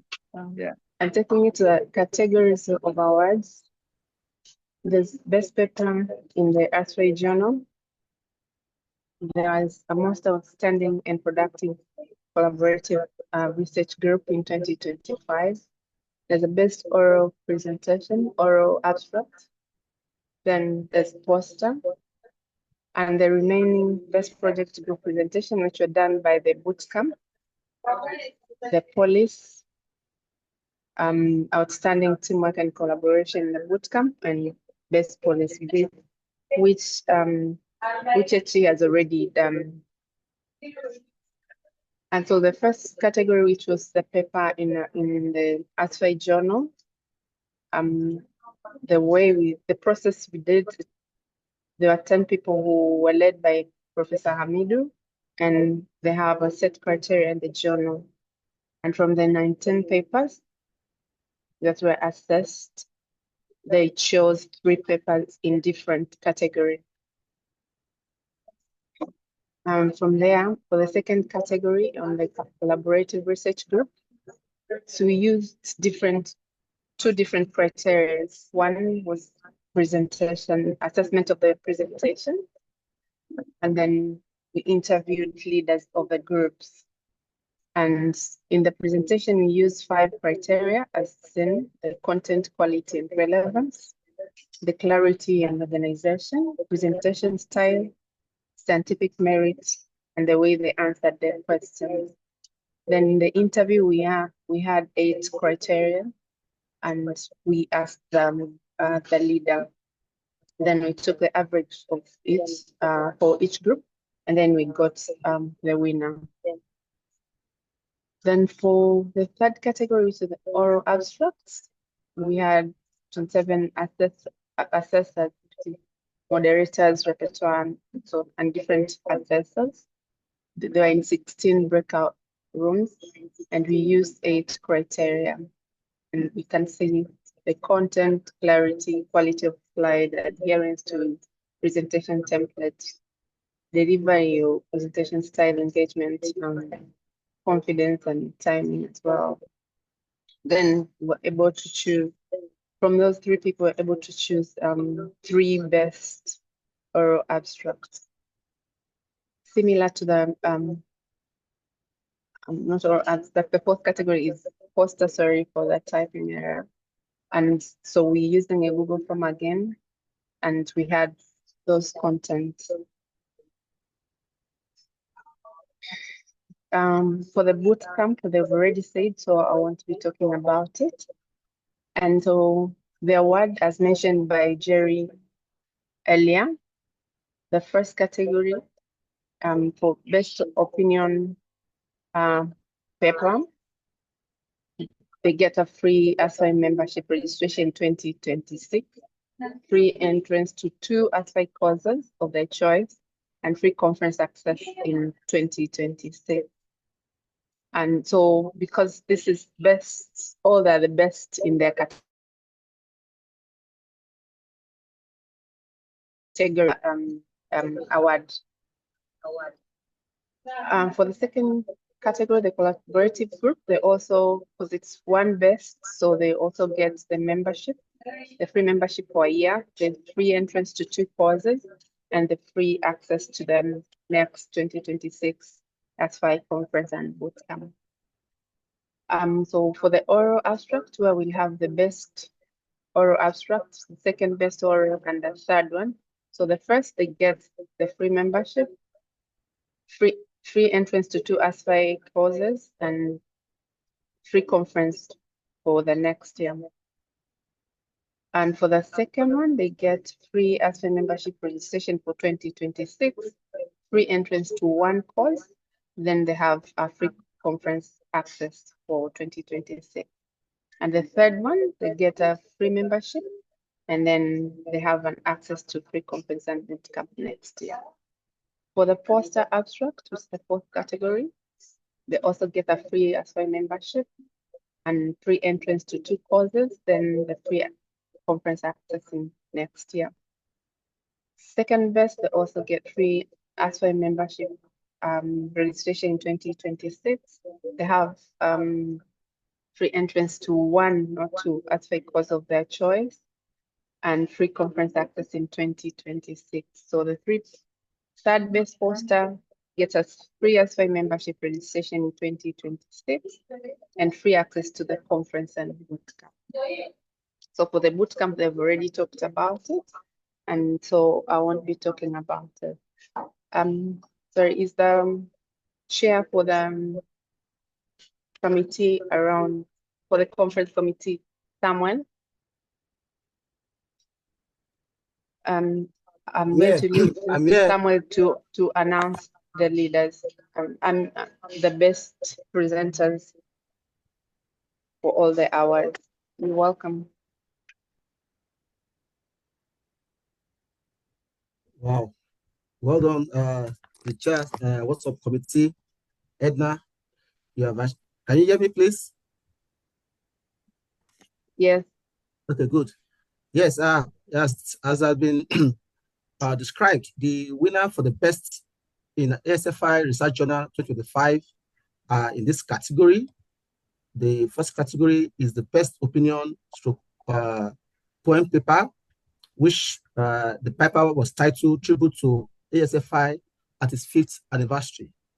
And this award came to Professor Eunice Fumbele from Daisy Fumbele.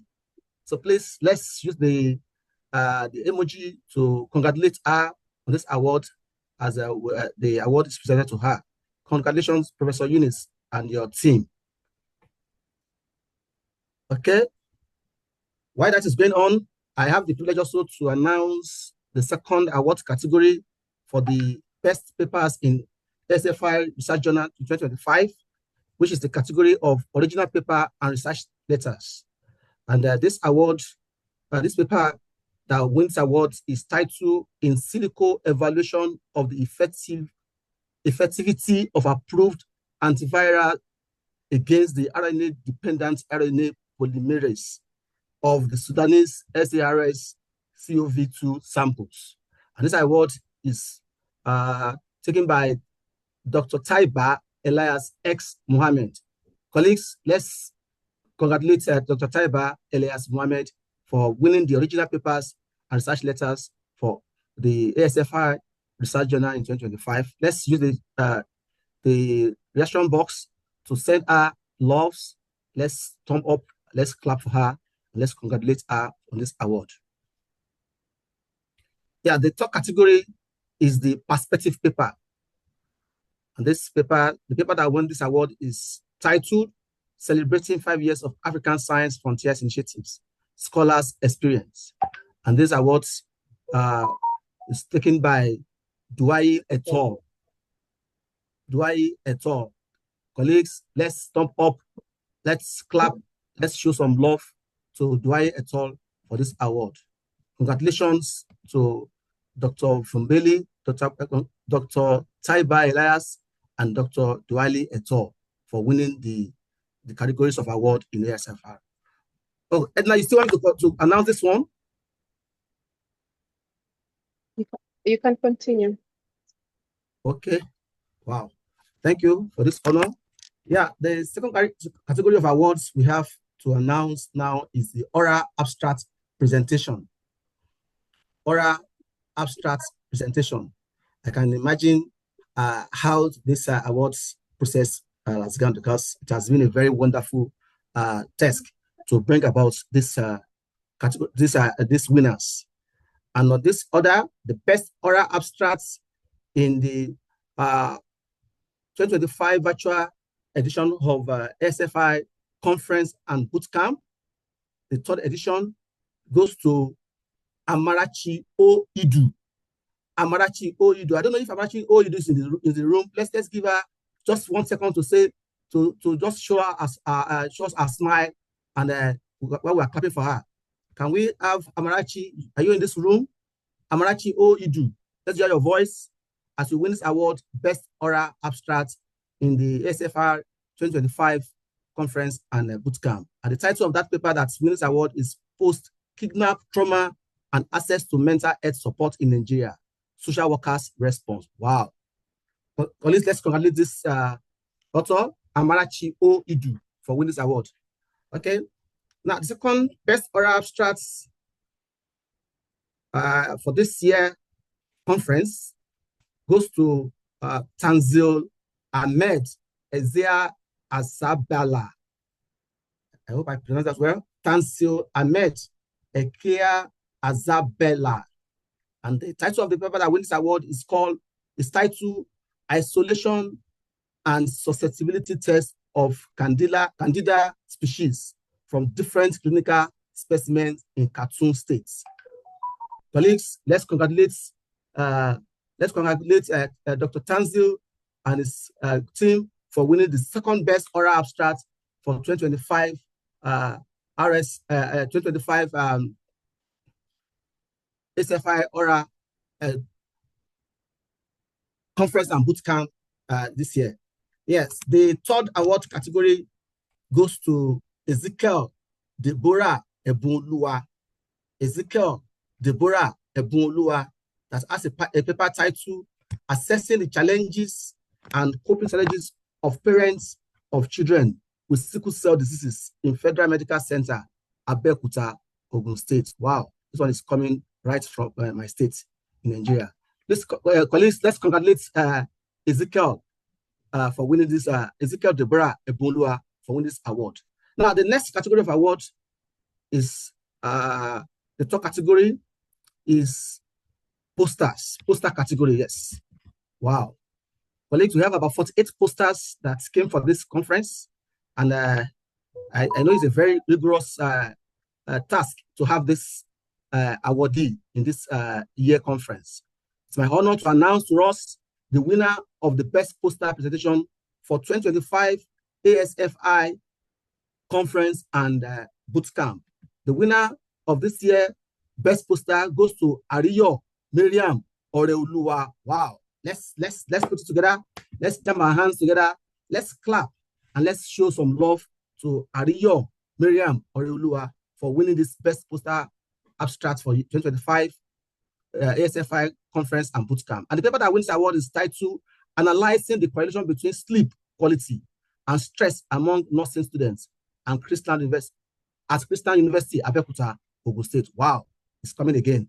Let's congratulate Ariyo Miriam Oreoluwa for winning this award. The second award goes to, wow, Oluwatobi Iluyera. Wow, Dr. Oluwatobi Iluyera, I must say congratulations to you for winning the second best poster abstract for 2025 ASFI conference and bootcamp. And the paper that wins this award is titled is Vitamin D the Culprits. Wow, what a very good title. It's Vitamin D the Culprits. Now the third best poster goes to Subairu Umar. Wow, let's put our hands together for Subairu Umar. Is this paper Significant Gender Disparity in the Prevalence of Depressive Disorder among Children and Adolescents with Intellectual Disability in Northern Nigeria, wins the third best poster abstract for 2025. Let's show our congratulations. Let's show our congratulations. Thank you for having this honor to present this award. Edna, over to you. Thank you very much. Thank you, everyone. Thank you, all the reviewers, for the work. I know it was hectic and we had a short time, but thank you very much, everyone. And now back to you, Jerry. Thank you. All right, thank you so much, Edna. We are wrapping down gradually for the event. Up next is Voices from ASFI 510 program candidates. We want to hear from this, and the person leading us in this particular segment is Dr. Jessica Nabulia. Jessica, can we have you upstage?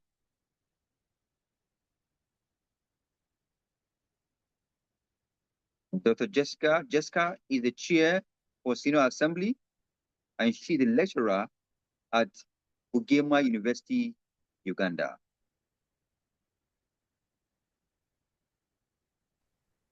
Hello, good evening, everyone. Good evening, Doctor.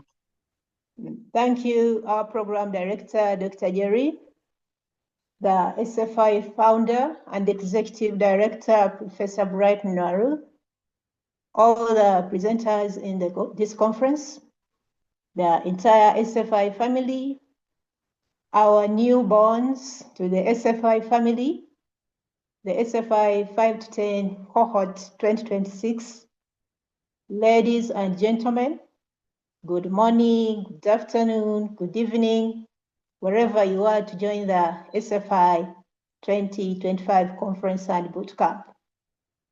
My name is Nabulia Jessica, the chairperson, ASFI Senior Sub-Assembly for the year 2025-2027. Yesterday, as Professor Bright Nwaru gave us a detailed explanation in line with the ASFI 10 program, while indicating the program entry requirements, its goals, we saw the stakeholders and activities, which program you all confess has already kicked off. Today is a special day as ASFI is entering an exciting new phase in 2026, one that builds on its strong foundation while charting an even more transformative path for African science. This is in line with what the first keynote speaker, Professor David, highlighted, that the emerging new global order demand building social relationships, coming up with strategies such as building platforms to enhance collaborative opportunities, support the much needed transformative change in Africa.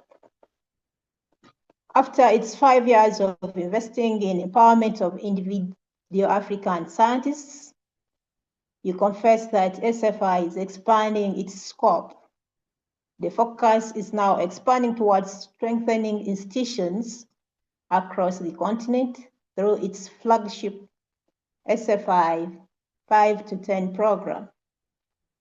The ASFI 5 to 10 program is an institutional capacity building initiative designed to fortify research ecosystem throughout Africa. Its primary goal is to nurture clusters of next generation African research leaders through structured mentorship, interdisciplinary collaboration, and sustained institutional engagement. Each year, up to 250 early career researchers from 50 institutions representing Africa 5 regions. When I say 5 regions here, we're looking at the North, the South, the East, the West, led training and mentorship. Ladies and gentlemen, the ASFI 5 program represents a major milestone in ASFI's vision to mobilize African science grounded in competency, character, commitment, and patriotism, which are the qualities essential for addressing the continent's development challenges. Institutions and candidates for the 2026 cohorts have now been selected. And you can see that the stage is fully set for the program launch. The mentee powers who will guide and support the candidates are in place, as shared yesterday by Professor Bright, and the research capacity building courses are finalized and ready for implementation. So be ready to grab those opportunities. As newcomers to the ASFI community, the 2026 candidates in the ASFI 510 program were invited to this event to experience there firsthand what ASFI stands for. Over the past 3 days, we have shared a journey of learning, collaboration, and community building. Yeah, so they're out there to tell us their stories. At this juncture, my colleagues, my task is simple. That is to invite 3 of the ASFI 5 to 10 program 2026 candidates to share brief reflections on their experience so far, their impression of ASFI, and how the 2025 conference and bootcamp have resonated with them. So those who are going to share with us their experiences, my questions to each of them is straightforward. How does it feel to be here as a candidate in the ASFI 510 program 2026? Right? So please keep your reflections to a maximum of 3 to 4 minutes. So you can also show your videos, that is if you manage to prepare them, but it's not compulsory. So our first respondent is Jesferami Ladapo from Redeemers University, Nigeria. So Ladapo, you're welcome and you can take on the floor, please.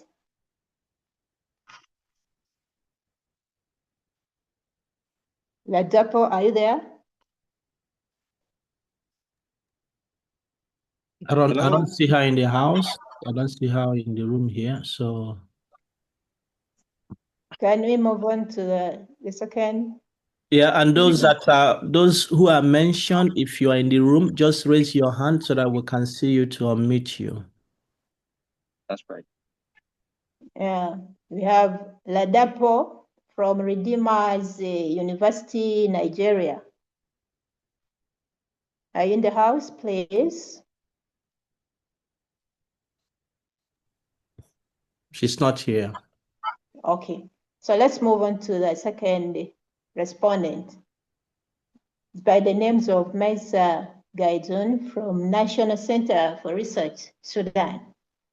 Gaidun are in the house? Yes, Sir.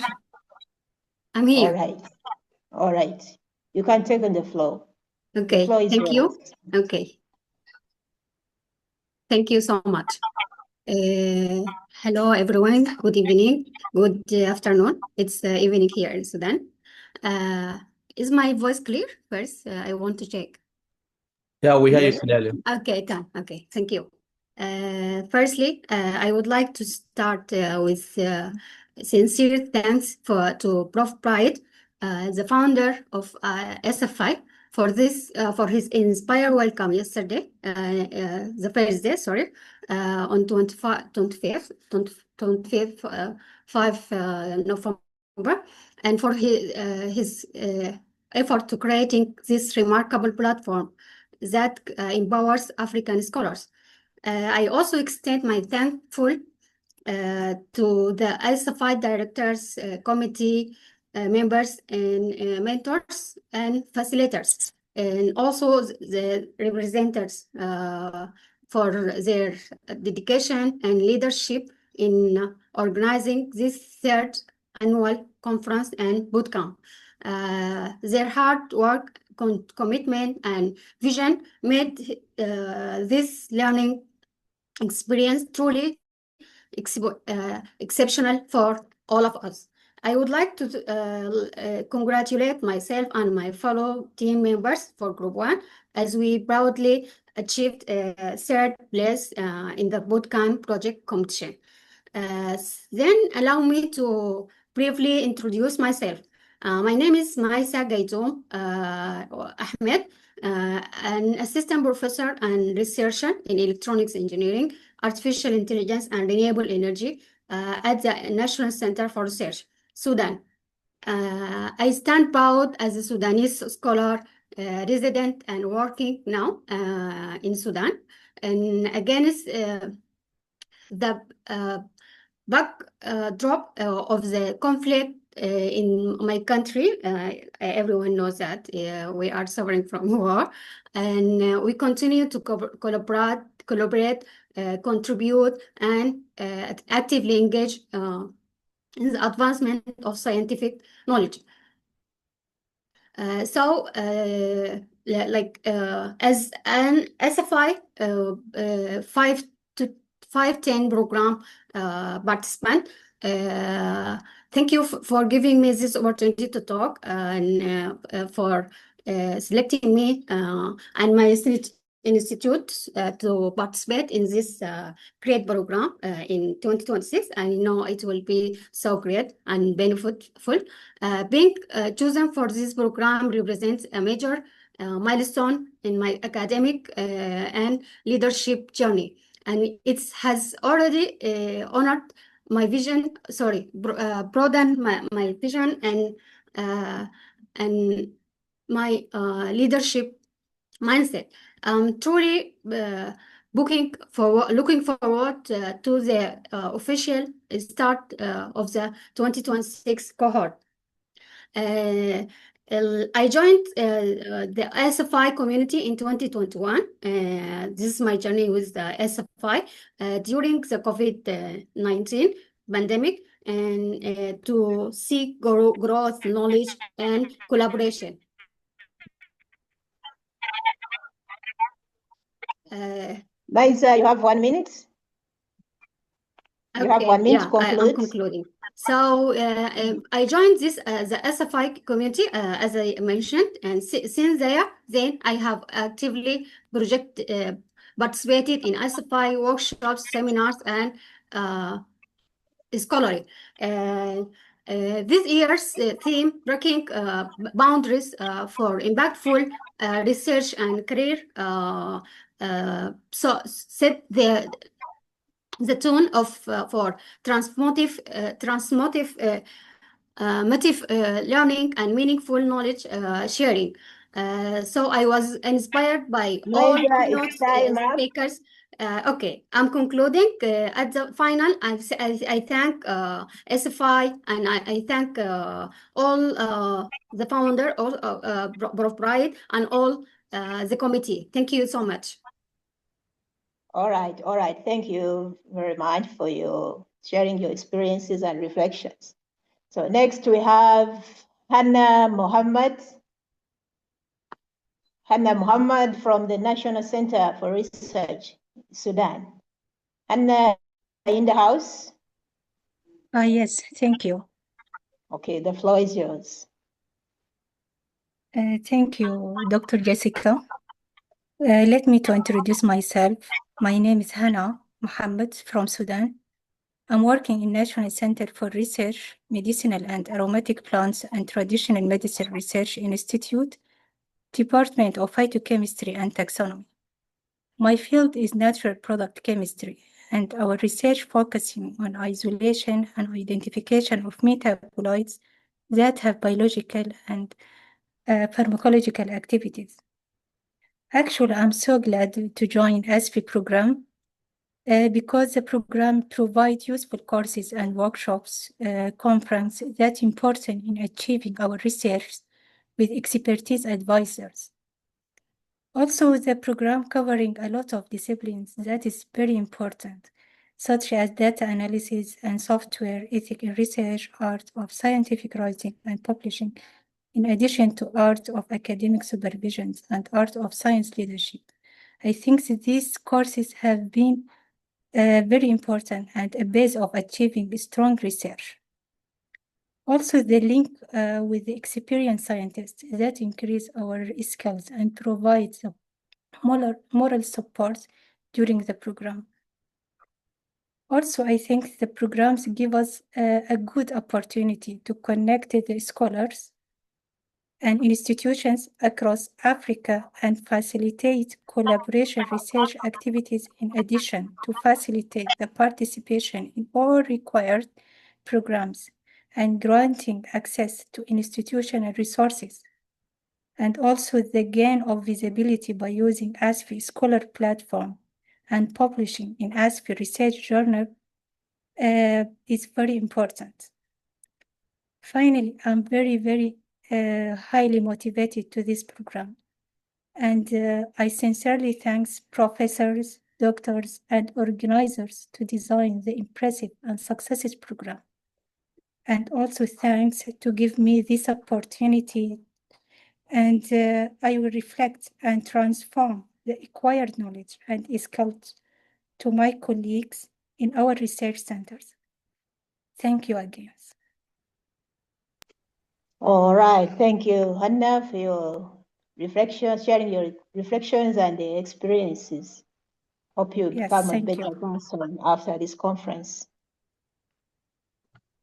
Next, we have Eberechi Ikwagu from Michael Okpara University of Agriculture, Mudiki, Nigeria. Eberechi, are you in the house? Yes, ma'am. Good afternoon. Good afternoon. Good afternoon, everyone. Okay, Good afternoon. I'm so excited to be here. I'm Eberechi and Benadine Ikwagu, from the Department of Banking and Finance, Michael Okpara University of Agriculture, Mudiki, Abia State in Nigeria. Honestly, I'm super excited to be, part of the ASFI 510 program, and also for the opportunity given to us to even participate freely, in the pre-conference and then the conference that is still ongoing. I didn't want to thank the ASFI family. It was really a great opportunity. I also want to thank my institute, the management of my institution, Michael Okpara University of Agriculture, for the opportunity given to me and some of my colleagues to represent our school. And I believe that by God's grace, their expectations on us will never be cut short. And then my journey thus far in ASFI and her activities, ranging from the orientation and then the introduction meeting, and then the candidate and multi-pass meeting. And both meetings were held in November That was 10th and 17th. And then even the online, the ongoing conference and boot camp. You know, those activities have really inspired me. You know, as in looking at the team spirit, the great coordination, as in strong desire to impact lives, strong collaborative spirit, you know, among others, you know, exhibited by the members of this great team, chaired by the convener and the executive director, Professor Nwaro. Honestly, SF is a movement. It's a movement, and I believe that the movement, nothing can stop it.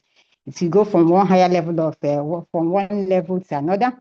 Honestly, during the course of this activity and the course of this program, there is this burning desire in my heart that it's so strong, you know, just to move out of my comfort zone, you know, and then break the barriers, both in academic and other areas of life, in line with the conference team. And also not to keep quiet when there is need to speak, and so on and so forth. That the activities of the conference, the keynote speaker, even the pre-conference, the CV, making ourselves and being visible, you know, and the boot camp, the oral presentations, all of them have really been impactful and then mind-blowing. I really want to thank Professor Bright Nwaro for answering the great call, you know, to draw out the great potentials embedded in African scholars and researchers. You know, I strongly believe that that as they You have 1 minute. You have 1 minute to conclude. Okay. I strongly believe that even as we go into 2026 properly and beyond with the ASF 510 program, and then it's going to be more enriching. It's going to be more enriching. It's going to be more impactful. And also, in fact, to me, ASFI is a place to be. You know, it's a place to stay, to grow, collaborate, and impact lives.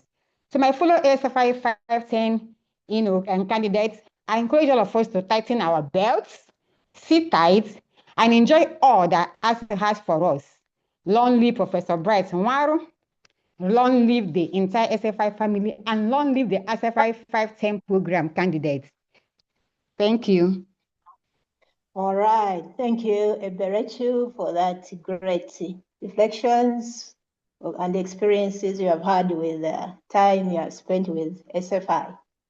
So thank you all for sharing your reflections relating to experiences in line with the impressions of SFI and the 2025 conference and the boot camp. To quote Professor Bright Nwaro in his introduction speech, SFI transforms you from an ordinary person to an extraordinary person. Be ready for growth and change. All in all, as we conclude this session, we need to stay focused to our goals while knowing that our actions and the decisions we make today will directly impact the future generations to come. We are on a transition, not a transaction to change the status quo in Africa. Our actions are driven by purpose, the purpose to serve humanity, diligently to see Africa rise. Back to you, Dr. Jerry. Thank you very much, audience. Back to you, Dr. Jerry. All right. Thank you so much, Dr. Jessica. Thank you for coordinating voices, indeed, and they have shown us how this great movement have impacted in their life. Moving forward, it's a summary of a takeaway that we have actually got from this 2025 conference. And on board, I want to invite Dr. Samuel Abanigwe, and then Dr. Eunice, that they will share with us the takeaway from their conference and takeaway from the bootcamp. Dr. Samuel, we'll start with you, and next is Dr. Eunice. Dr. Sam? Okay. Can you hear me? Yeah, I can hear you. Okay. Colleagues, it has been a very wonderful journey in the last 3 days. And I'm very excited here to say that the journey has come and is winding down. And of course, whatever has a beginning must have an end. And I know as participants in this conference this year, all of us are filled with a lot of notes. I have a lot of things that I've written down in my notes pad here, which I've not been able to put together. But of course, I've taken it in notes from this conference this year, starting from the pre-conference. And let me share my slides briefly, though still, and so that we can I can speak to that briefly. Can you see my screen? Please confirm to me, program anchor, if you can see my screen. Yes, please. Loud and clear, I can see it. Thank you. Okay, good. Yes, like I was saying, this year's conference has come with a lot of reflections, a lot of lessons, and a lot of things that I personally have seen that we can actually do together to bring about a better African society for ourselves.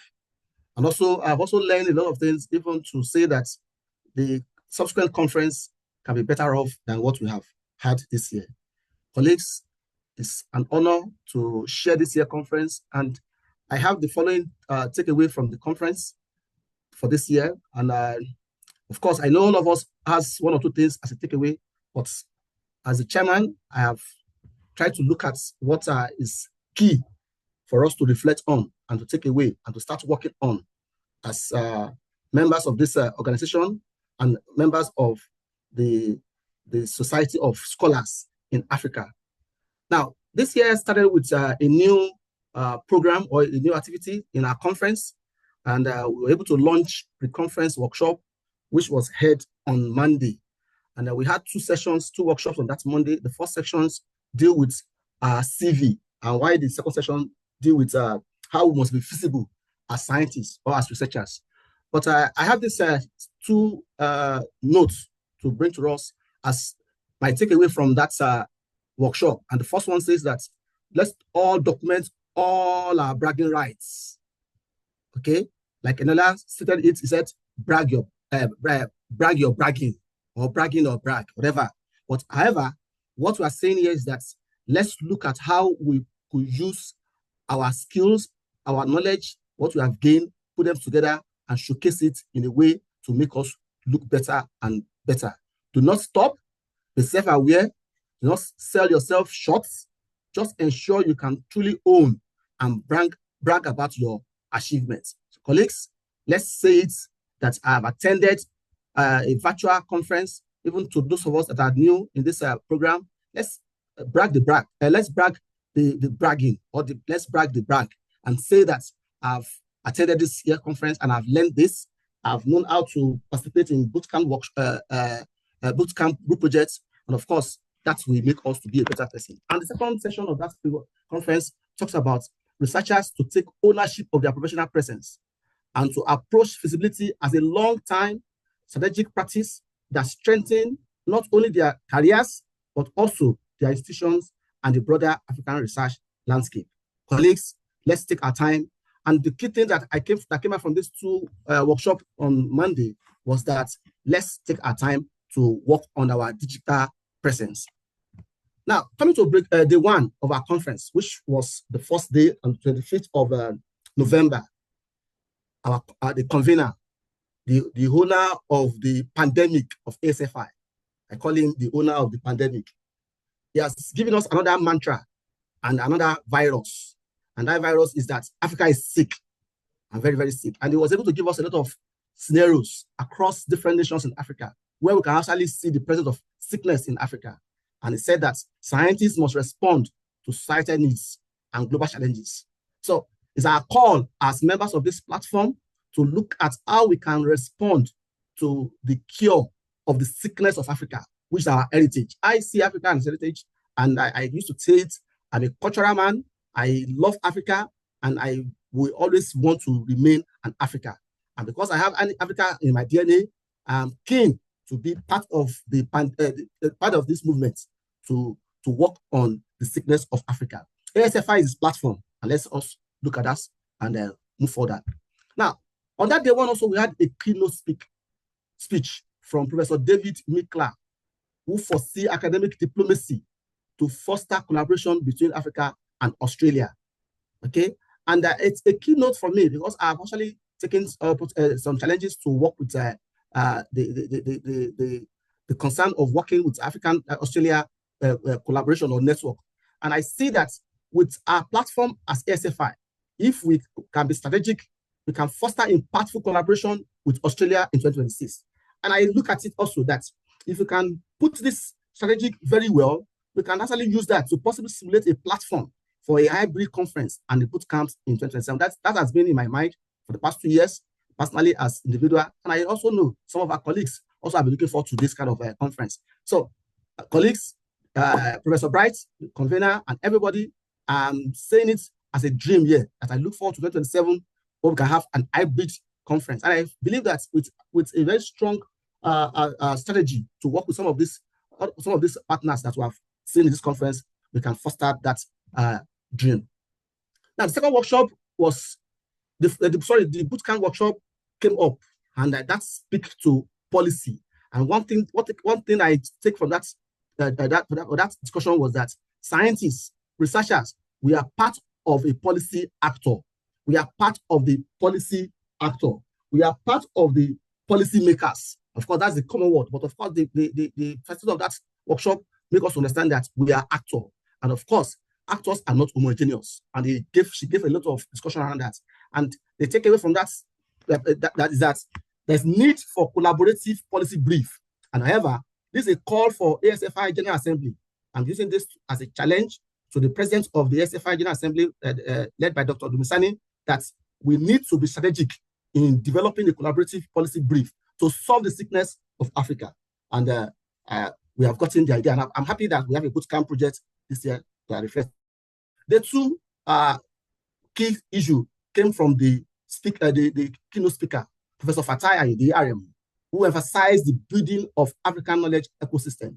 He emphasized that there's need for us to build an African knowledge system where we see the diaspora Africans and the home-based Africans and the diaspora African scientists and the home-based African scientists as one. And we should see a platform to bring about connectivity among these two set of scientists. That's those of us that are in diaspora and those of us that are at home. And we should develop a collaboration that is based on trust building, collaborative incentive, and conducive policy environment. And I also know with this, we can actually bring a strong platform to cure the sickness of Africa, as emphasized by Professor Bright.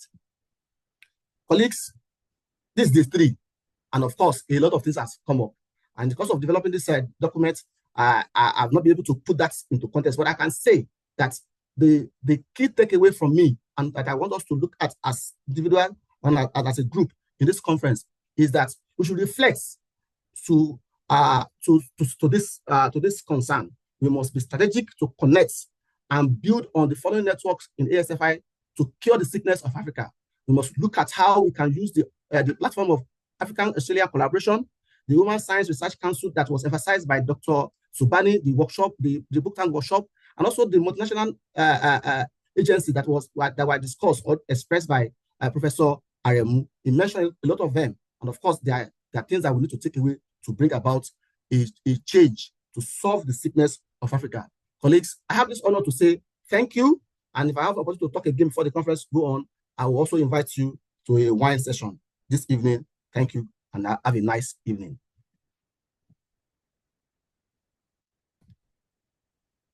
Thank you so much, Doc. We'll be calling on Dr. Eunice for her report takeaway regarding the bootcamp programs. Well, thank you. Thank you very much for the opportunity to synthesize what relates to the bootcamp program for this 2025 conference and bootcamp event.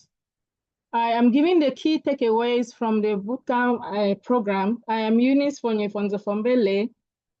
I am chair of the ASFI 2025 Bootcamp Planning Committee. I am also the secretary, ASFI Advisory Board, and to brag my brag, I was fortunate to be the first ASFI General Assembly member president. I am Associate Professor of Literature and Cultural Studies in the University of Buea in Cameroon. Thank you very much for joining us in this bootcamp session this year. It was interactive, it was engaging, it was wonderful. The members, the guides, everybody was in the game. Thank you so much for making it happen. Next slide, please.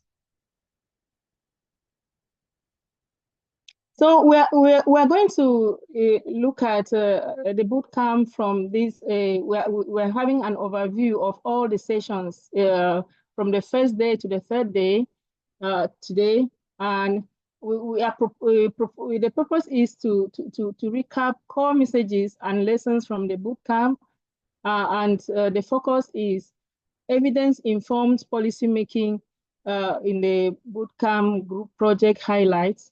That's the main focus. And then the structure is we're going to look at the facilitators' insights, and then look at group findings, and then calls to action.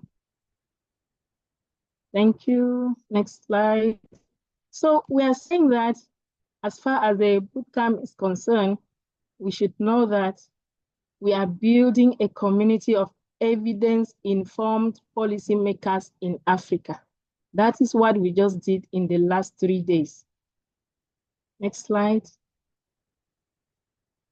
And the core messages from Dr. Sobane's session were that the first thing is that she said she has 3 non-negotiables for your practice going forward.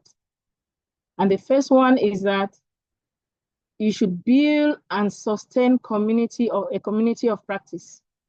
How do you build and sustain a community of practice? That you should treat this bootcamp as the starting point of a network that continues to share data, to share tools, and policy experiences beyond this 2025 bootcamp. And I should commit to peer learning, review each other's briefs, share data sets, and co-author evidence synthesis. The second non-negotiable practice is that you should work from a body of evidence, not isolated data points. So you begin with a clear policy question, then deliberately map and curate multiple sources of data and research. And you need to always ask this question: what does the totality of credible evidence suggest?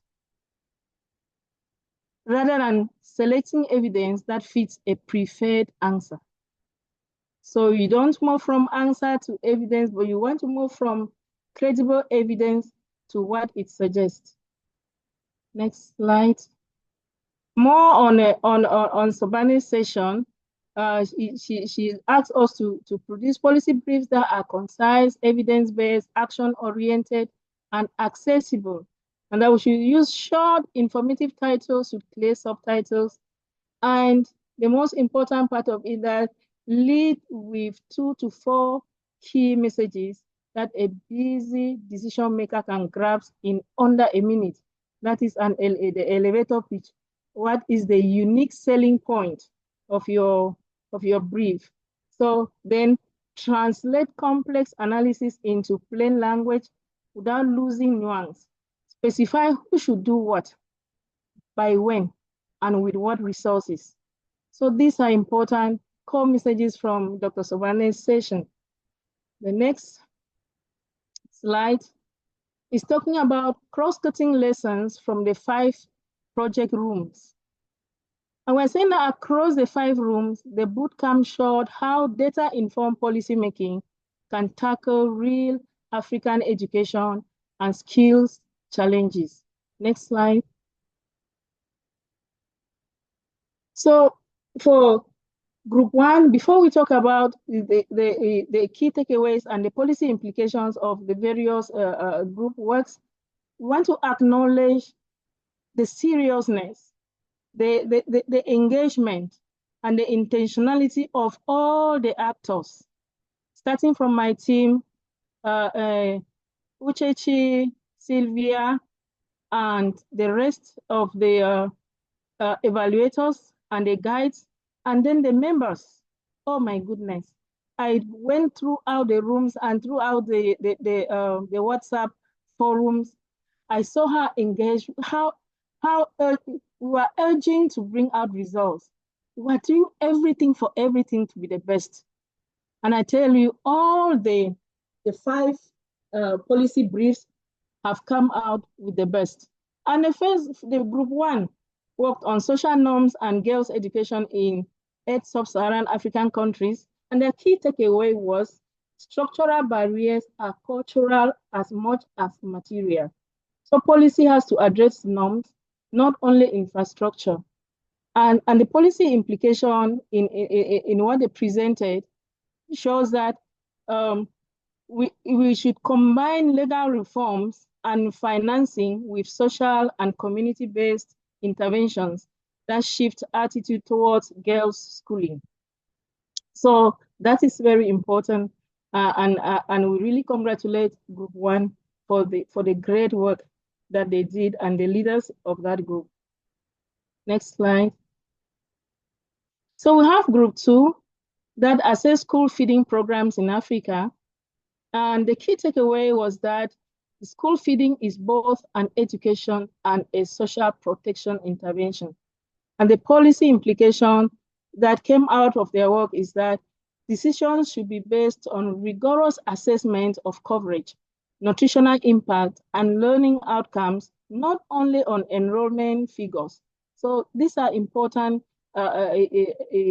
issues that the groups are bringing out, thanks to the bootcamp session. Next slide, Group 3. Worked on from crisis to action for inclusive education in West Africa. And the key takeaway is that crisis, whether it's conflict or it's pandemics or it's displacement, that they expose and widen existing inequalities. And so the policy implication that came out of their brief is that emergency education plans must be informed by timely data on who is excluded, where, and why, and must embed inclusion from the outset. Okay, so this is so wonderful. You can't imagine that this is something that we have taken 3 days to bring out. Group 4, next slide. Group 4 worked on the winner. Congratulations to Group 4 that got the crown. And they worked on enhancing work skills in Africa. And they particularly sorted out SDG 4.4. And the key takeaway was that skills policy must be driven by evidence on labor market demand, not assumptions. And so the policy implication is that in aligning with technical, TVET, I've forgotten the higher education, and short courses with real employment data, and create feedback loops between employers and training providers. So they had a very strong policy implication that led them into winning the crown for this session of the 2025 bootcamp, and I congratulate them for that. I'm sure they're going to go places with this policy brief that is impacting. And then Group 5, next slide. Group 5 was looking at trying to close the gap for displaced children in Africa. And the key takeaway from their presentation was that displaced children are systematically undercounted and underserved. And the policy implication that came out from their presentation says that invest in better data systems in humanitarian and host community settings, and translate those data into targeted rights-based education policies. So it was an important policy implication, and they were part of the winning team. Congratulations to Group 5. So the next slide. The next slide is talking about what important takeaways are. And the first thing is that we are saying that we should think and act as evidence-informed policymakers. As we are leaving this bootcamp today, we should think and act as policy-informed, as evidence-informed policymakers. How do you do that? Before you propose a solution, define the policy problem clearly. Ask what evidence you need. Make it a habit to synthesize, not just collect evidence, turning scattered findings into coherent, decision-ready messages. And we also need to, the next one, to commit to better policy communication. How do you commit to better policy communications for every future project? I think we should produce at least one brief that is concise, that's evidence-based, that is action-oriented, and written in accessible language. And we should be able to measure success not only by publications produced, but by policies influenced, by the skills we gained in the process, and most importantly, by lives we have improved. And the last but not the least, which is a very important one, we should nurture the ASFI community of practice. How do you nurture the ASFI community of practice? Stay connected across the 5 groups and across other collaborative groups in ASFI.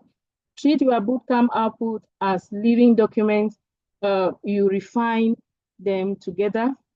You create shared spaces, online folders, as I saw you doing in your WhatsApp forum, regular webinars, or even WhatsApp calls. By so doing, you'll be able to exchange data, share tools, and update briefs. So it is very important. And then one key message that we are taking from the bootcamp this year is that participants, in my opinion, are living as members of an emerging community of practice in data-informed policymaking, equipped to turn evidence into concise, action-oriented, and accessible policy products. Who says that the bootcamp this year and the bootcamps in the other years is not important? It is, the bootcamp is the wonderful thing that has happened to me, and I think has happened to other members, and is happening to ASFI. I think it is one of the flag bearers of ASFI, and we are grateful to have led it for the past 3 years, 2023, 2024, and now 2025. And we thank Prof. Bright and all the ASFI teams for standing behind us. Next slide. And for making us grow in the process. Thank you very much, the whole team. Thank you very much, ASFI. Thank you very much, Prof. Bright. Thank you very much, all the visitors. Please stay with us. Don't go away. Thank you. All right. Thank you so much, Dr. Eunice, our own leader, for your brief and takeaway regarding the bootcamp. Next is our own Dr. Emma So. She'll be taking us through the ASFI feature event in 2026. Where are we going? What is our direction? What do we expect in the couple of months to come, the couple of days to come, so that we can better plan? Dr. Emma? Everyone. As the director or ASFI Director of Science and Communications, I will share with you our plan for 2026. Kindly share the presentation. Yeah, Eman, I will share. Just give me a second to. Yes, okay. In 2026, we have the usual plan to continue the programs that have been started and still in progress. And also we have new generated programs such as the ASFI 510 program will be implemented. We launched it, selected the candidate, but we will implement the program in 2026. We also have a change in some already present programs. We are planning to improve some current platforms. So keep tuned with us to see what's happening. If you are interested to join any of the projects or of the programs or any of the activities, either as attendant or as organizer or as mentor, mentee, whatever you want, just join the ASFI General WhatsApp group. You can join the ASFI as member. Also follow the announcements, opportunities, either official, which has been announced in this conference, or even there are non-official opportunities for collaboration and connection, interaction, all are announced through ASFI platforms. Some of our leaders, mentors have research opportunities, mentoring opportunities, they announce it through the platforms. So join us and keep tuned for future programs. As already discussed previously, each year we have several courses.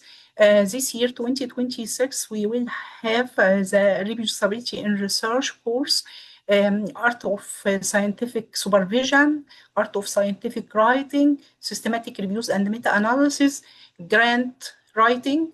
We will also have the scientific leadership. We have the data analysis courses.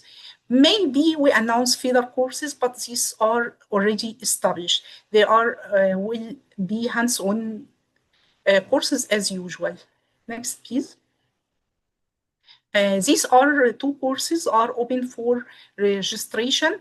Kindly you can scan the QR code or the announcement is posted through ASFI social media.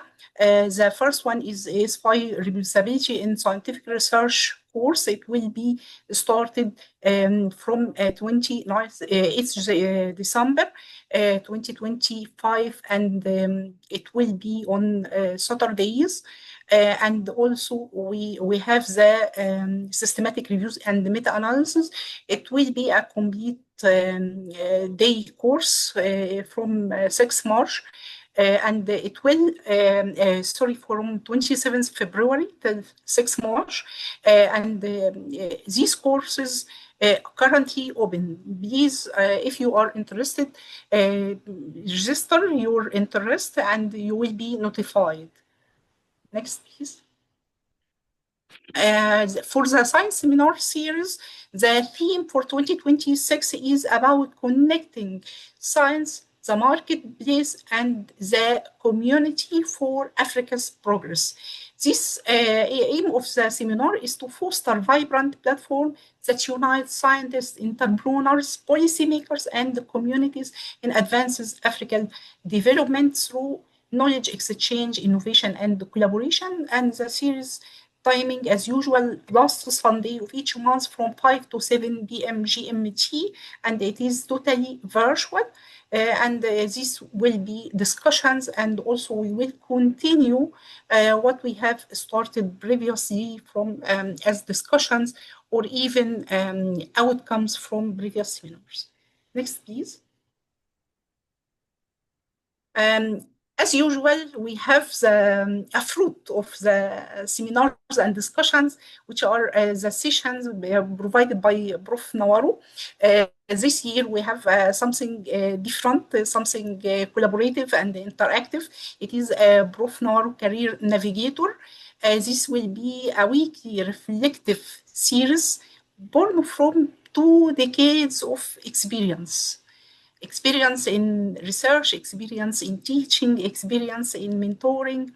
Each series will unfold over several weeks, exploring inner and outer landscapes of academic life, time and timing, courage and fear, rejection and success, work and rest, integrity, and the unseen forces guiding the purpose.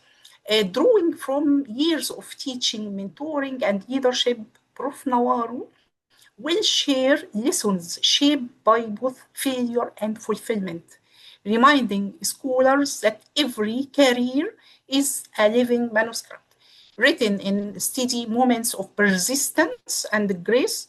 The series invites readers to find meaning in their journeys, to see challenges as teachers, and to embrace success as quiet milestones on the lifelong path toward purpose. Next, please. As you see here in the brochure, there will be weekly essay provided by Prof. Nawaru. It is insightful, career-focused reflection from his experiences. A series of 4 to 6 weeks. This is a thematic learning, and this series readers will be invited for group discussions. Participants exchange ideas and perspectives, and these will be personal reflections. Mentee Bell of 510 program will take a great role in guidance and also peer mentorship and reflecting. Then there will be a career workshop with Prof. Nawaru, exploring and implementing and takeaways from this series. This Prof. Nawaru Career Navigator will be a reflective and practical, competitive, and enriching experiences, and it is a skill and experience exchange between the seniors and the juniors.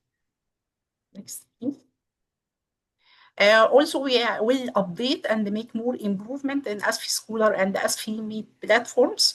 If you didn't yet register, please sign up and get connected with your colleagues. Next, please.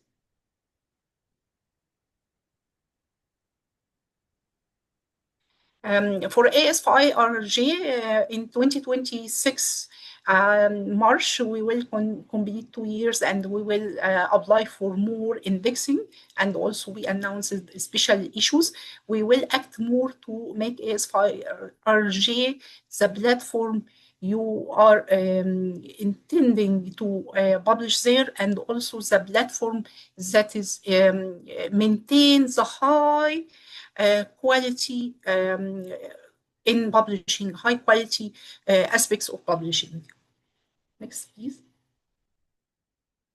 For mentoring programs, we announced it earlier, the ASFI Matched Mentoring Program. We will call again for at the start of 2026 for a new batch. And there will be the ASFI 510 Mentee Bell program. Already the mentors and the mentees are established and selected. We will continue CRG, collaborative research groups, and there are many informal mentoring opportunities through ASFI community and connections. Next, please. As mentioned previously, ASFI research projects already started research misconduct in Africa, and the Race Ethnicity Umbrella Review and COVID-19 and African societies will continue through 2026. We anticipating publications and also anticipating several new ideas. There will be announcement of various projects for building skills through research cycle. Next, please. We will continue ASFI Tea Time and the ASFI Journal Club as activities of the General Member Assembly led activities. Next.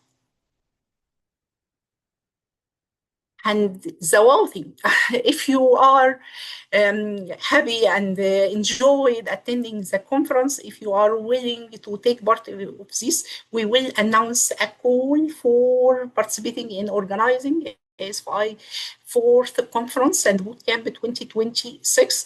The theme will also be through collaboration, but we will take a higher step. We will continue on collaboration, but we will mobilize more forces. It is about mobilizing the quadruple helix, co-creating Africa's future, innovation for the people, by the people. And if you don't know the quadruple helix involves the university, industry, the societies, and it involves all forces to collaborate together to create an environment for development of science and research. The timing recorded in your agenda from 24th to 26th November 2026. It will be also virtual and more details will be announced in due time. Next, please. And the fruit, the flagship program, we spoke about it in a separate session. It is the ASFI 510 program. The program will be implemented. The program will start by the courses and activities in January 2026. The mentoring process will start, and also the hands-on activities. The outcome from this mentoring will take place. You will hear a lot about activities organized and delivered by those who are participating in this program. So keep tuned, and if your university is participating, see if there is any activity there, and you can return to us if you want to participate in other activities in your area. Next, please. As we said, the program will be collaborative with institutions. The program will build the clusters in the program, clusters from each university, clusters from each country, and the clusters from each Africa's area, and also clusters across the continent.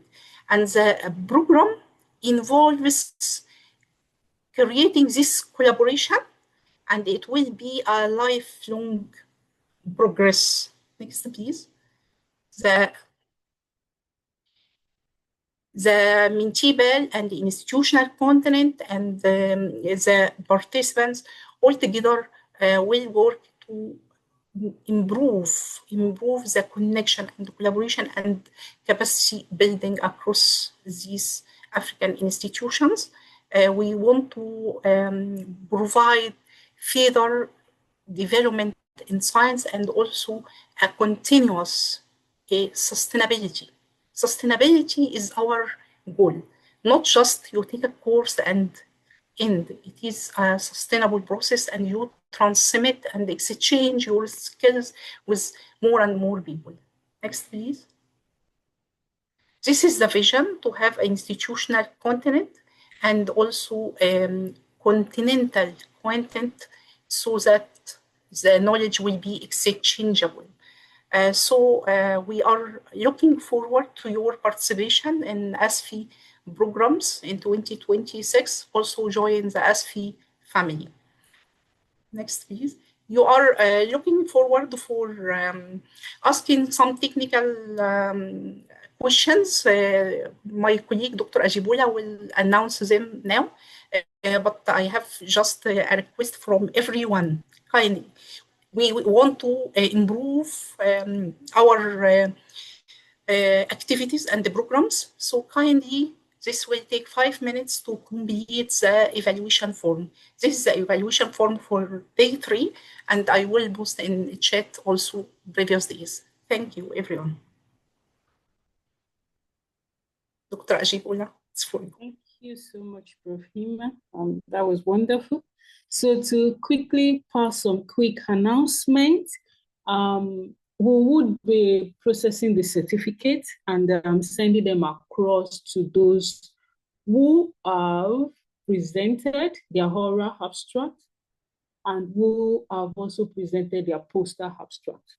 So it means that those who presented their oral and those who also uploaded their poster will all receive their certificate. So we already have their names. So that is set. Then also, for those who have won the various categories of award, you would also be receiving your certificate very soon. So please, you'll be patient with us for us to make arrangements on all of this. And also for everyone who participated judiciously from Monday to this moment, you would all be receiving your certificate also. So there's a way we calculate the numbers of average so that everyone who passes through that average receives their certificate. Then, secondly, all those who also presented their oral and poster would also be getting the abstract published in ASFI conference proceedings, right? So we will then arrange everything, and I'm sure that by the grace of God, January, this should be ready and out. And of course, I want to encourage everybody to please join ASFI. We have been posting our links to be a member. Please join us. You can see that there are a lot of opportunities that you are going to get. And remember, we are a family, and we will give you a very, very warm hug. So thank you so much. Thank you. Thank you so much, Dr. Ajibola and Dr. Emma. I think the evaluation for the 3 sessions have been dropped for us. So it will be very glad, we're very glad if you can just help us quickly fill that while we get our own founder for his closing remarks. So please try to ensure that you quickly fill that form so that we can have the evaluation before we go and do some snapshots and do some farewell. So next on board, we'll be inviting our own founder, Professor Bright Umaru. All right, thank you very much, our anchor.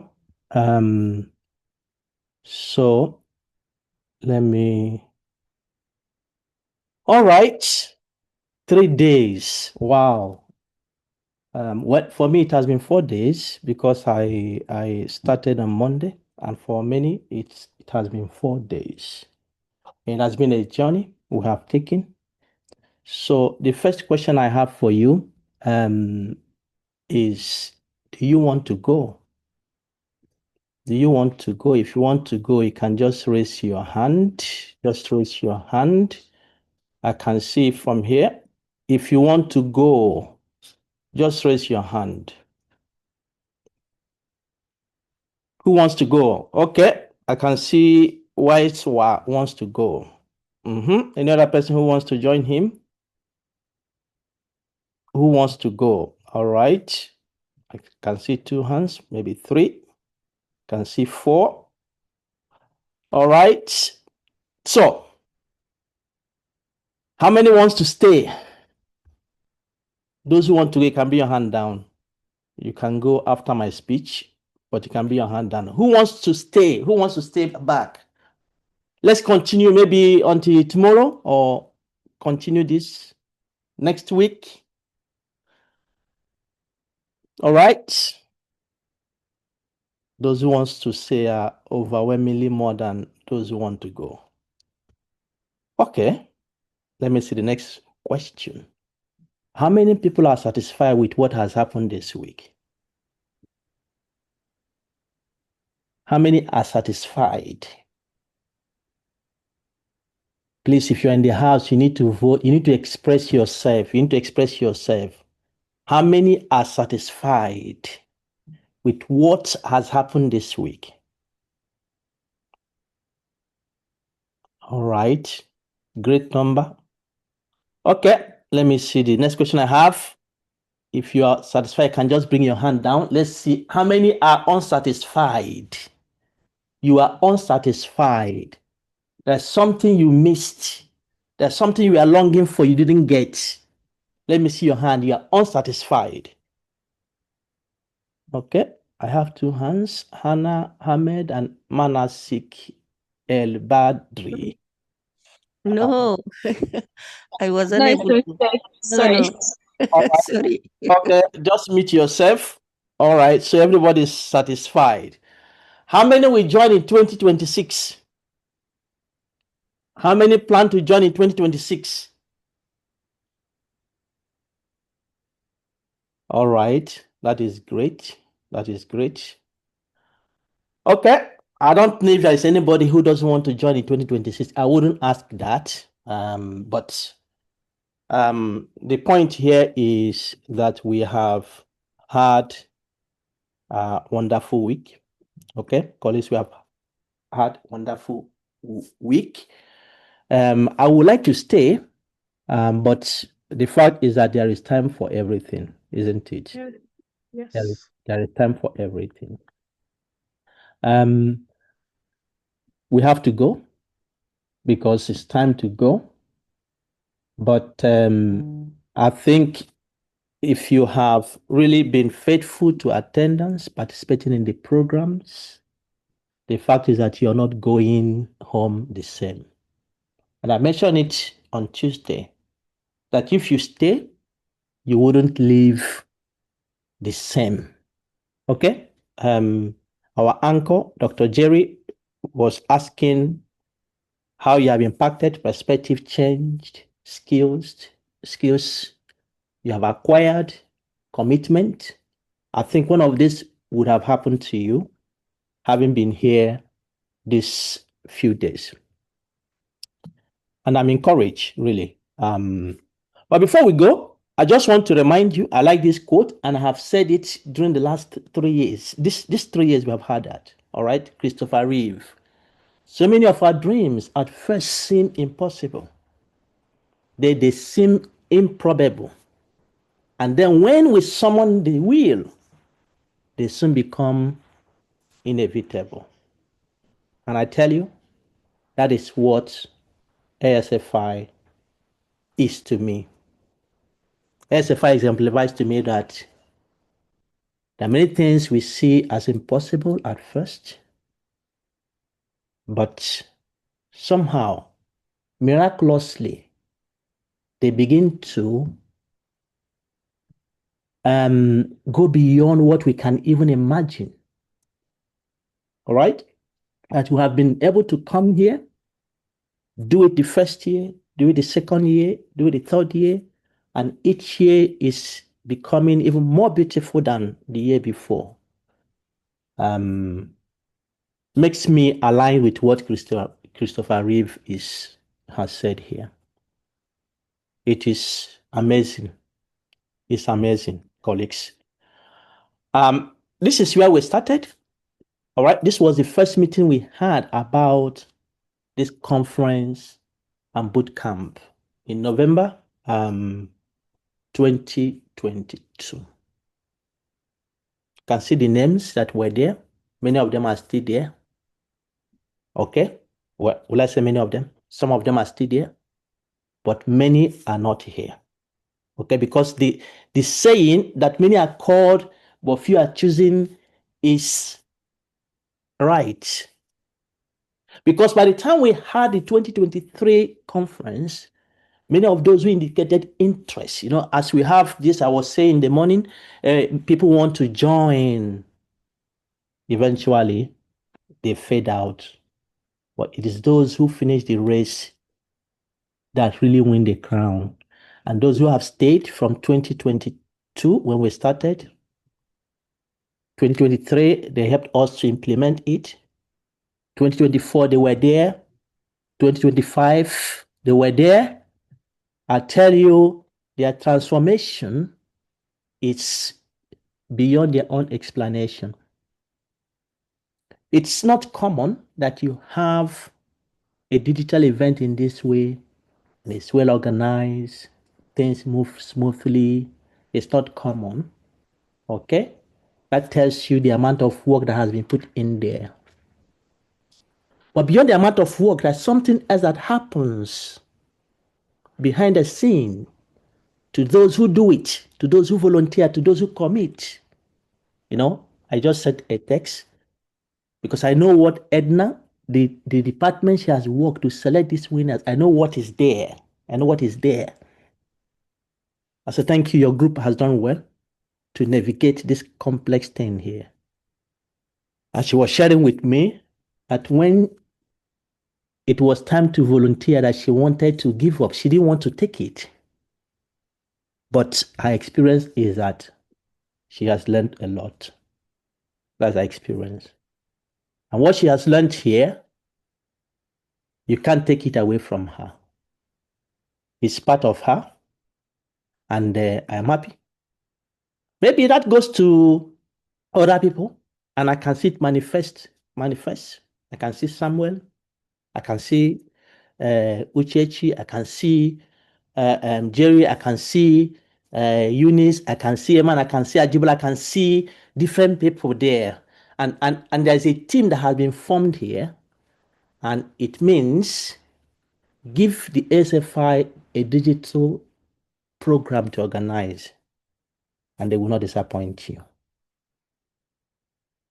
I'm happy what we have achieved. And the list continued. Those who ended up staying with us. You may want to volunteer, those who are new. You may want to volunteer. But just to let you know, it's not enough to volunteer, to raise your hand, I want to be there. What is important is navigating through the difficult times, navigating when you are alone, staying and thinking through, committing yourself. You don't know what has happened. I tell you, during this week, I could tell when some of the team members have woken up. I could tell when they have gone to bed. Because by the time we are working, exchanging text messages, past midnight, 3 a.m., that many have not had 3 good hours of sleep during these past 3 days. Will you stay? Will you do it? Will you commit without having anybody giving you any dollar? Because we don't have it. They stayed. So before you volunteer, know that it is not easy. I have to say it because many people have fallen out and did not continue. But I am happy for those who have stayed. And I believe they will agree with me that it has not been a waste of time. It has not been a waste of time. Because what we have achieved is something I am proud of. So there is room to join the committees. We have many committees, many committees that are behind the scene working. There is room for you to join. But please know that those committees now comprise of serious people. All right, serious people. All right. So then we moved on, despite the small numbers we had from 2022, despite the small numbers we had. And so 2023, we organized that conference. We organized it well. It was fantastic. Based on the theme, Research for Africa's Transformation Challenges, Quality and Impact. In fact, we got top speakers at that conference and boot camp. All right. Then in 2025, it became even better. All right. Unleashing innovation in Africa's research. And 2025, it has become even best than other years, beyond boundaries. I believe that 2026 will be wow.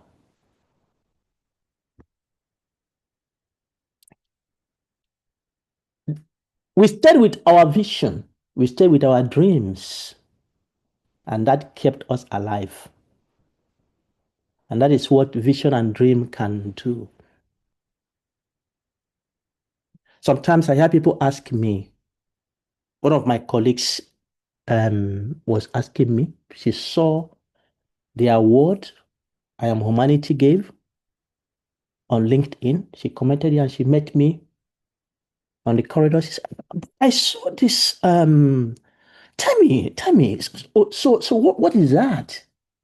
And I gave her a little bit. She said, wow. So how are you able to manage all this? Because that is not your work anyway. That is not your primary work, isn't it? How? Because from what you're telling me, this is a big thing. I say, yeah, it's a big thing. How? The vision and the dreams kept us going. I don't know what dream you have. I don't know what vision you have seen. All right? It's sometimes it wakes you up in the night and you take your note, you write it down, and you go back to sleep. And perhaps those things you have written are not coming tomorrow. They are not coming next week. They are not coming next month. They are far away in years.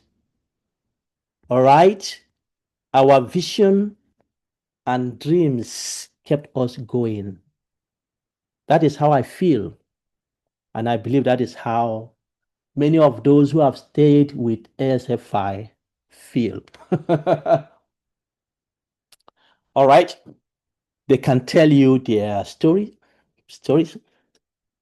All right? So what we did this year is fantastic. You have used many good words to describe it. Okay? So if you have other words, please put them on the chat box. How you feel this year, how you feel, whether you're a newcomer or you have been there last year or before you have attended the 3 editions, how you feel from the bottom of your soul, right? How you feel. Write it. Just write one word, not more than one, not more than one. All right? But as I reflect on this, colleagues, and I'm just asking myself, what can we not do as a people, as Africans, if we come together, if we unite? What can we not do? What mountains can we not climb if we hold our hands together? Do you know anything we cannot do? I started on Tuesday by saying that Africa is sick, very sick. It's not an exaggeration. Perhaps some of you wrote there is even in coma. But can we make it live again?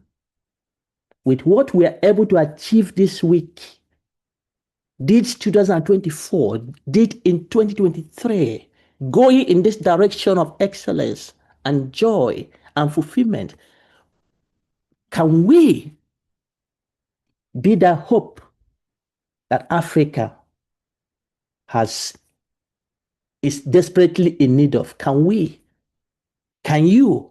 Can I? Can you? Can I? I want to look at the chat box because I have a question for you. What can stop us? What is it that can stop us? If we're determined to do something, what is it that can stop us? Maybe environmental, it may be whatever. What do you think can stop us? I just want you to write it down. What do you think can stop us? Some people writing nothing. But I know there is something that can stop us. I'm waiting for who will give me that answer. What can stop us? Because something can stop us from succeeding. Something can stop us. It's not funding, because ASFI has received no funding. All this while, ASFI has received no funding. What can stop us? Yeah, somebody got it. Somebody got it. Yeah, you can stop. It's Oluwatobi Elu Era. Self. We are the ones that can stop ourselves. We. Yeah, somebody has got it. Me. We are the ones that can stop ourselves. Because if a man is there and she has been the director of science and communication for ASFI, and I've never met her one-on-one before. Ajibola is there, director of administration. I've never met her before. Samuel is there as the chair of the conference committee. I've never met him before. Eunice is there as the chair. For 3 years, she has done it. And if she's called to do it next year, she has no hesitation. And I have never met her. Distance has not stopped us. Not meeting ourselves, not knowing ourselves very well has not stopped us. The only thing that can stop us is when we decide not to do it. And my question is, would we stop ourselves? Will we stop ourselves? It's something that you need to think when you go. Because there's something that burns in my spirit. There's something that burns in my spirit. And as I told my colleague last week, and I told her, I would like to bring you to that platform. Will you come? She said, not. I'm not an African, but from what you're telling me, I would like to come. Just let me know. Yeah, because good thing is sweet. All right? Good thing is sweet. And this is one way it can stop us, that after this conference, what happens? I've told you that sometimes we have a meeting, maybe it's a mental meeting, or I am there waiting for 15 minutes and nobody's coming. Ajibola was writing me this afternoon after the presentation of the COVID project. Some people want to join. Should they be allowed? I say, yeah. Because, in the universe, there is, nothing is, there's no vacuum. There's always replacement. So since those who have come there and they have run away, let's replace them. We have place, get them in. The fact is that many of you will run away. And the next time we see you, it's in November 2026. And then you come, we cheer up, oh, this conference was so nice, conference was this, conference was that. And then you run away. Anyway, that's no problem. There's no problem. I am happy that those who stay have stayed well, because they are being changed. I can see it. I can feel it. So it's your decision. But I tell you, no matter what happens, we have come to stay. This event, when we met in 2022, we were planning a conference. And then I brought the idea of boot camp as well. But we started thinking, how do we do it? Conference, physical activities, or something. Okay, we said, let's put it together. That's why you have conference and boot camp. And before we merged them, we had already formed committees for each of them. All right? Committees for each of them. So forming them and merging them together has shown beautifully that it is great. It is great. I hear somebody's mic. Somebody is unmuted. Okay. So ASFI is a capacity building platform and beyond, as I've described it. All right. It's a capacity building platform and beyond. Something is happening today. I know that I have given you the right to unmute yourself, and you can see the reason why we always automatically mute people. Because people will do a lot of things here. Okay. So it's a place to grow in skill, to grow in competence, to grow also in experience. All right? It's a place you come to learn. You come to make mistakes. All right? Many times they send me interns who want to do things with me, want to learn. And there are 2 criteria I always give them that I need. Okay? I recruit people. I don't go about recruiting first class or norm. I don't believe in that. I believe in people who add value. And I believe that wherever you find yourself, whatever level you find yourself, with determination, with motivation and focus, you can be transformed. So I always tell them, one thing, or the first thing I need from you is high motivation for the role you want to be engaged in. The second thing is your openness to fail, to make mistakes. And when I say that, I've always noticed that many of them look at me weird. What do you mean? To fail? Yes. Because it is only the person who is dead that has no possibility to fail and has no possibility to learn. So ASFI opens a place for you to learn, to fail, and when you fail and you learn, automatically you grow. It's not a place for perfect people. It's a place for people who are devastated. It's a place for people who want to become better of themselves. And it doesn't matter the level you are, whether you're a professor, there is room. You're a bachelor student, there is room. Whatever you are, there is room. All right. Did we succeed this week? Yes. I believe that we surpassed our expectations. We surpassed it. We did better than we did last year and 2023. And I'm looking forward to 2027. Colleagues, do you know what happened? The plan for 2027 does not start in June. 2026, sorry. Does not start in June 2026, no. After this conference is over now, announcement will be put up for the committee. The first thing we do before the year ends is, how did we do? We check the boxes, discuss the lessons, package that, and immediately we start the year, the plans start again. We start working on it.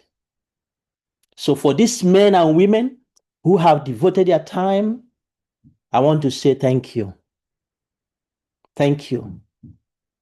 Let me start with those who are here, who are hearing my voice, those who have participated. Thank you very much.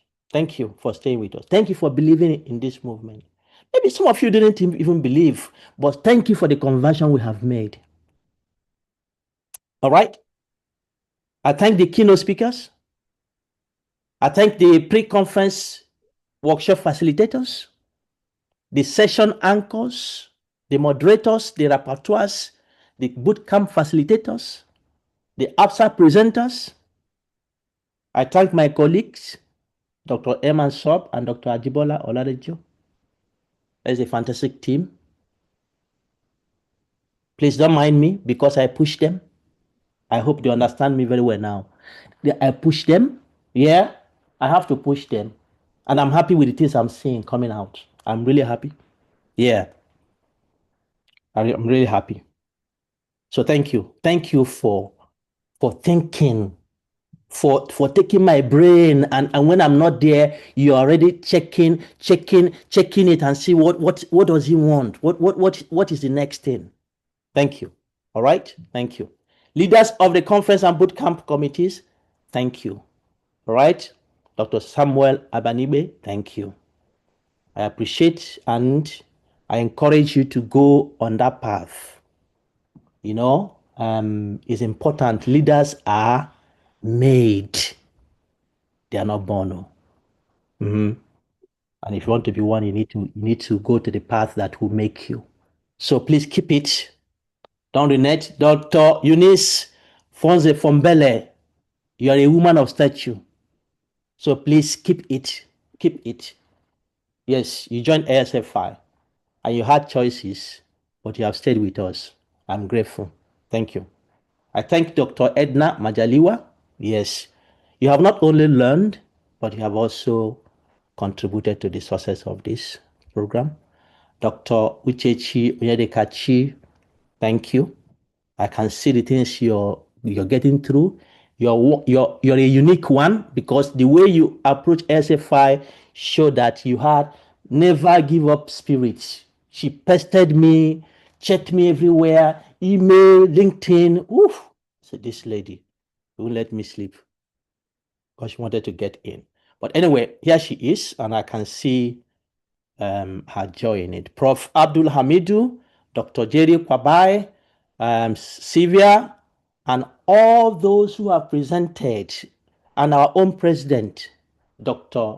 Dumisani Hompashe. Thank you very much. I appreciate all of you, all the project presenters, all the groups, and all other members of the ASFI community. I'm grateful. Thank you for what we have achieved this week. And I know that we have greater things to do together. So do you want to grow? ASFI is here for you. You know, ASFI is here for you. Some people come and test and then they leave. But we're here. If you want to grow, come. If you want to support us, come. It's a place for everyone. Join the membership. As I was speaking, somebody just registered immediately. Oh, for next year, let me register now. I can't wait. Please register. Join the ASFI mentoring programs. ASFI Research Journal is there for you. And you can see what we're. It's not only a place to publish. It's a place where people grow, where people become better of themselves. You hear people saying, I can review now, I can publish, I can interact, I can edit. We have 2 special issues coming up next year, perhaps 3 if we're able to carry it. And we have to appoint editors for them. We'll do it within ASFI community. When Dr. Eunice was present, he said, we have learned. Yeah, you may not have edited before. Come, we have opportunity. We'll give you opportunity, we'll train you up to do it. And when you do it, you know it. And it goes to your CV. And someone asks you, have you had this experience? Yes. And so beyond the place you're working, beyond the courses you're taking, ASFI is giving you something you put on your CV. And experiences continue to grow. ASFI courses are there. Eman has announced 2, reproducibility in scientific research. If you have not taken that course and you want to be an excellent researcher, colleagues, I beg you, take it. Take it next year. Take it. I beg you, take it. You would not regret it. I had the opportunity of teaching it last week to a PhD student here, and they're just looking at me. And of course, that is the situation. People just, wow, I've not heard about this kind of things before. Wow. Yeah, that is what it is. All right. And then you have the systematic review and meta-analysis one also announced. Take it. Grow yourself. Grow yourself. I tell my colleagues, these courses that we have here, I developed myself more than 10 years ago. I buried myself more than 10 years ago. I did all those things. Close to 20 years now. I was doing lots of things, training myself, sinking I never knew opportunity will come when I need to give back. Take them. All right. We have ASFI projects that are there. Be part of it. All right. ASFI Scholar, register, connect, network. We have ASFI Meet. Colleagues, I think we have demonstrated that there are possibilities of things we can do as a people. And I'm happy the way we have come through. 2026 is another exciting time. We go to express ourselves. Prepare for it. But before that event comes, there are many things that we have within us we can do. And I enjoin you to join us. The 510 program candidates, I've said it before, you have 1 year of being babysat by ASFI. What you make out of that is not your duty. We have done a lot of things now, planned, The quintet program in your institution, make use of it. Let it resonate. Let people see that there are possibilities that can come. All right? Do it. And many more plans. Eman has announced Prof. Wano's Career Navigator next year. I am so excited about that because it's going to be a bang. I want to empty myself because there are certain things burning inside of me. I want to bring out to see how we can support ourselves. What a journey we have had this week. I'm happy, and I know you are also happy. It is time to express ourselves. How has it gone for you? We need to have voices, not only in text. How has it gone for you? It's been a wonderful week. So thank you. If you want to speak, just raise your hand. I see Uchechi's hand. Is she here or the hand is dropped? But yeah, so I can just go on. When we are tired, we can stop. I have Ahmed Abdun. After that, I have Dr. Case here to speak. Ahmed, go ahead. Really, good evening, good afternoon, good morning. I don't know what time now, but God bless you, ASFI. And really, we are very great. Thanks our God for what that we are here. And you mentioned, Prof. Pride, that you not give dollars or money, but I believe that what you are giving for all of us is more precious than the money or than the spirit that you have and the thing that you are offer for us. Behind all the Sudanese that's been shared in this for more than 3 years and the 2 years of our conflict that happened for the war, only place that ASFI open the doors totally for lots of Sudanese to be part in this really very great and very good place to know. We don't know how the building capacity. What is the building capacity? This is a translation for building capacity in ASFI, really. And I remember that the first time that I just watched one course for Prof. Pride. Really, I'm not expecting that you are a wow like that. You have lots of things, and really every day you not predict what's tomorrow. You saying this is the end, but what every time that coming we find more and more and more and more. And me before ASFI, I am Ahmed Abdul, and after ASFI, lots of things change really in my personality. 3 days in this workshop, in this conference, my friend asked me, why you, maybe I have some vacations. I've been, I say that I have important things that I do in it. And really I appreciate that. I've been one of this society, one of this family. What I want to tell you that really lots of Sudanese, scientists Sudanese, we don't know him. We know it in ASFI. He is with our country in the same university, in the same Sudanese, but we don't know the Sudanese until ASFI gathered us and being in that one family. Really, thank you so much, ASFI. Thank you so much, Prof. Pride. Thank you so much, Dr. Iman. Thank you so much, Ajibola, everyone in that society. You afford us lots of great, and I know that something that if you not believe on that, you don't work for, but you believe by that. And ASFI learn us, when you give more, you're going to gain more. When you give more, you're going to gain more. And that's what ASFI and Prof. Pride do. I appreciate this opportunity you offer for me, and God bless you, and thank you really. and we are next to be building Africa, to be building our country, to be building our society. Thank you so much. Thank you so much. And God bless you, Prof. Pride and your team. Thank you. Thank you, great leader. Thank you so much. Thank you.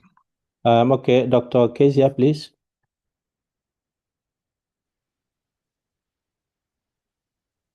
We can't hear you, Dr. Kezia. Does anyone hear her? I can't hear from her. No, I can hear as well. We can't hear you. I think you need to fix your audio and then you come up again. Then I have Prof. Abdul Hamidu, please. Hear me now? All right. Prof, let's hear from her, then we'll come back to you. You able to hear me now? Yeah, we can hear you. Go ahead. Oh, thank you very much. Yes, I fixed. I had to connect the headset. Thank you so much, Professor Bright and the ASFI community and the engagement in the conference. What I can say is that it has brought a smile on my face. And there it is again. Thank you so much, everyone. The activities were so engaging. The anchoring of the oral abstract and communicating with the groups in the policy project and also assisting others. It's been great in communicating with African fellows from different countries. That's brilliant. It's all that I've always wanted, to be international in different spaces. Thank you so much, everyone. It's been great. From Tanzania, all the way from Tanzania. All the way from Tanzania. All the way Yes. It's far away. Yes. In Tanzania, we say karibu sana. Karibu sana. Karibu sana. Karibu sana. Yes. And when you say thank you, we say asante sana. Asante sana. Yes. All right. Prof. Abdul. Asante sana. Thank you very much, Prof. Am I audible enough? All the languages. Yeah, you're Abdul. Please go ahead. Thank you very much, Prof. We are very grateful, and I just have one appeal to make, because in Africa, the university rating is very low, and one of the reasons why it is low is because of lack of international exchange programs, lack of international collaboration and networking. So with this 5-10 program, it is going to really boost our university's standing. So I will also want to appeal that we shall likely come over to you again officially as a university, so you can also come down or virtual and do some project in the university. Thank you very much. Thank you. Thank you, Prof. Thank you. All right, then I have Oluwatobi Eluyera, please. It's a whole new vibe. It's fire. When you're asking us to write words about how we felt about the conference, I said, I'm found. I mean, you may not know when you were lost. Mm-hmm. And I realized that I was lost. But now I'm found. I mean, this is my whole first conference, and it's just a whole different vibe. So and I formed a collaborative research group in my church. We have other researchers. And because I just realized this is a multidisciplinary team, they don't have to do what I do. So I just went ahead to form the collaborative research group within my church. That's the power of being part of ASFI. Thank you so much, Professor Bright.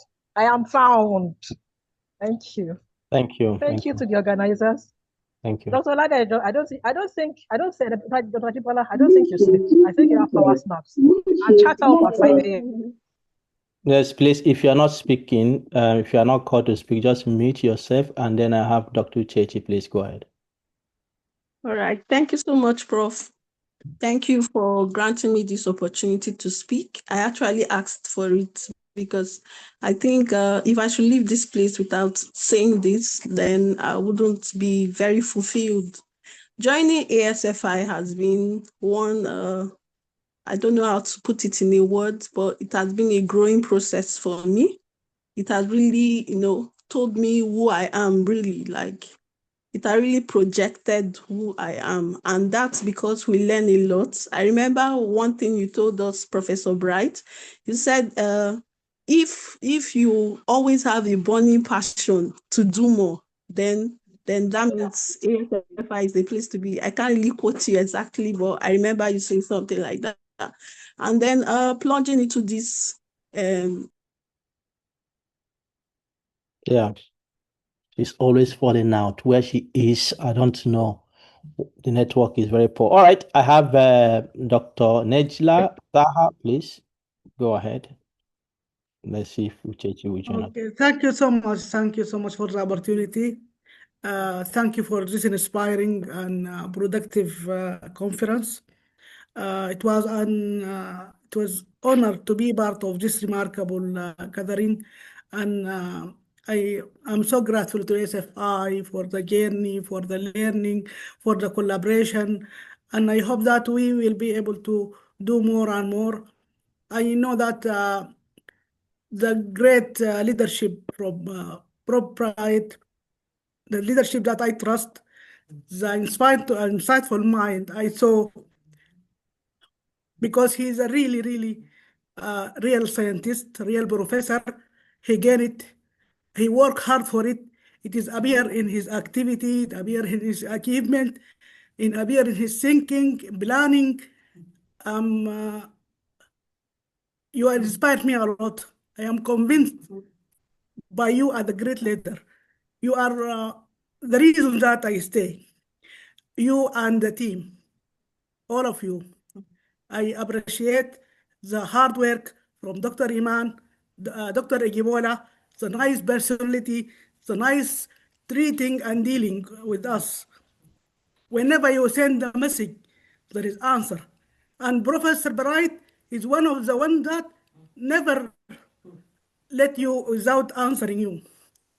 He's always respond and in time, and I apologize if he didn't. He's a real leader. Also, I saw it in Dr. Iman, I saw it in Dr. Ajibola, and on the other leaders also. Thank you so much. Thank you. And I hope that we will do better and better each time. Thank you so much. All right. Hello, Prof. Yeah, Uchechi, are you here? You can finish up. Yeah, thank you so much. So I just want to say thank you so much, Prof. Your leadership has been top notch. Thank you so much, Professor Eman Sob. Your coordination and dedication has been awesome. To Dr. Ajibola, wow.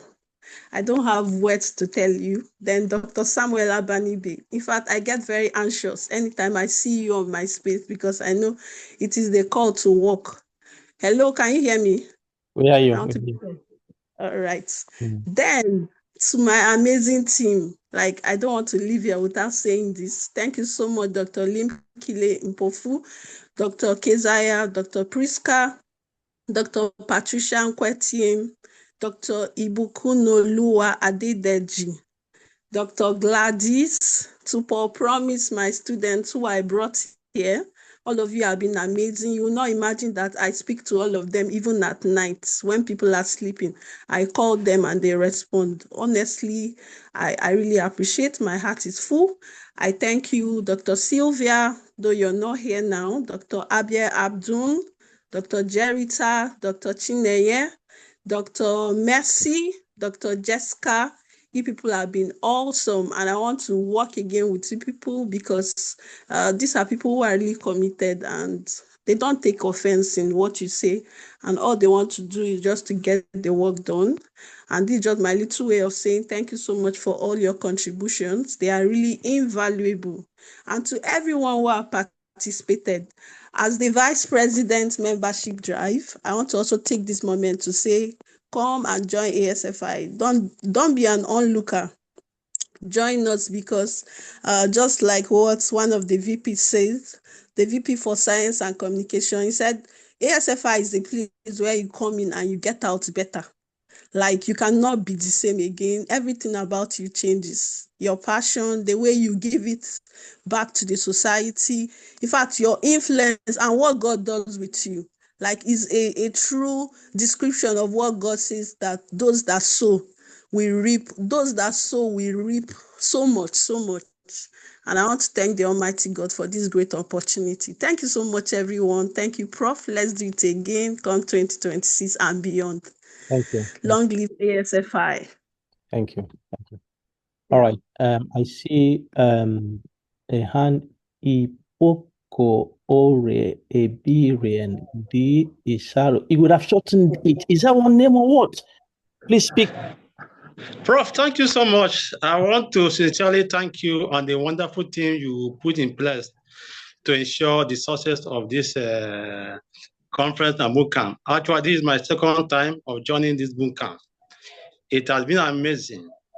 Since I started this program, it has reshaped my research horizon and also helped me to not bring some person on board to join the FSI. I want to say actually, yesterday, if I'm a child, I would have cried a lot because network keep on fluctuating, moving me out. I couldn't even present my oral abstract. When it got to the time, I would move out, come in again. So it was very pitiful that yesterday. So I couldn't. So I want to say actually that ASFI is heaven on earth in Africa. We are talking about going to heaven, but with ASFI, I don't think there's any problem that we cannot solve with ASFI. So I want to also applaud everybody. I also plead with everybody to join ASFI and to show that you commit to every activity, participate. Because when you participate, when you practice, you learn more. And you have the skill to also see how you can propose solutions to whatever field you find yourself, organization you find yourself. I want to thank you and all to the participants. Thank you. Let us come en masse. Also broadcast this event to those who are not aware so that before next year activities will have more people than this who will be more committed and interested. Thank you and God bless us all. Thank you. Thank you. I have Ifoma Sandra Udebulam. Ifoma, please go Thank ahead. you very much. Thank you very much, Prof, for this opportunity. Sorry, I'm joining from outside because I have a 9-month baby that I kept in a crèche since morning. I want to thank ASFI for this great opportunity. In fact, I've been thrilled. I've been so excited throughout this period, starting from the pre-conference, when the Prof told us that we are locked in the prison of transformation. In fact, I can say that again because we don't have any option that to succeed. I would say ASFI is a prayer answered for me because I've been looking for the opportunity to learn and relearn and unlearn and be a better version of myself. And when I was nominated by my institution, I was very happy. I can say that for this little time, these few days that we did this conference and the conference and the bootcamp, in fact, my life has been transformed, into a great way. So I want to thank Professor Bright Swaru. In fact, you are indeed humanity. The things you do, it is only God that will bless you. And I know that God will continue to give you the capacity to do more. Thank you, all ASFI 2026 candidates, 5-10 program candidates. Thank you, all the team members. I don't know all the names of the leaders of ASFI. I want to say I am really, really grateful and the opportunity, and I'm hoping that to maximize the time and the content that this 5-10 program will bring for us. Thank you very much, Prof. God bless you. Thank you. Thank you. Yeah, so I have one more hand. If you know you want to speak, please just raise your hand so I can call you after Dr. Samuel Abanibe. Former Sandra is going to pick her baby. So please go and do that. Yeah, okay. Uchechi wants to speak again. Uchechi, you wait. Thank you, sir. Yes. But yeah, Samuel, go ahead and tell us your own side. Okay. Yeah, I don't know how to start and how to begin, but I must say that I'm a work in progress. You know, I got wind of ASFI at a stage that was so critical and very, I don't know how to describe it. I was in the verge of my PhD and I verge of losing a very dear person to me, and I got wind of ASFI. And I would say that ASFI actually gave me that will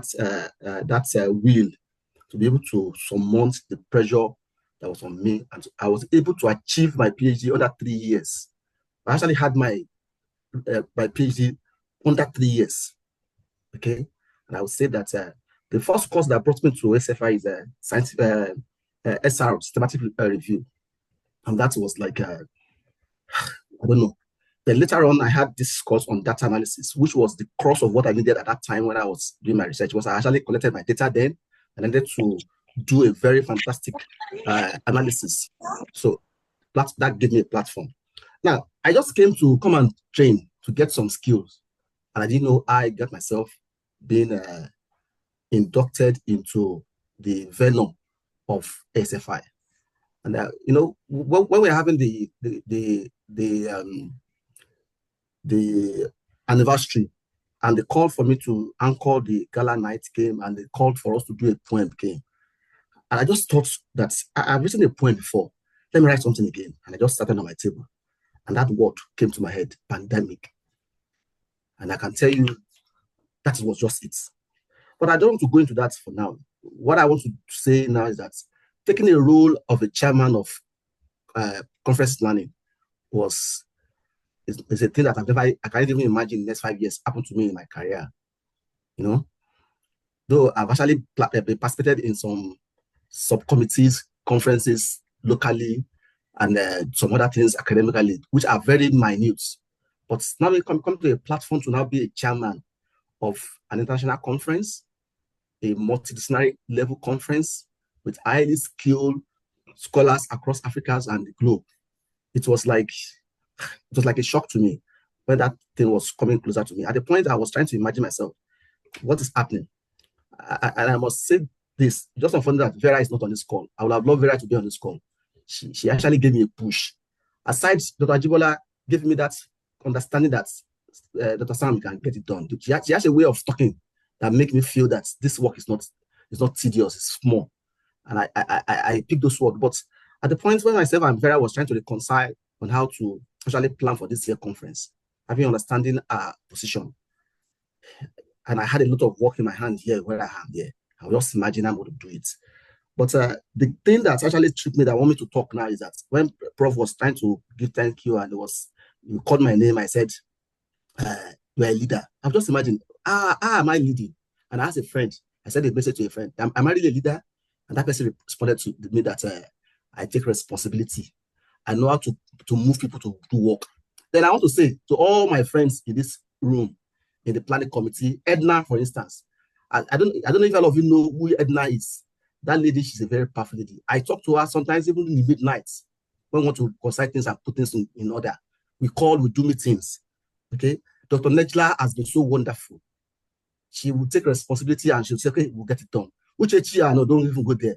I know sometimes when I just say, hey, Uchechi, you know, the way she will respond to me, I know that she'll say, this guy has come again. Okay, and all of these things, I have them in series. I have at the point there are some guys in the committee that I don't even know how they got to understand that we need to do this together. Dr. Kezia, is it Oluwatobi? I spoke to Oluwatobi about a few weeks ago that we need to do this and I want to join this.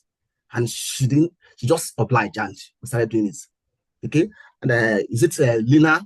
In fact, the point that the pre-conference was like, have you got the programs sorted out? And I spoke to Lina, and Lina said, she doesn't know what to do. How do we do it? We set up for a meeting. We planned, myself and herself. We had a meeting. In fact, Lina had to postpone her traveling. She also to travel on Tuesday or thereabouts this week, but she has to postpone her traveling till today because of this conference and because of the fact that she understands and she has the love of this conference. Guys, it has been wonderful.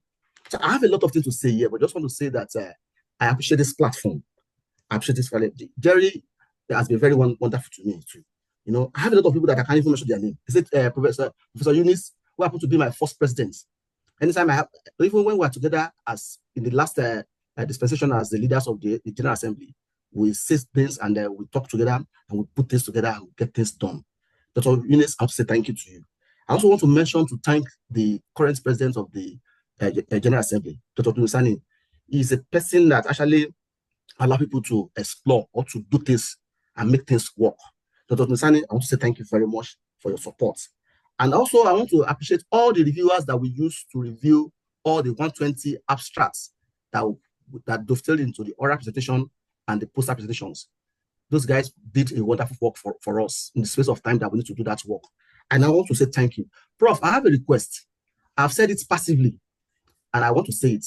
But I also, because I have this belief in me that once we want to do something and we have trust that we can get this done, I don't have any, as far as I'm concerned, I don't see any problem in achieving anything. If I have the opportunity to go and knock on the door of Donald Trump, if I say that you are the one to go and call on him, if I have that space, I will go there and do that. So, Prof, there's something that's impressing my mind. I've said that last year when I was in this conference, and I want to say it again this year. And I'm looking at it that there are a lot of platforms that I see that we can actually announce, and with understanding, with planning, we can get it done. I'm looking for us to have a conference, an hybrid conference in 2027. And I don't know how we're going to do it, but it will be a very nice experience for us to have this conference on hybrid. Maybe after the event like this that we are talking, we can now really reflect and enjoy the success that we have made. On this note, wine. And drink wine, because I'm drinking one already. I'm drinking one already. So on this note, I want to say, Prof, I don't know how to appreciate you. I want to leave you with a word that I learned from Rotary, that it pays most who serves best. You are humanity in all ramifications, and you have been serving, and you have imbibed a spirit into some of us and to all of us. I want to say that God will continue to strengthen you. Your wisdom will not diminish. It will continue increasing. And your kids, your children, they will enjoy good things in life. Because I see that as far as ASFI is concerned, we are a force already, and God will help us. Thank you very much, everyone. And I wish us the best Christmas. I wish us the best New Year celebration. And I look forward to see us in 2026. Congratulations to all of us. Thank you. Thank you, everyone. I think everyone has spoken. I appreciate all your kind words. What happens is that where ASFI started is not where we are now. The journey to transform Africa is a slow journey, because many of us do not understand the extent of the rot we have. So it's not something that is done in quick succession. Even you yourself, it's not, transforming your career with where you are to a global level. It's not something that you do in a rush. It's not something that just happens that, well, I am in ASFI and things change overnight. No. Because it's not only ASFI that it takes to make that transformation. You live in an environment. And that environment often is not like when we meet in ASFI. Somebody wrote to me a text message, I think it was last year, and he was saying that, I don't know, Prof, what is happening. Anytime I am in ASFI, I get this burning desire. I love it there. It's like I don't want anything to end, because anytime I go back to my department, I become like them. Everything is so there is this there is this conflict he was facing. Of course. So I said, well, you need to be the light in your environment. Don't let them to buy you over. Okay. But that is where many of us are, right? Because you are not many who have tested this, who have this burning desire. So it takes time, but we have to be intentional, strategic about this. And that is why ASFI, we take our time. Well, I've said this during the 5th anniversary.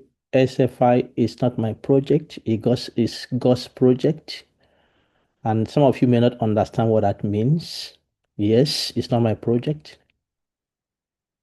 Because when you know something is your project, there are things that would give you a signal. And when you know something is not your project, for instance, Monday I slept for 3 hours. Tuesday, I slept for 3 hours. It was last night, I slept for 5 hours. And I'm not the kind of person that plays with my sleep. So if I don't get up to 6 hours a night, I really fumble through the day. So yesterday I was asking myself, but what is happening? I didn't sleep long, but I am still active. But I prayed before this conference started. I said, God, help me this week. Help me, give me strength. So what is happening is that I get strength from above. You may not understand it, but that is the way it is. And so every step I take in ASFI, because it's not my project, I always wait to get the permission to move in that direction. And so now what I want to say is that, you remember, in 2022, when we started, there was overwhelming suggestion that we have a physical conference, if you remember. And then we got to the point where people suggested hybrid. I know we'll get there, but to promise that we'll have hybrid a conference next year, 2027, I can't promise that. All right. But I know whether it's hybrid, whether it's virtual, whether it's physical, however it is, we'll have conference next year, we'll have in 2027.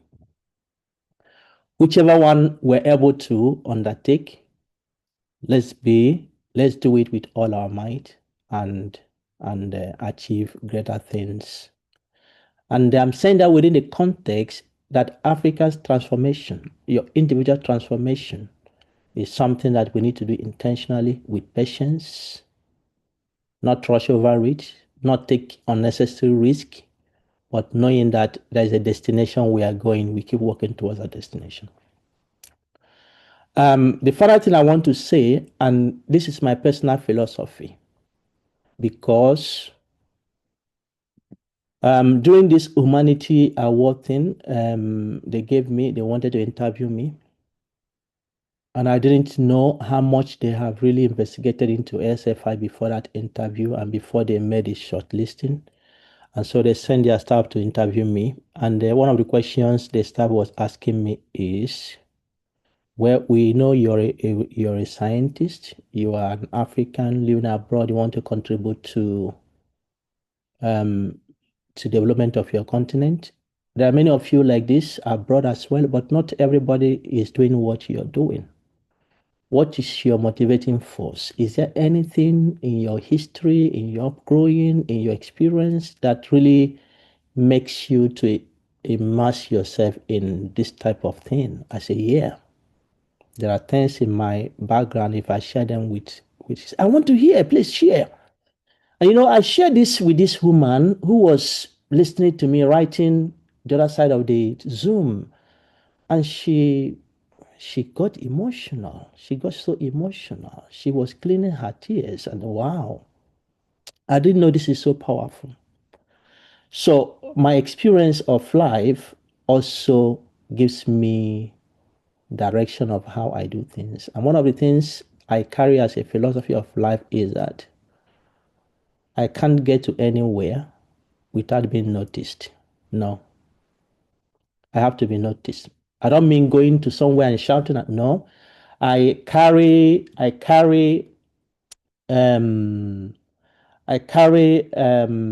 do I say it? There's a kind of flavor I carry in the sense that I don't leave things the way I meet them. If I supervise my students, they go out and they do greater things. That is me. That is my calling. That is my motivation of life. I had a student who graduated in June from his PhD, and then he went to this conference, Global Respiratory Conference, in September. And then after that conference, somebody wrote me and said, I met this your student who just finished, and he told me something about something you are doing with Africans. Can you come to talk to us in my research group? And also I belong to this European respiratory. Can you come and make a presentation, and I was laughing because what does African movement have to do with European respiratory research? You understand? But she was saying it because she couldn't imagine how this guy was expressing about what ASFI. She couldn't imagine it. She just wanted to know more. What is this all about? So I sent her the paper I wrote reflecting about ASFI. I said, well, I don't know whether ASFI fits into this, but you can look at this, and if you think it's something that you want me to present, I am happy to come. But the point there is that she got the papers and said she will come back to me. I don't leave on notice. That is my philosophy. And that is why I also do the things I try to do in ASFI. And I want to encourage you to do that yourself. If Africa wants to change, if you want your department to change, you can start from there. If you want your faculty or institution to change, you can see also the reason why we have the institutional quintet in this 5-term program. Be the change that you desire. Be the light that you desire. That is the only way Africa can be. But I can give you stories and stories if you want to hear. But one thing is that this determination I have made, I can see it resonating from place to place. And some people will write me email, I don't know. There's somebody I met, and this person talked about you. I would like to meet you. That's because I don't go to anywhere without being noticed. That is my personal philosophy. It's inbuilt in me. I have grown with it. My experience has taught me that. And many times, it doesn't matter whether you like it or not, but that is me. So that is the spirit behind ASFI. And I encourage every one of us, let's work together to be that light, to be that change that we desire to see in Africa. I know there are 2 hands up. I wouldn't, because we have closed that, but unless colleagues want to hear their voice, I can open it. I'm not going anywhere. Tonight, I'm going to sleep and sleep. So, should I give them? I have Nafisa and Ahmed. Should I give them? I don't know what they want to say, but Nafisa, if you can quickly, there's no objection. If you can quickly say something, and Ahmed, after that, we close and I will hand over to Emma. Emma likes to take pictures, so you open your camera and then Emma will take your pictures. All right, Nafisa, please. Okay, good evening. Thank you very much, Dr. Bright. I can't thank you enough, and all the people already have been thank you. And I just would like to say something after you said we all get excited and then we run away. So for me, according to my experience, this is my second year with ASFI. Sorry? Go ahead. This is my second year with ASFI, and if I evaluate what I have contributed actually to the organization and to my fellow African scholars, I'm not fully satisfied.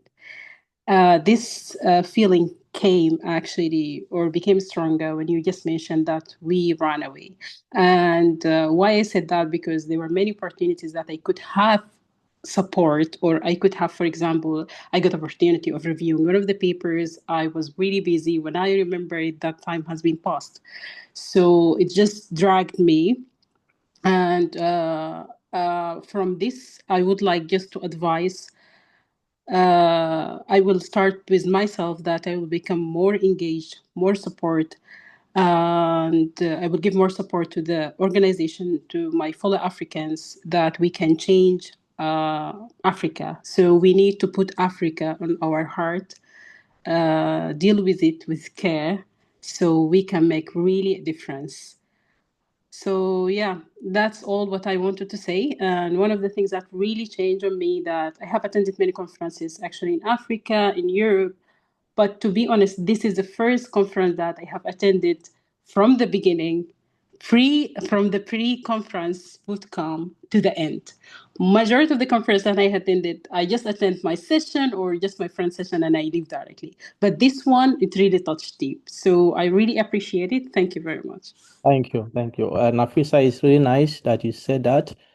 And it was good that I allowed you to speak. Not everybody admits their situation, but that you have realized that you really ran away is good. So we know one of those who ran away in the next year now won't allow you to run away anymore. So Eman, take note. Ajibola, take note. Samuel, take note of Nafisa so that she's here without running away. So, but it's good that you realize that. And then you have promised yourself that you need to, because it doesn't matter where you are, you can bring a contribution that somebody can learn from. I think that is important. Okay, Mohammed, please. Hello, everybody. Good evening or good afternoon, wherever the timing zone put you. I would like to add one more thank to you all. Over the thousands of thanks has already been given to you. But really, it's a great work, a great initiative, especially for us as Sudanese researchers.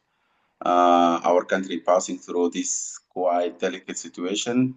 You are already well aware of it. Not to keep you longer, I just would like to propose a session or a kind of a slot in your upcoming event that will be dedicated for communicating scientific result and scientific information to the public. And it's like of a great, I guess it will be of a great value that it can bridge the gap between the science and scientists and the public. And if we put this in the plan for the coming seasonal school or workshop or seminar or even a conference, it will be of a great added value for this initiative. And yeah, it will, as I said, that it will bridge the gap between the scientists and scientific institutions and the public. And I came to face this problem because I have been invited by one news journal to just like to reflect some kind of my scientific research results in like an essay, in journal essays, like for the public. So it was really challenging and we need to think about it. Last more information I can add, I would like to say that this is my second year as ASFI member, and this is my first participation in ASFI event. So thank you a lot, and for the whole people leading this initiative and the people who are organizing this event, which like sum us all together for the past 3 days. Thank you so much. Thank you. All right, thank you, Ahmed. Yes, we can't promise to bring the course on science communication next year. No, we don't have that plan. The courses for next year have been decided, but most likely in 2027 and perhaps the 27 cohort, if we run this 5-10 program again, may enjoy that because we already have that plan to teach a course in science communication. And given the interest around the issue of policy brief we have talked about, data to policy, we will also work towards expanding it so that it's more comprehensive course. But it wouldn't be next year. I promise you that perhaps in 2027, we need to have resources and those who will do it. But I promise you, ASFI is a living movement, so those opportunities will come in time. So you need to stay longer, and you will have those opportunities. Thank you. Thank you. All right, everyone. Thank you very much. Eman, before we go, do what you like to do. Everybody, Eman would like to see your picture. Don't hide yourself so that we can take faces who have been in this event. So please, let's see our faces so that Eman can take the picture. Ahmed, you just showed yourself now. I think it would be good to see you too. Yes, where is everybody? Is Ajibola there? I don't see Ajibola here.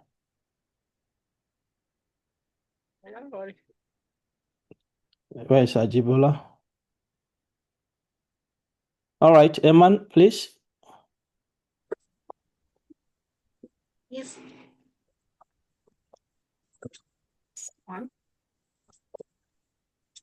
Eman say you should smile. Oh my goodness.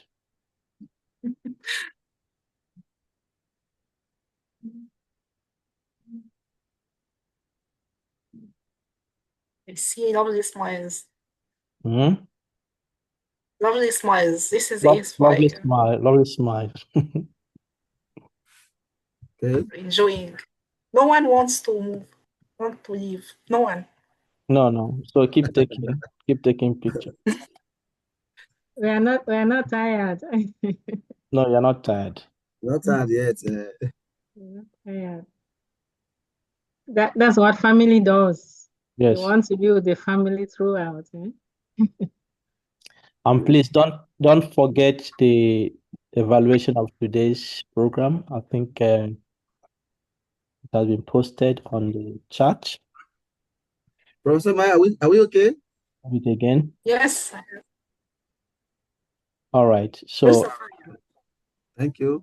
So thank you very much, everyone.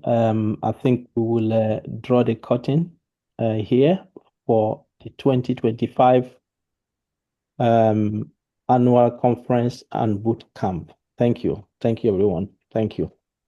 Let's Thank you, everyone. Thank you. Finally. Thank you. Thank you. Thank you, everyone. Wonderful. Thank you. Thank you. Thank you so much. Congratulations. Everyone. Thank you. It has been wonderful. The Thank you, network has everyone. been fine. Bye. Bless you. Dr. Patricia. Well Thank done. you. Thank you. Bye. Bye. You will see me soon. Thank you from every country. Go back with a Yes. good spirit to our various countries. Long live ASFI. Thank you, Sam. Africa together. Hey, Ahmed. Bye, everyone. Africa. Thank To you. get back to Thank work you, to our everyone. Thank you so project. much. Everyone. Your Dr. paper. Pat, The projects are waiting for Dr. us. Samuel. Hey, Margaret. Okay, this is the first of Margaret. Okay, thank you. Yes. Yes. Wonderful viewer. Energy 10. You Yeah. people should come back. Thank you. Thank you, everyone. Thank you. Yeah. Thank you so much. Thank you so much.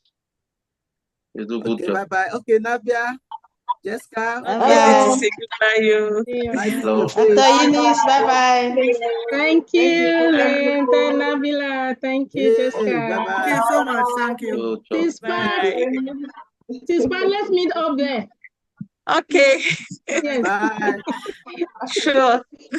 Dr. Pat. Yes.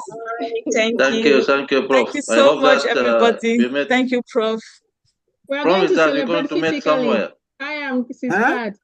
We're going to meet Meet. somewhere. I don't know why, Yes. how, but I feel that next conference is going to be hybrid, and we're going to meet there. 2027. Not Not next year, 2027. 2027, we're pushing for 2027 hybrid. Yes, we are already banking for it.